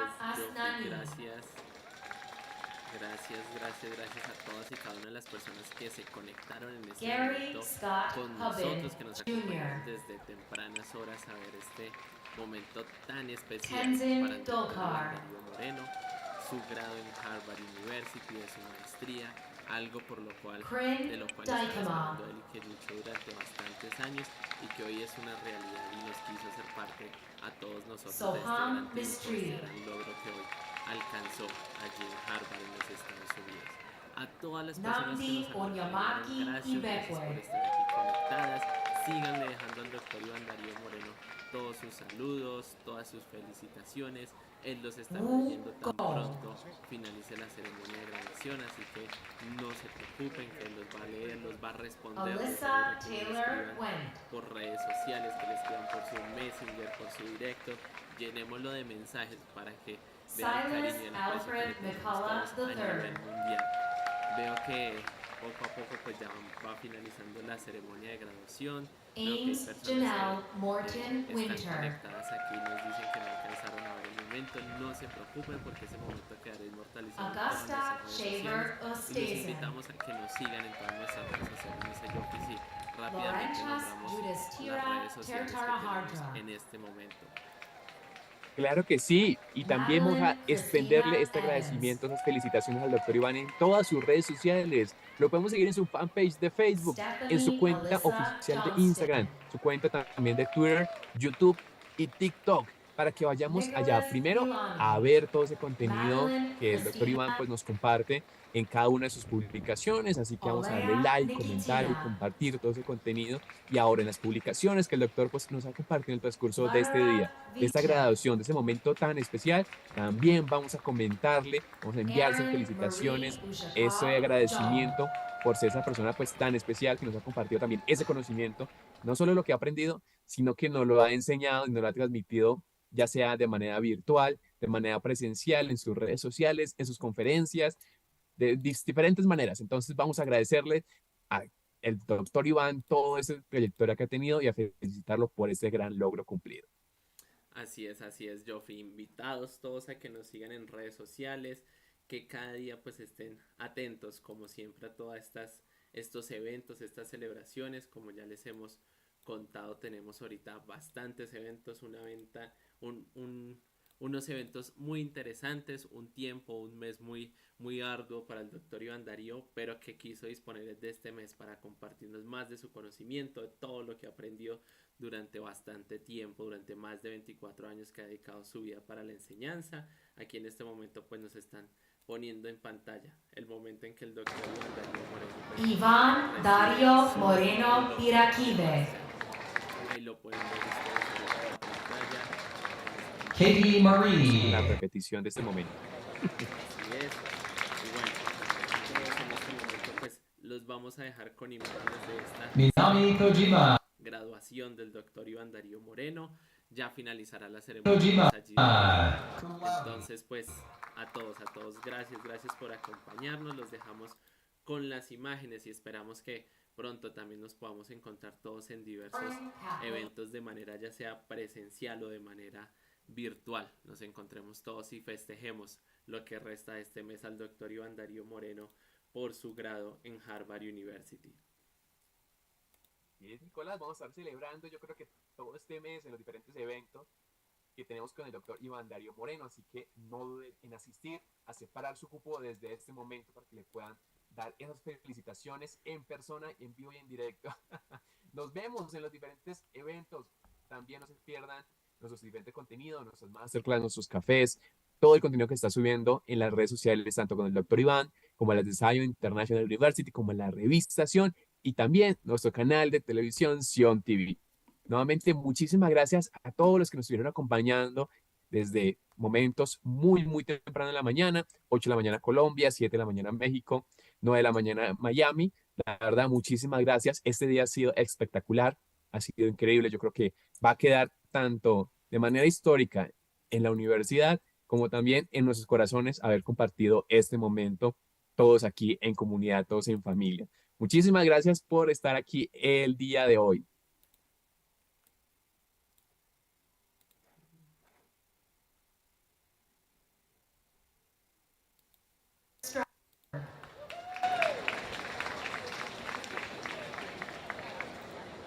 Igor Dysyatnikov.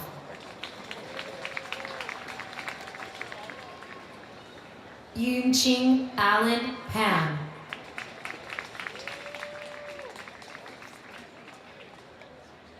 Mario Fernando Paz Imino Mora. Chabel Zaira de los Santos Rivera. Mala Reddy Adabuena. Narsing Rao Diavani.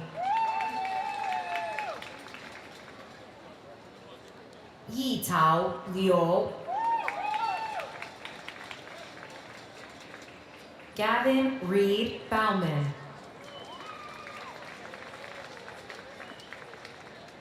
Kaylin Stephen Bauman.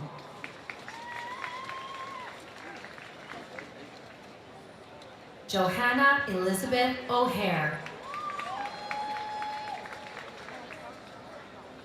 Barack Safak Ufuktepe. Ali Shah Pierre Ali. Nathan Conrad Sheely. Anietie Joshua Ikene. Alyssa Bedar. Cole Daniel Crawford.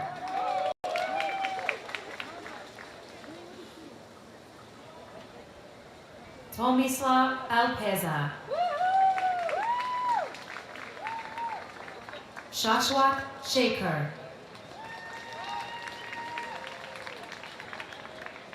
Max Evan Nguyen. Dalton Mason Lin. Farid Firozali Vastani. Ariana Carisi. Evan MacArthur Wheeler.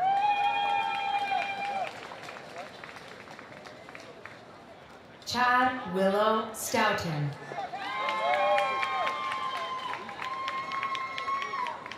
Carol Glenda Ilievsky.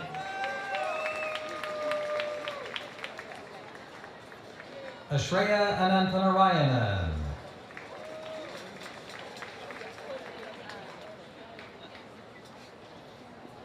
Jawad Razi.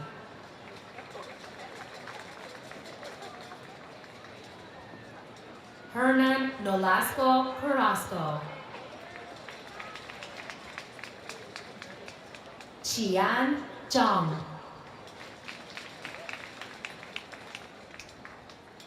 Yale Eve Agbre. Brianna Gabrielle Miller.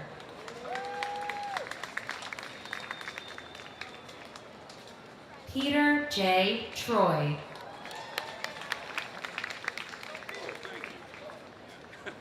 Kim An T. Do. Chitara Gionita Japutra. Christopher Ryan Mosquera. Claudia Elisa Bombers. Colleen Nicole O'Sullivan.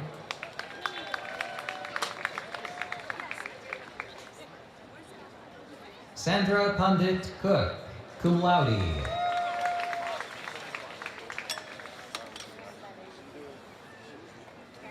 Tara Lee Thiel.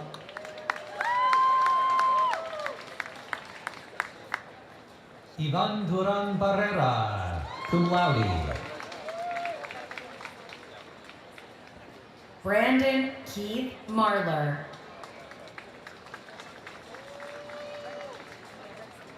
Christopher Rutledge.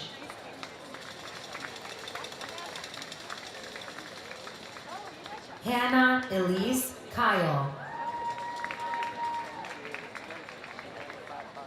Abrielle Yusha Guo. Ricky Lee Sartain. Christopher Quentin Morrison.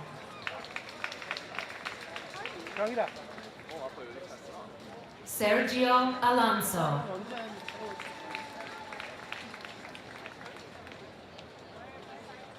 Daniel Aaron Wilson.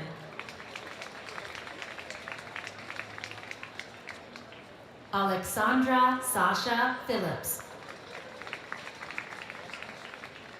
Kelsey Eileen Joyce.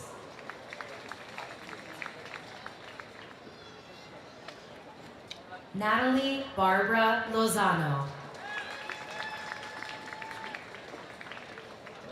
Rashmi Tirumale.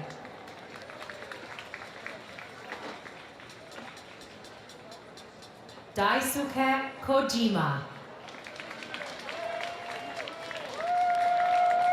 Timothy C. Tyler. Elizabeth Annette Sorensen.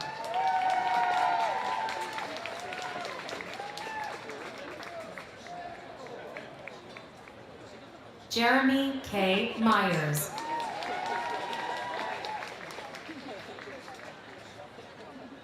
Billy Joe Bishop.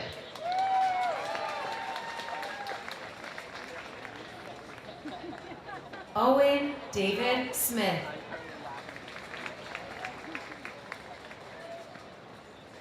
Andy Kevin Lopez Lara. Elizabeth Louise Sondhaus. Mordecai M. Becker. Mary Caroline Rogers Carmichael. Teresa Lynn Phillips.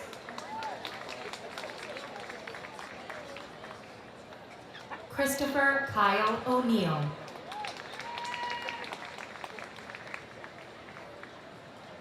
Nathan H. Clark.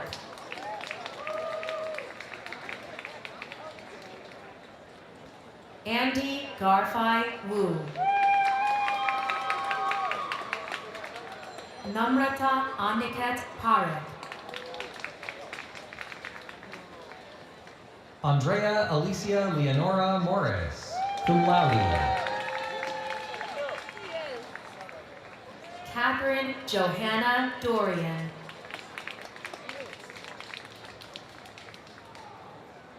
Madeline McGrain Giffler. Le'i Alani Alexis Ely. Dominic Jamal Irving, cum laude. Anjali Sarah Tonki.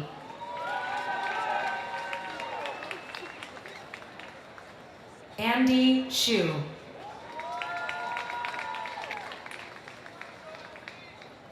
Manas Nigam. Nicole Lillian Amaral. Rajesh Kaveti. Rajesh Patin. Nitesh Kumar. Nalitanjali Bandili. Sean Christopher Bransky. Cassandra Nicole Barron. Violet Rose Arma. Marinella R. Sigurdardottir. Pedro Rubio. Amanda Ray Luongo. Syed Yasser Kamal. Megan Nicole Ford. Vanti Lee. Li Wei Wong.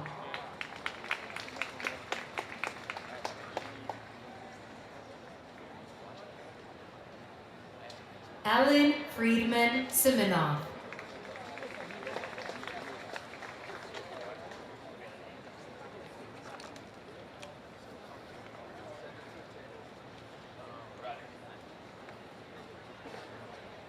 Ellen Friedman Siminoff.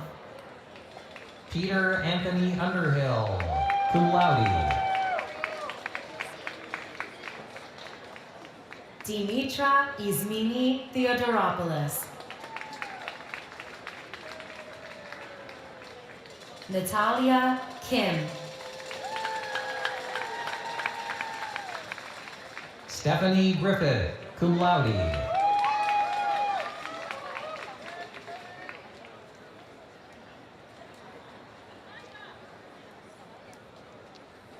Alexi Taylor Coe. Angela Tomlinson.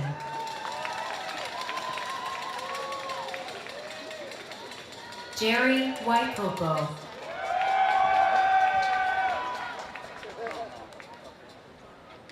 David E. Aviles.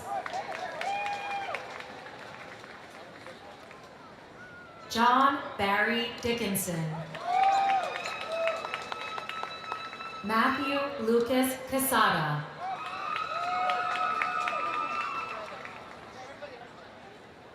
Eric Antoine Larrabee. Milos Baskic.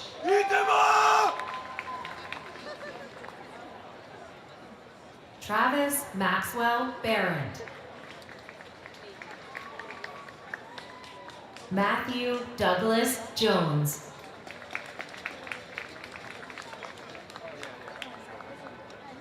Alejandro E. Vasquez. Kewal Desai.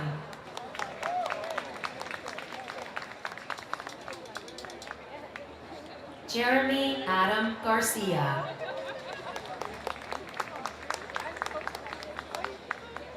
Haley Noel Jensen. Cindy M.L. Wong.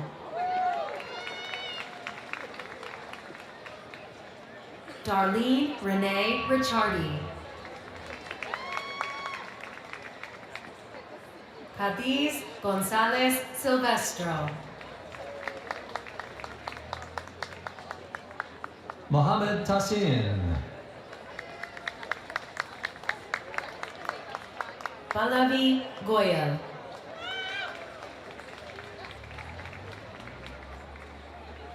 Lachelle Connix Wiley.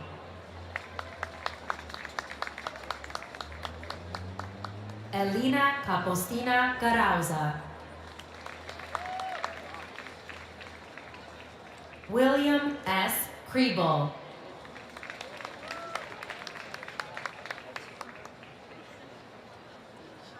Bo Ying Fu.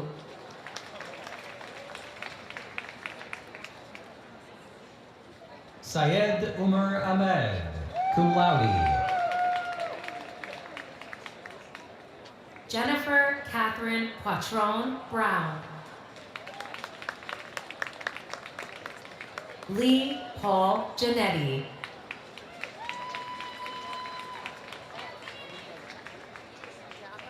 Travon Patrick Williams.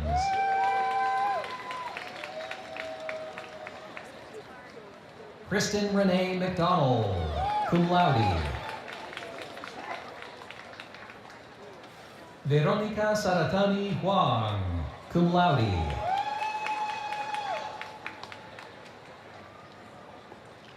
Jennifer Klein.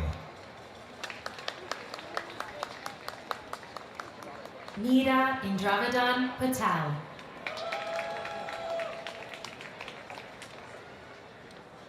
Inga Keshishian.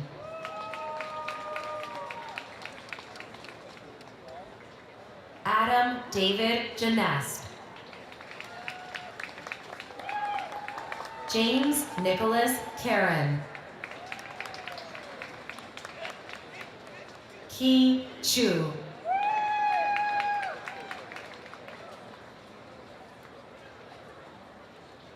Joel Pagan.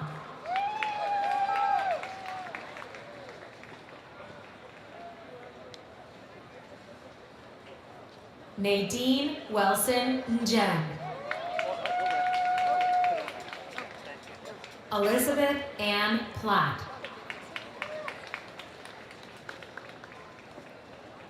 Charles Smith.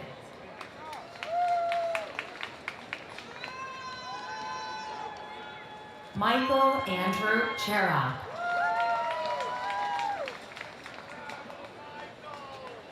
Karen Elizabeth Fabrizio. Simina A. Gentry. Natasha Lourdes Fernandez, cum laude. Nicholas Edward Breen.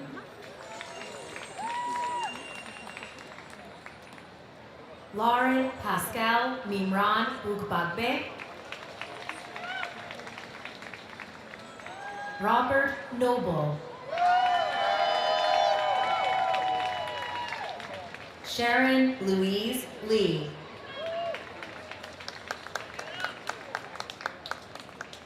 Angela Carl. Donald Quinn.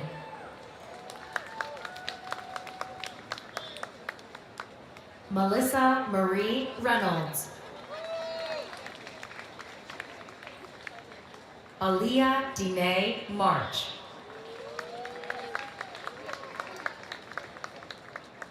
Paula Leal Funes.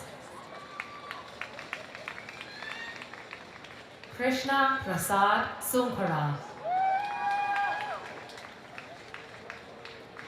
Cameron Patrick Began.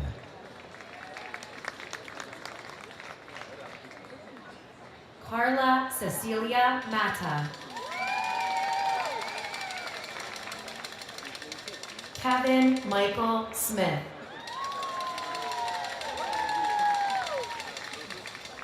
Matthew Allen Reed.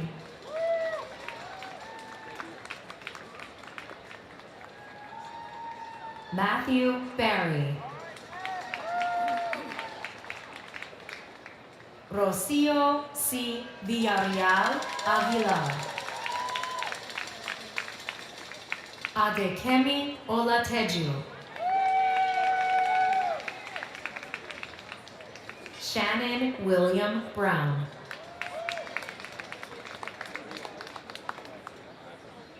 Noah Charles Burns.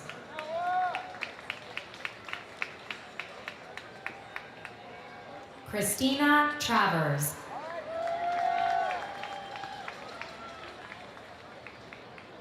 Lauren Devin Ruffin.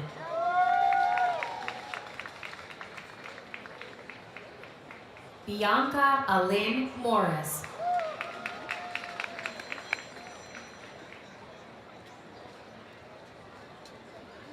Alexandra Isabel Uriarte. Brian Alexander Burke.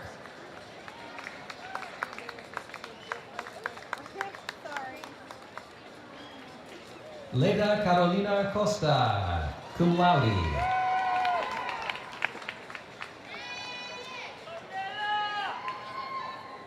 Christian Williams.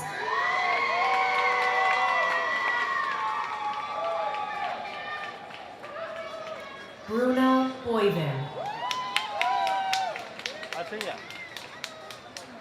Marie Nathalie Gonier Sukhar.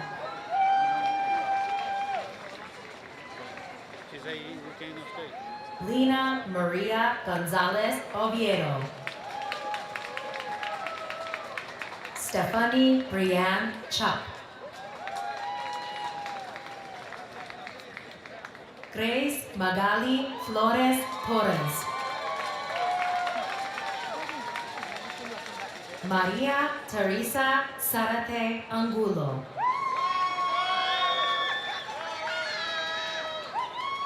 Neha Bagga. Abu Bekr Salim Mosleh. Lauren Michelle Ryland.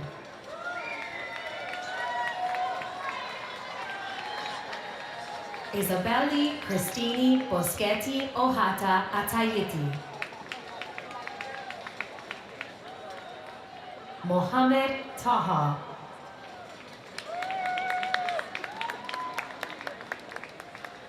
Naomi Christelle Antoine, cum laude. Vici Norainen.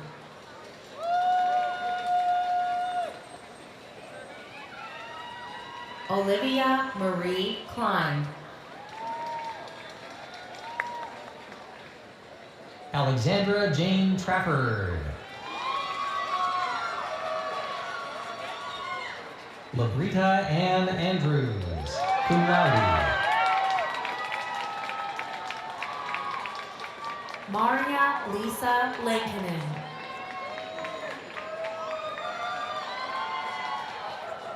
Brian M. Terrell. Joshua Soren Schoonover. Alejandra Velasquez Perez.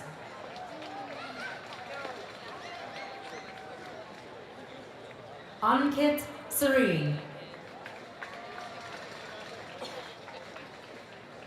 Autumn Rosemary Cross Pelch Berberian.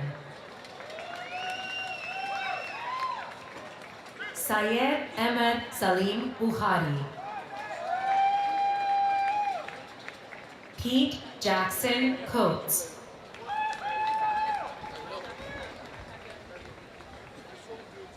Orly D. Lin.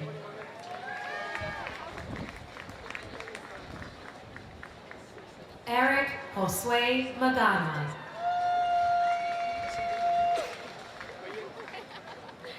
Dinesh C. David Michael Moses Perez. Caitlin Nicole Len. Marcus Hong Lee.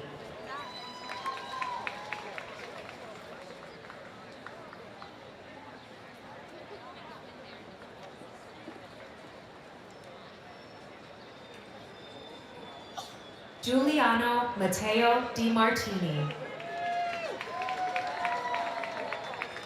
Ijun Im. Cara Donahoe. Allison Marie Walsh, cum laude. Watanda Wawa Mandoa.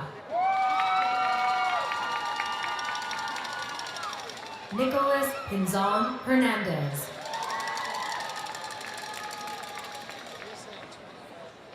Alex Trudeau, cum laude. Charles Augustus McIntosh IV. Christopher David Atkins. Angela Marie Hernandez. Mark Abweg Villanueva. Shiva Rezai.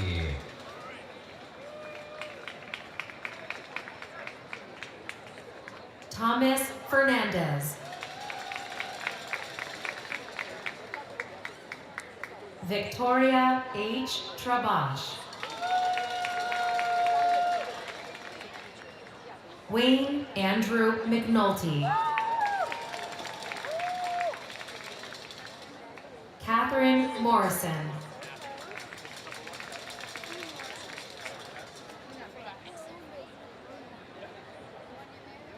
Eduardo Medina Gasca.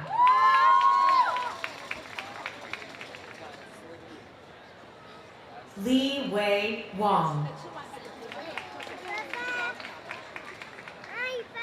Matteo Pozzi, cum laude. Himothy Lamb. Naomi Megan Oliver.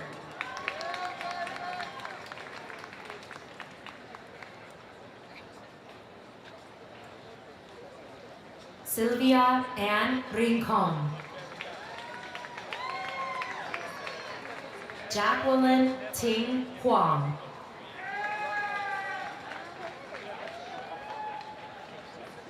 Natalie Davina Suku. Thiagarajan Ramasamy.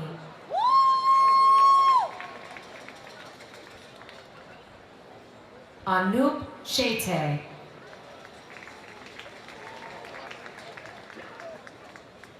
Charles Francis Nicholson.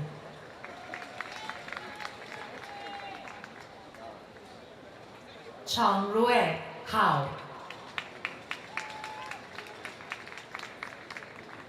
Warashid Putiputta Shah. Mohammed Sulaiman.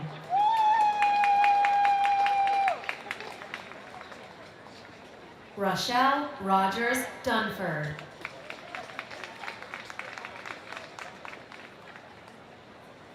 Rahul Ghosh. Murthy Garimella.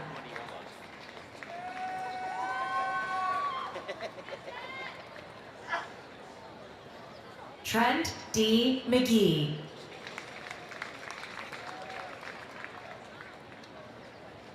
Era Ama Achia Opong Holmes.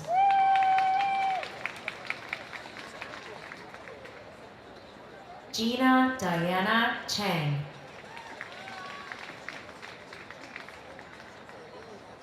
William W. Way.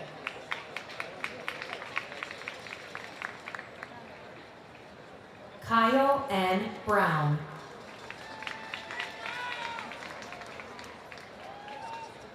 Lauren Christine Nealman. Karen Longo, cum laude. Daniel Callum Maxton.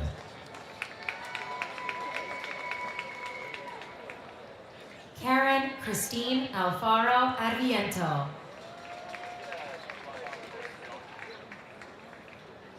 Allison Justine LaLauren.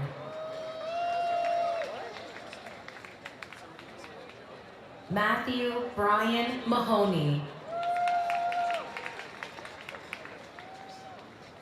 Kelly Marie Myers.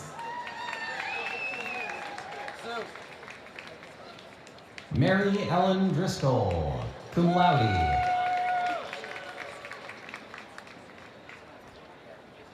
Ernest Malcolm Gillis.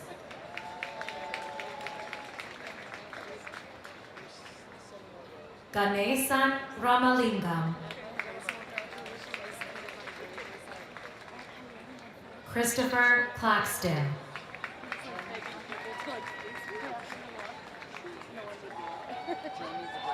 Panav Gahani.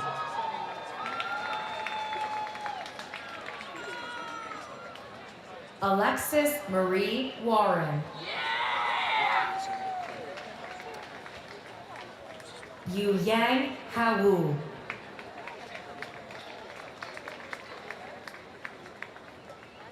Nathaniel Gallin Landy.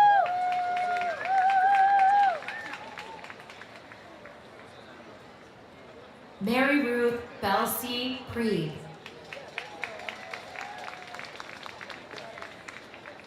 Michael Andrew Hawk.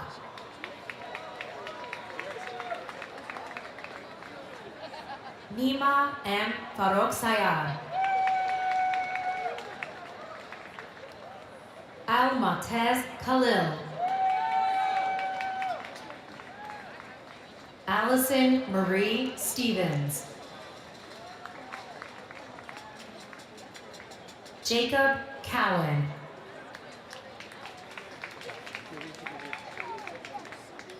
Ronald Paul Chiarello. Abhijit Hemant Patwa. Mallory Elizabeth O'Malley. George Edwin Proctor. Sebastian Komuda.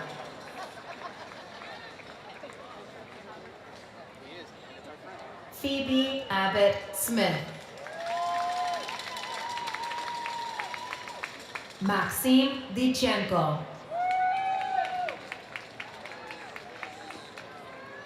Emma Tavaleri. Alexandra Elise Abramson. Jessica Ann Shannon.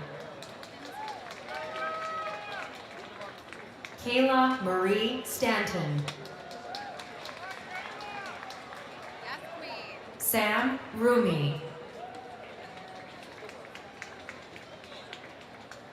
Mark Ross Comden. Andrew Joseph Blair. Jun Wei Tan.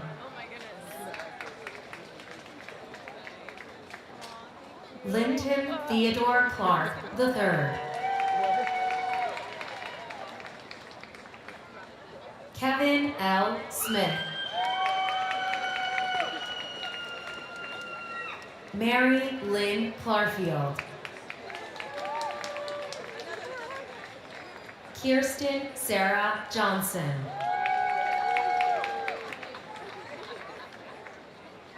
Terrell D. Hill McFarland.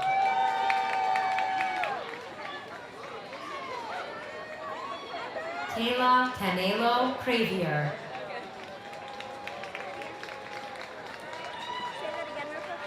Adam Scott McKee.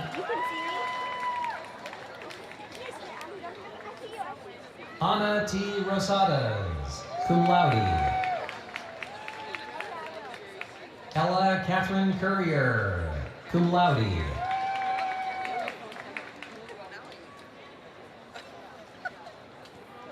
Anthony Eric Foschini. Hui Kwang Nguyen.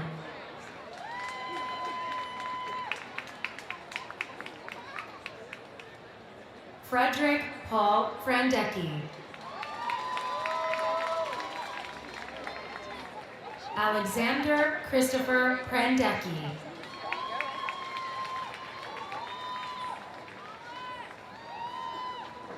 Syed Ali Zakir Hashmi. Stella Martins, cum laude.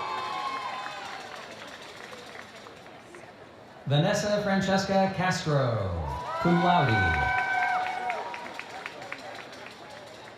Elizabeth Margaret Raynon, cum laude. Dana Bardustan. Jamar Glenn Anthony Foster, cum laude. Sue Sirocco.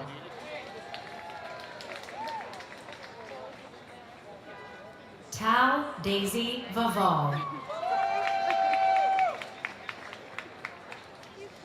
Andrew Michael Solomons. Marilyn Ella Netoui.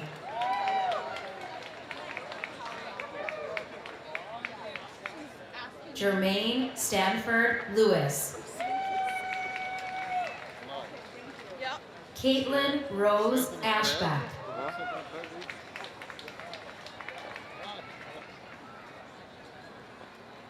Ziqi Zhang.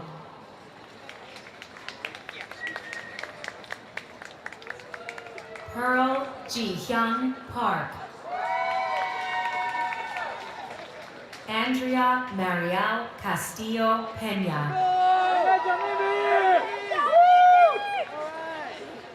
Lisa Renee Tuttle Albert. Amanda Segovia Hale. Michaela Myers. Sophie Ansival. Jordan Michael Jones. Margaret Hanford McNider. Brian Christopher Wagner. Jessica Lee Lopez. Alexander James Alexiev. Prince John Okodoa Obo. Douglas A. Watala.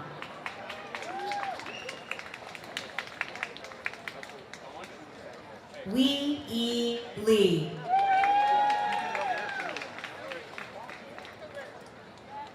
Venkataraman Muturamalingam.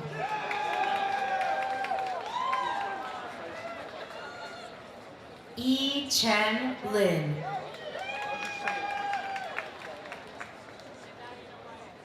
Deborah Lynn Lisk. Mariana Kuka.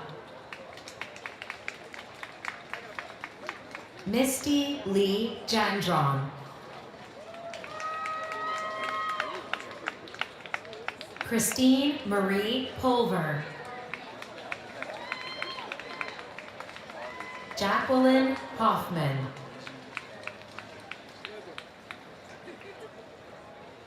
Elizabeth Buckley.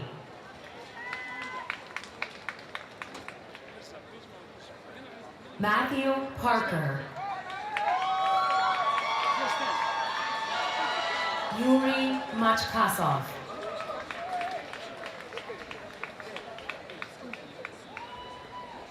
Melissa Ann Cantero. Courtney McHugh.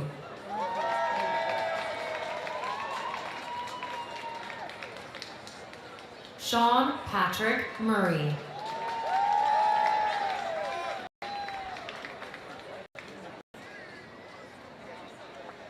Osenkeri Iyahen.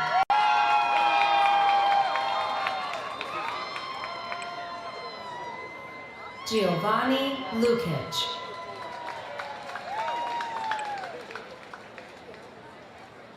Rania Manel Habiger.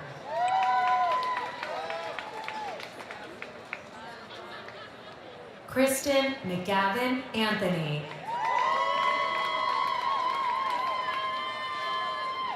Eva Louise Vaughn.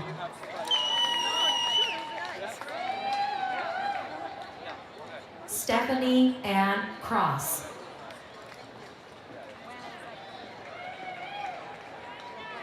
Kendall D. Webb.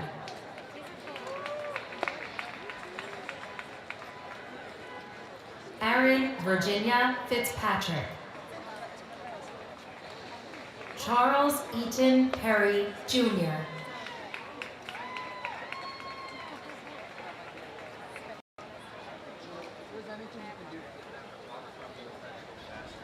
Christopher Andrew Arsenal.